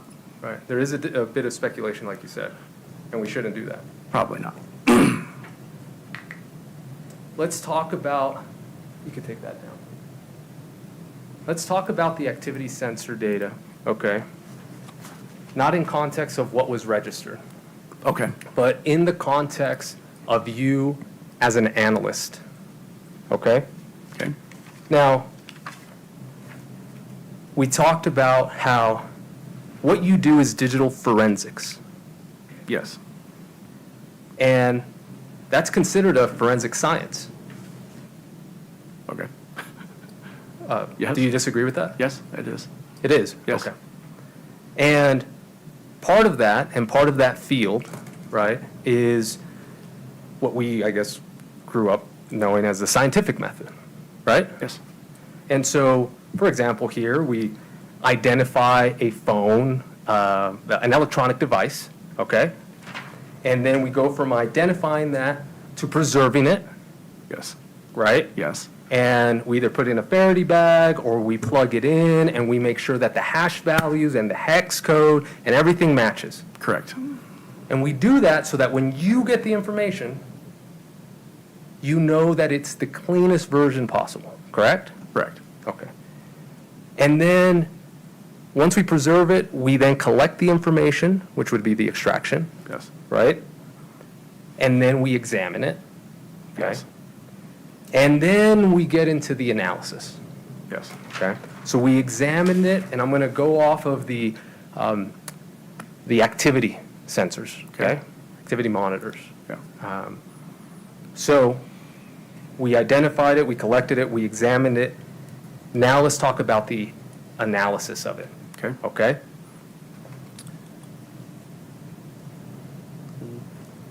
Tell us what you did to validate the information about the activity sensor data. And we'll start specifically with the distance traveled. And this could be for either Mr. Richins or Miss Richins' phone, okay? In general? Yeah, what did you do in this case for either Mr. Richins or Miss Richins, okay, to validate the information that was presented to you in Celebrite regarding traveled distance, or distance traveled? So the distance traveled is just reported by the device based on the sensors that are contained within the device. Correct. Yeah. So then what did you do to validate that that information was correct? I'm not sure I understand the question. Okay. I did nothing to validate that information, like outside of that. Okay, so for example, that information that was there, it indicates, let's pull up Miss Richins if we wouldn't mind, the state's exhibit where it shows, yeah, this one right here. Okay. Okay. So, can we publish this one, Judge? It's been admitted. So let's look at that 3:08:10 a.m. Okay. Okay. Now, the 74.14 meters, that comes straight from the extraction report, correct? Correct. Okay. And the 243 feet, I imagine that's something that you converted? Yes. Okay. And using what? Just a Google conversion. Google conversion. Yeah. Okay. And in this device travels, we know that it was 74.14 meters that was registered on the device. Correct. Okay. Now, what kind of iPhone was this? I believe it was an iPhone 12. Okay. And do you recall what iOS system it had? I do not. Okay. Now, did you, for example, going back to, so I can explain myself, did you grab your phone, a phone, and measure the distance from point X to point Y, put the phone in your pocket, walk over there, knowing the distance, walk back, plug in the phone, and see whether the Celebrite data that you received for what you just did in that controlled environment matched what was being produced? No. Okay. Did you purchase or have access to the iPhone make and model of Ms. Richins? No. On either of her phones that she had? No. Did you have access to Mr. Richins' iPhone make or model? No. Okay. And you did not do any tests, correct? Correct. So these numbers right here that we're seeing, you are speculating that is correct. I'm not speculating. I'm relying on the data being correct inside the device. But you have no way of knowing that. Well, I mean, the examples you're giving are not 100%, wouldn't 100% verify this anyway, I don't think. I think you would have to use the exact device under the exact conditions. Yeah. In any way, for one. Yeah, so let's go with that. So And two, and Hold on which real I didn't do, What- right, which I didn't do. Real quick, go on. So let's be clear. We understand you didn't do it. You did have access or could gain access to the environment, correct? I could. Okay, Yes. so then let's go from there. There are body cams in this case. Were you aware of that? Yes. Okay. Have you been to the Richins home? No. Okay. Have you seen those body cams? I've seen some images of the body cams, yeah. Okay. Have you seen videos of the body cams? Very few. Okay. Do you recall a video where one of Miss Richins' phones is handed from one of the EMS to an officer, and then the officer walks over all the way to where Miss Richins is to provide her the phone? No. Okay. Had you been aware of that, or had that, rather, I'll be fair to you, had that been told to you by the prosecutors or law enforcement? Having that controlled environment, having this data, having access to the same phone, downloading the same iOS, could you have run a test to see if it was similar, and specifically referring to the 41 meters that's indicated there.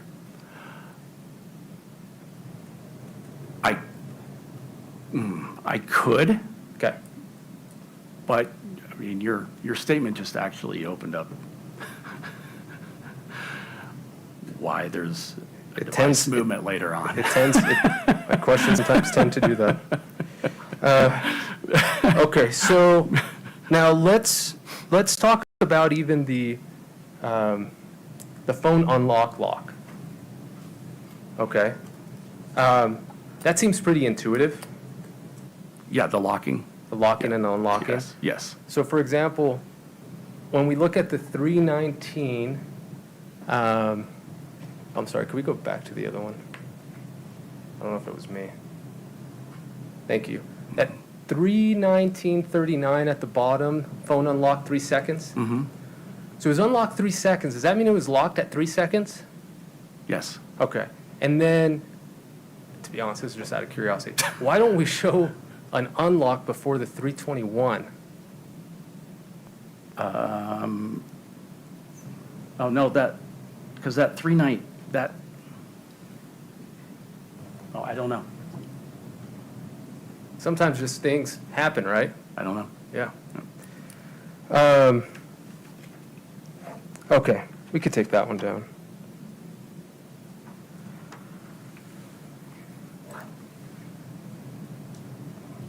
Now,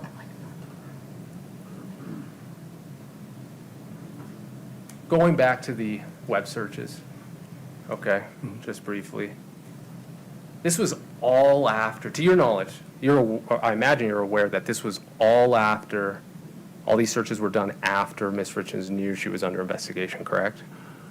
Yes. Okay. And I imagine at that point, and if not, you've probably been made aware of it now, and we've all seen, during that January to March timeframe that you mentioned, that there was a massive deletions between, in her phone, correct? Do you remember that? Yes. As well as Ms. Lauber's phone? Yes. You know that they were purchasing oxys, correct? Objection, Your Honor. Lack of foundation. Are you aware of what Ms. Richins was doing during that time, either then or now? Yes. Okay. Now, you're a former law enforcement officer? Yes. Okay. Do you ever deal in narcotics? No. Okay. You're aware of them? I am. Okay. You're aware of purchases? I am. You're aware of the criminal mind, perhaps? I am. And you're aware that most individuals dealing in drugs might want to delete their information? Yes. And like you said, context matters, right? Context does matter.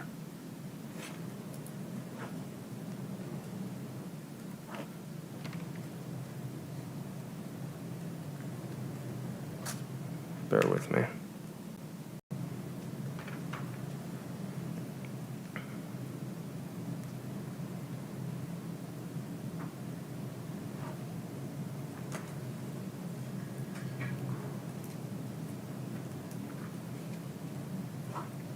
Are you familiar with Bayesian inferences?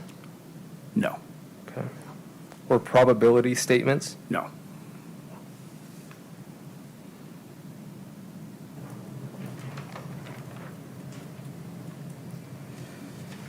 I'm getting there, I promise. Just want to make sure.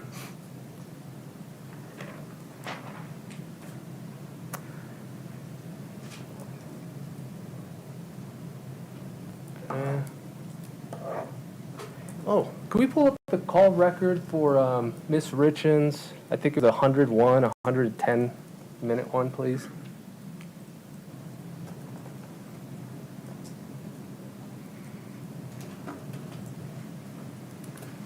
Do you remember this? I do, yes, sir. Okay. To be honest, I don't know why you were asked the questions. But this was in March. Could you zoom that in? Sorry, Yeah. those. No, yeah, I know. Those things are. Zoom it in when you find it. Please.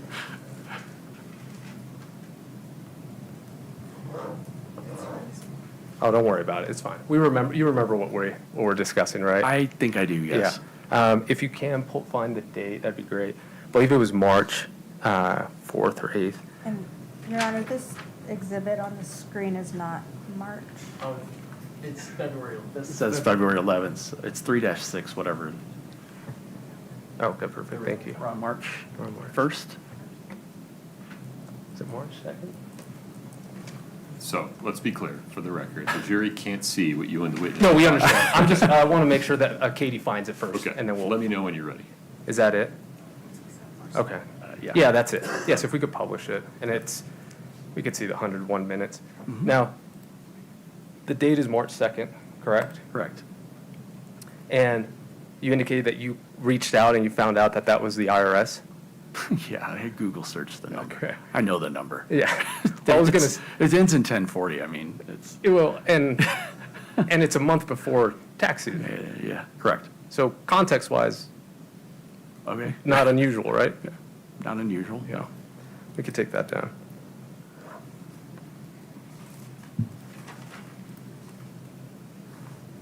I do want to make sure did you come on in May 2020? When were you brought on? Retained. I was retained Yes. in May of 2023. May of 2023. Yes, sir. Now, you indicated that Verizon holds locations only for 12 months. Correct. Now, Ms. Richins' phone was seized on April 12th, correct? I'm think sorry, April 2022. Yeah. Yeah, April 13th, I think. Yeah, of 2022. Of 2022. Correct. Now, so by the time you had come on, that information was no longer available. The records were still available, but records with location data were not. Correct. Tower data. Correct. Yes. Okay. And to your knowledge, that's never been obtained, correct? Correct. Okay. We went through a lot of those PowerPoints indicating where Ms. Lauber Yes. was, and the communication she had, I think, with Kouri on the right-hand side, and Yes. then kind of following. Yes. I think you made it clear. Those aren't their actual GPS locations, correct? Correct. Okay, those are cell towers. Those are the tower locations, yes. Right. So every time that the jury sees that little image going with Mr. Crozier, Right. those are all cell towers. Right. You're seeing the tower that device is communicating with. Correct. At that time. And so there was a time during your direct that you indicated that I think it was Ms. Lauber was near the Richins' home. Yes. Do you remember that? Yes. To be clear, it's not that she was there. Her device was. Her device was connected to a cell tower. Yes. Okay. Now, with all this information that you have, the call details records, the cell tower information, the Carmen's phone, right? All of that, were you ever able to see, or were you asked, whether she went to 75 East, 100 North in Midway? I believe I was asked to look at that. Okay, and did you find anything? It's the data is not that specific. Okay. It's not GPS location, it's tower location. Right, So, right. Okay, we talked about those.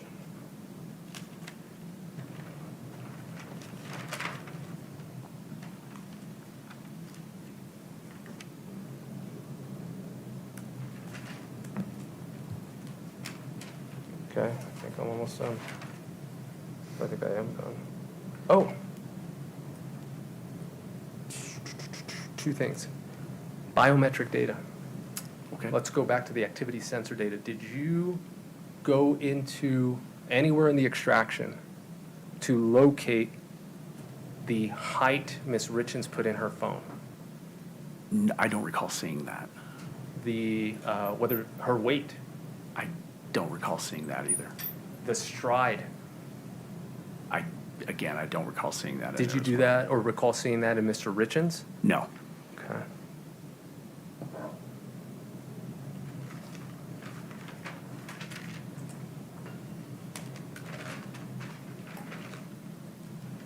These SMS previews that we had been discussing, Yes. are you aware of the different settings that one can do on their phone to either show a preview or not show a preview? No, You're not familiar with those? I don't think so. Okay. Do you have an iPhone? I don't. Okay. We disagree on a lot of things then. Fair. So you wouldn't have done anything there to check, or did you do anything to check her settings? I did not. Okay. So you don't know if on her settings in her iPhone, there was an automatic play previews? No. Okay.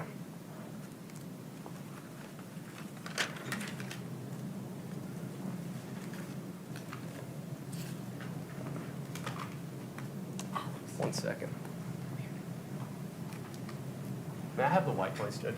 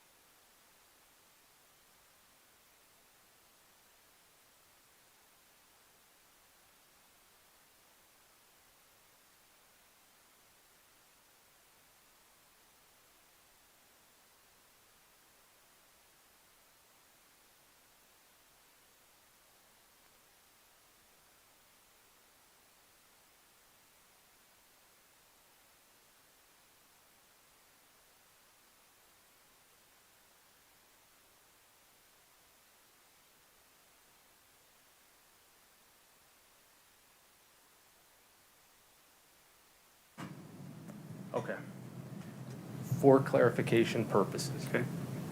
Because as I was talking about the web searches, I did not specify, and I want to make sure we get it clear.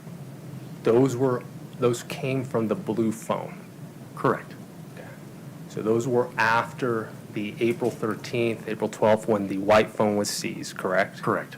After Ms. Richins obviously had been under investigation. Correct. Correct. After her, I'm not sure if you're aware, after her home was searched. I don't know anything about Don't know that. about that. Okay, but it was on the blue phone. Yes. None of these web searches were on the other phones, correct? Correct. Okay. That's all I have. Thanks so much. Appreciate you. Yeah, thanks. Ms. Shervanek, within the scope of cross? Sorry.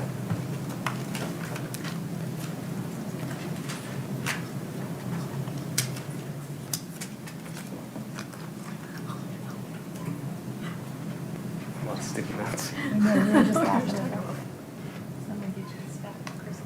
Two things I want to follow up with you on.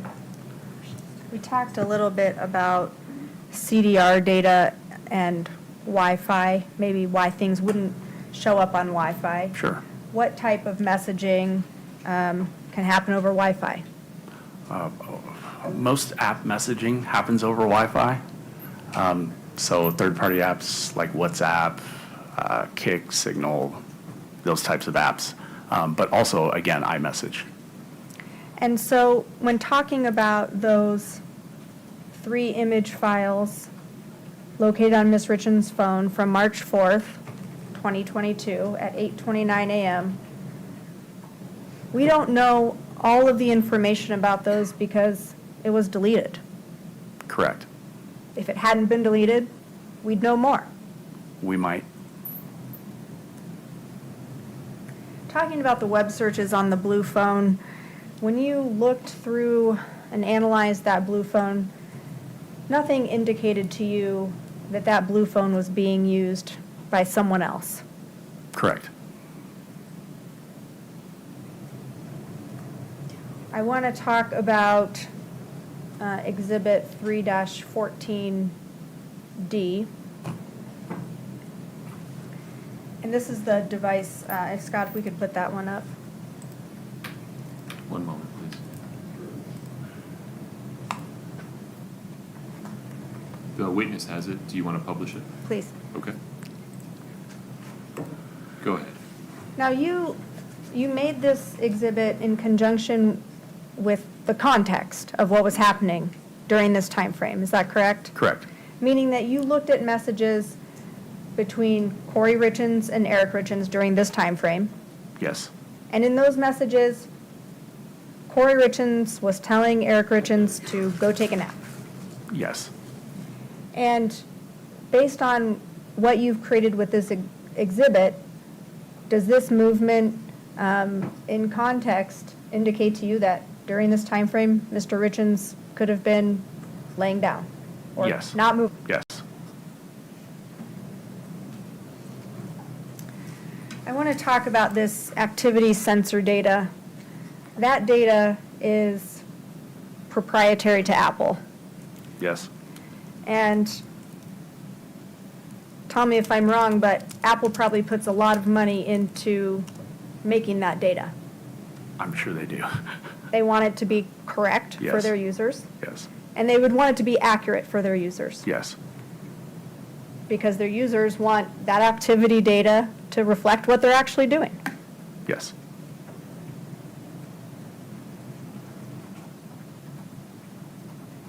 Have you looked at activity data in other phone downloads that you've analyzed? Yes.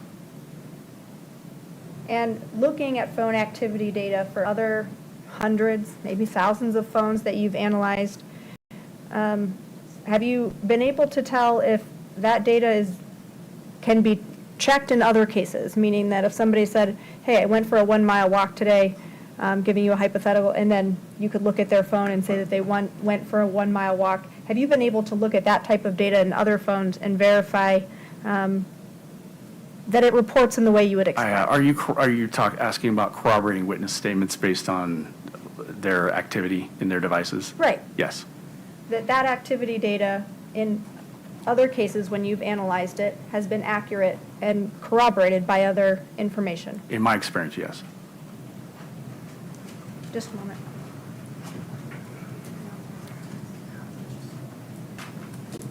That's all I've got for you, sir. Thank you. Thank you. Mr. Ramos, within the scope of redirect? Yes, of course. Thank you, Judge.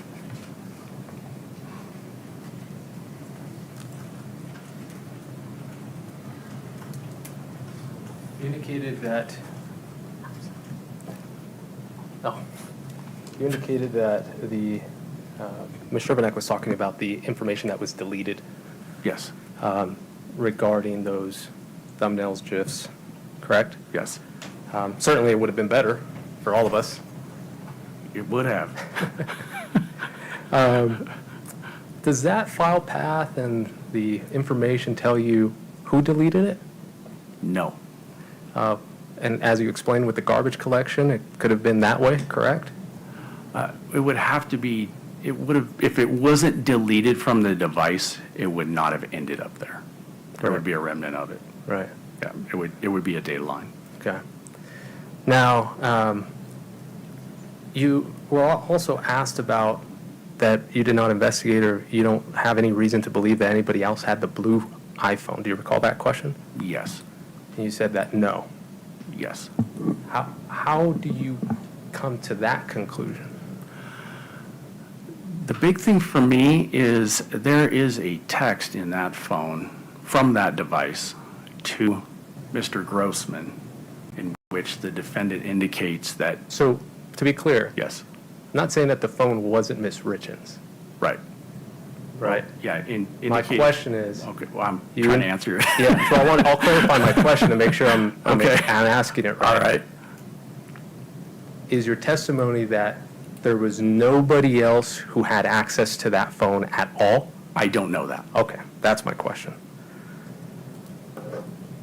Now, you were asked about Apple software and proprietary software, and did you attempt to get information from anywhere else, whether it's Apple, whether it's another peer, whether it's another case, where you can get the information that you have in these extractions to validate it? I kind of don't understand that question. Sure, I'll rephrase. Okay, yeah. Yeah. So I understand that you don't work for Apple. No, I don't. That you don't know how it works? That you don't, sorry, that you don't know how the activity sensor data is logged, correct? I don't know what their programming looks like. Correct. Yeah. Okay. Do you make any efforts in this case, with this information, to try to validate that the information you had was up to Apple standards? No.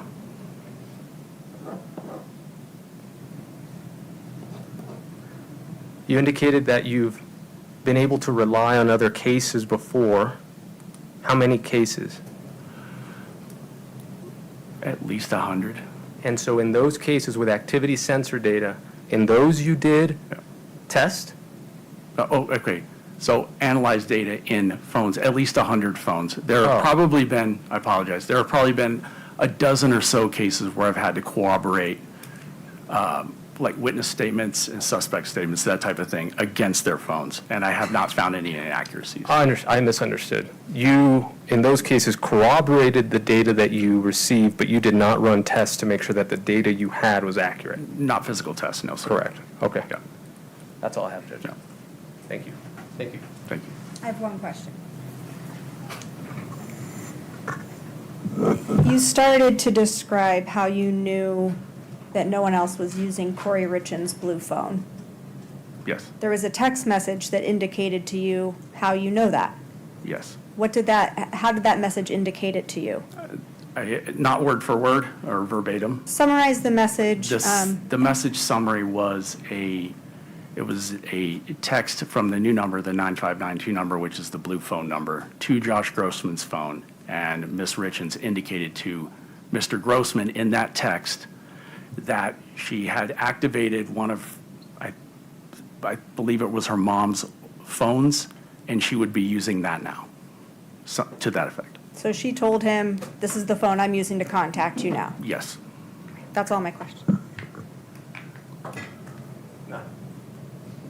May we release this witness, counsel? Subject to rebuttal if we need him. Understood. If we cannot release him from the subpoena. You are still subject to subpoena, so that means you can't, well, he's an expert, so the exclusionary rule does not apply to him, correct, Mr. Ramos? Okay. Maybe we'll see you in the future. You're free to go today. All right, Thank you for sir. your time. Thank you, I appreciate All it. right. Okay. Now it's a good time to recess for the day, Ms. Shervnek, yes? Yes, sure. Mr. Ramos? Very well. Ladies and gentlemen, we are going to recess until 8:30 tomorrow morning. As always, please affirmatively avoid talking about or listening to anything about this case. Avoid any person that's trying to talk to you about the case. Please do not read, watch, or listen to any report about the case at all. No online or other research about the case. Please travel safely. Enjoy your evening. Please rise for the jury.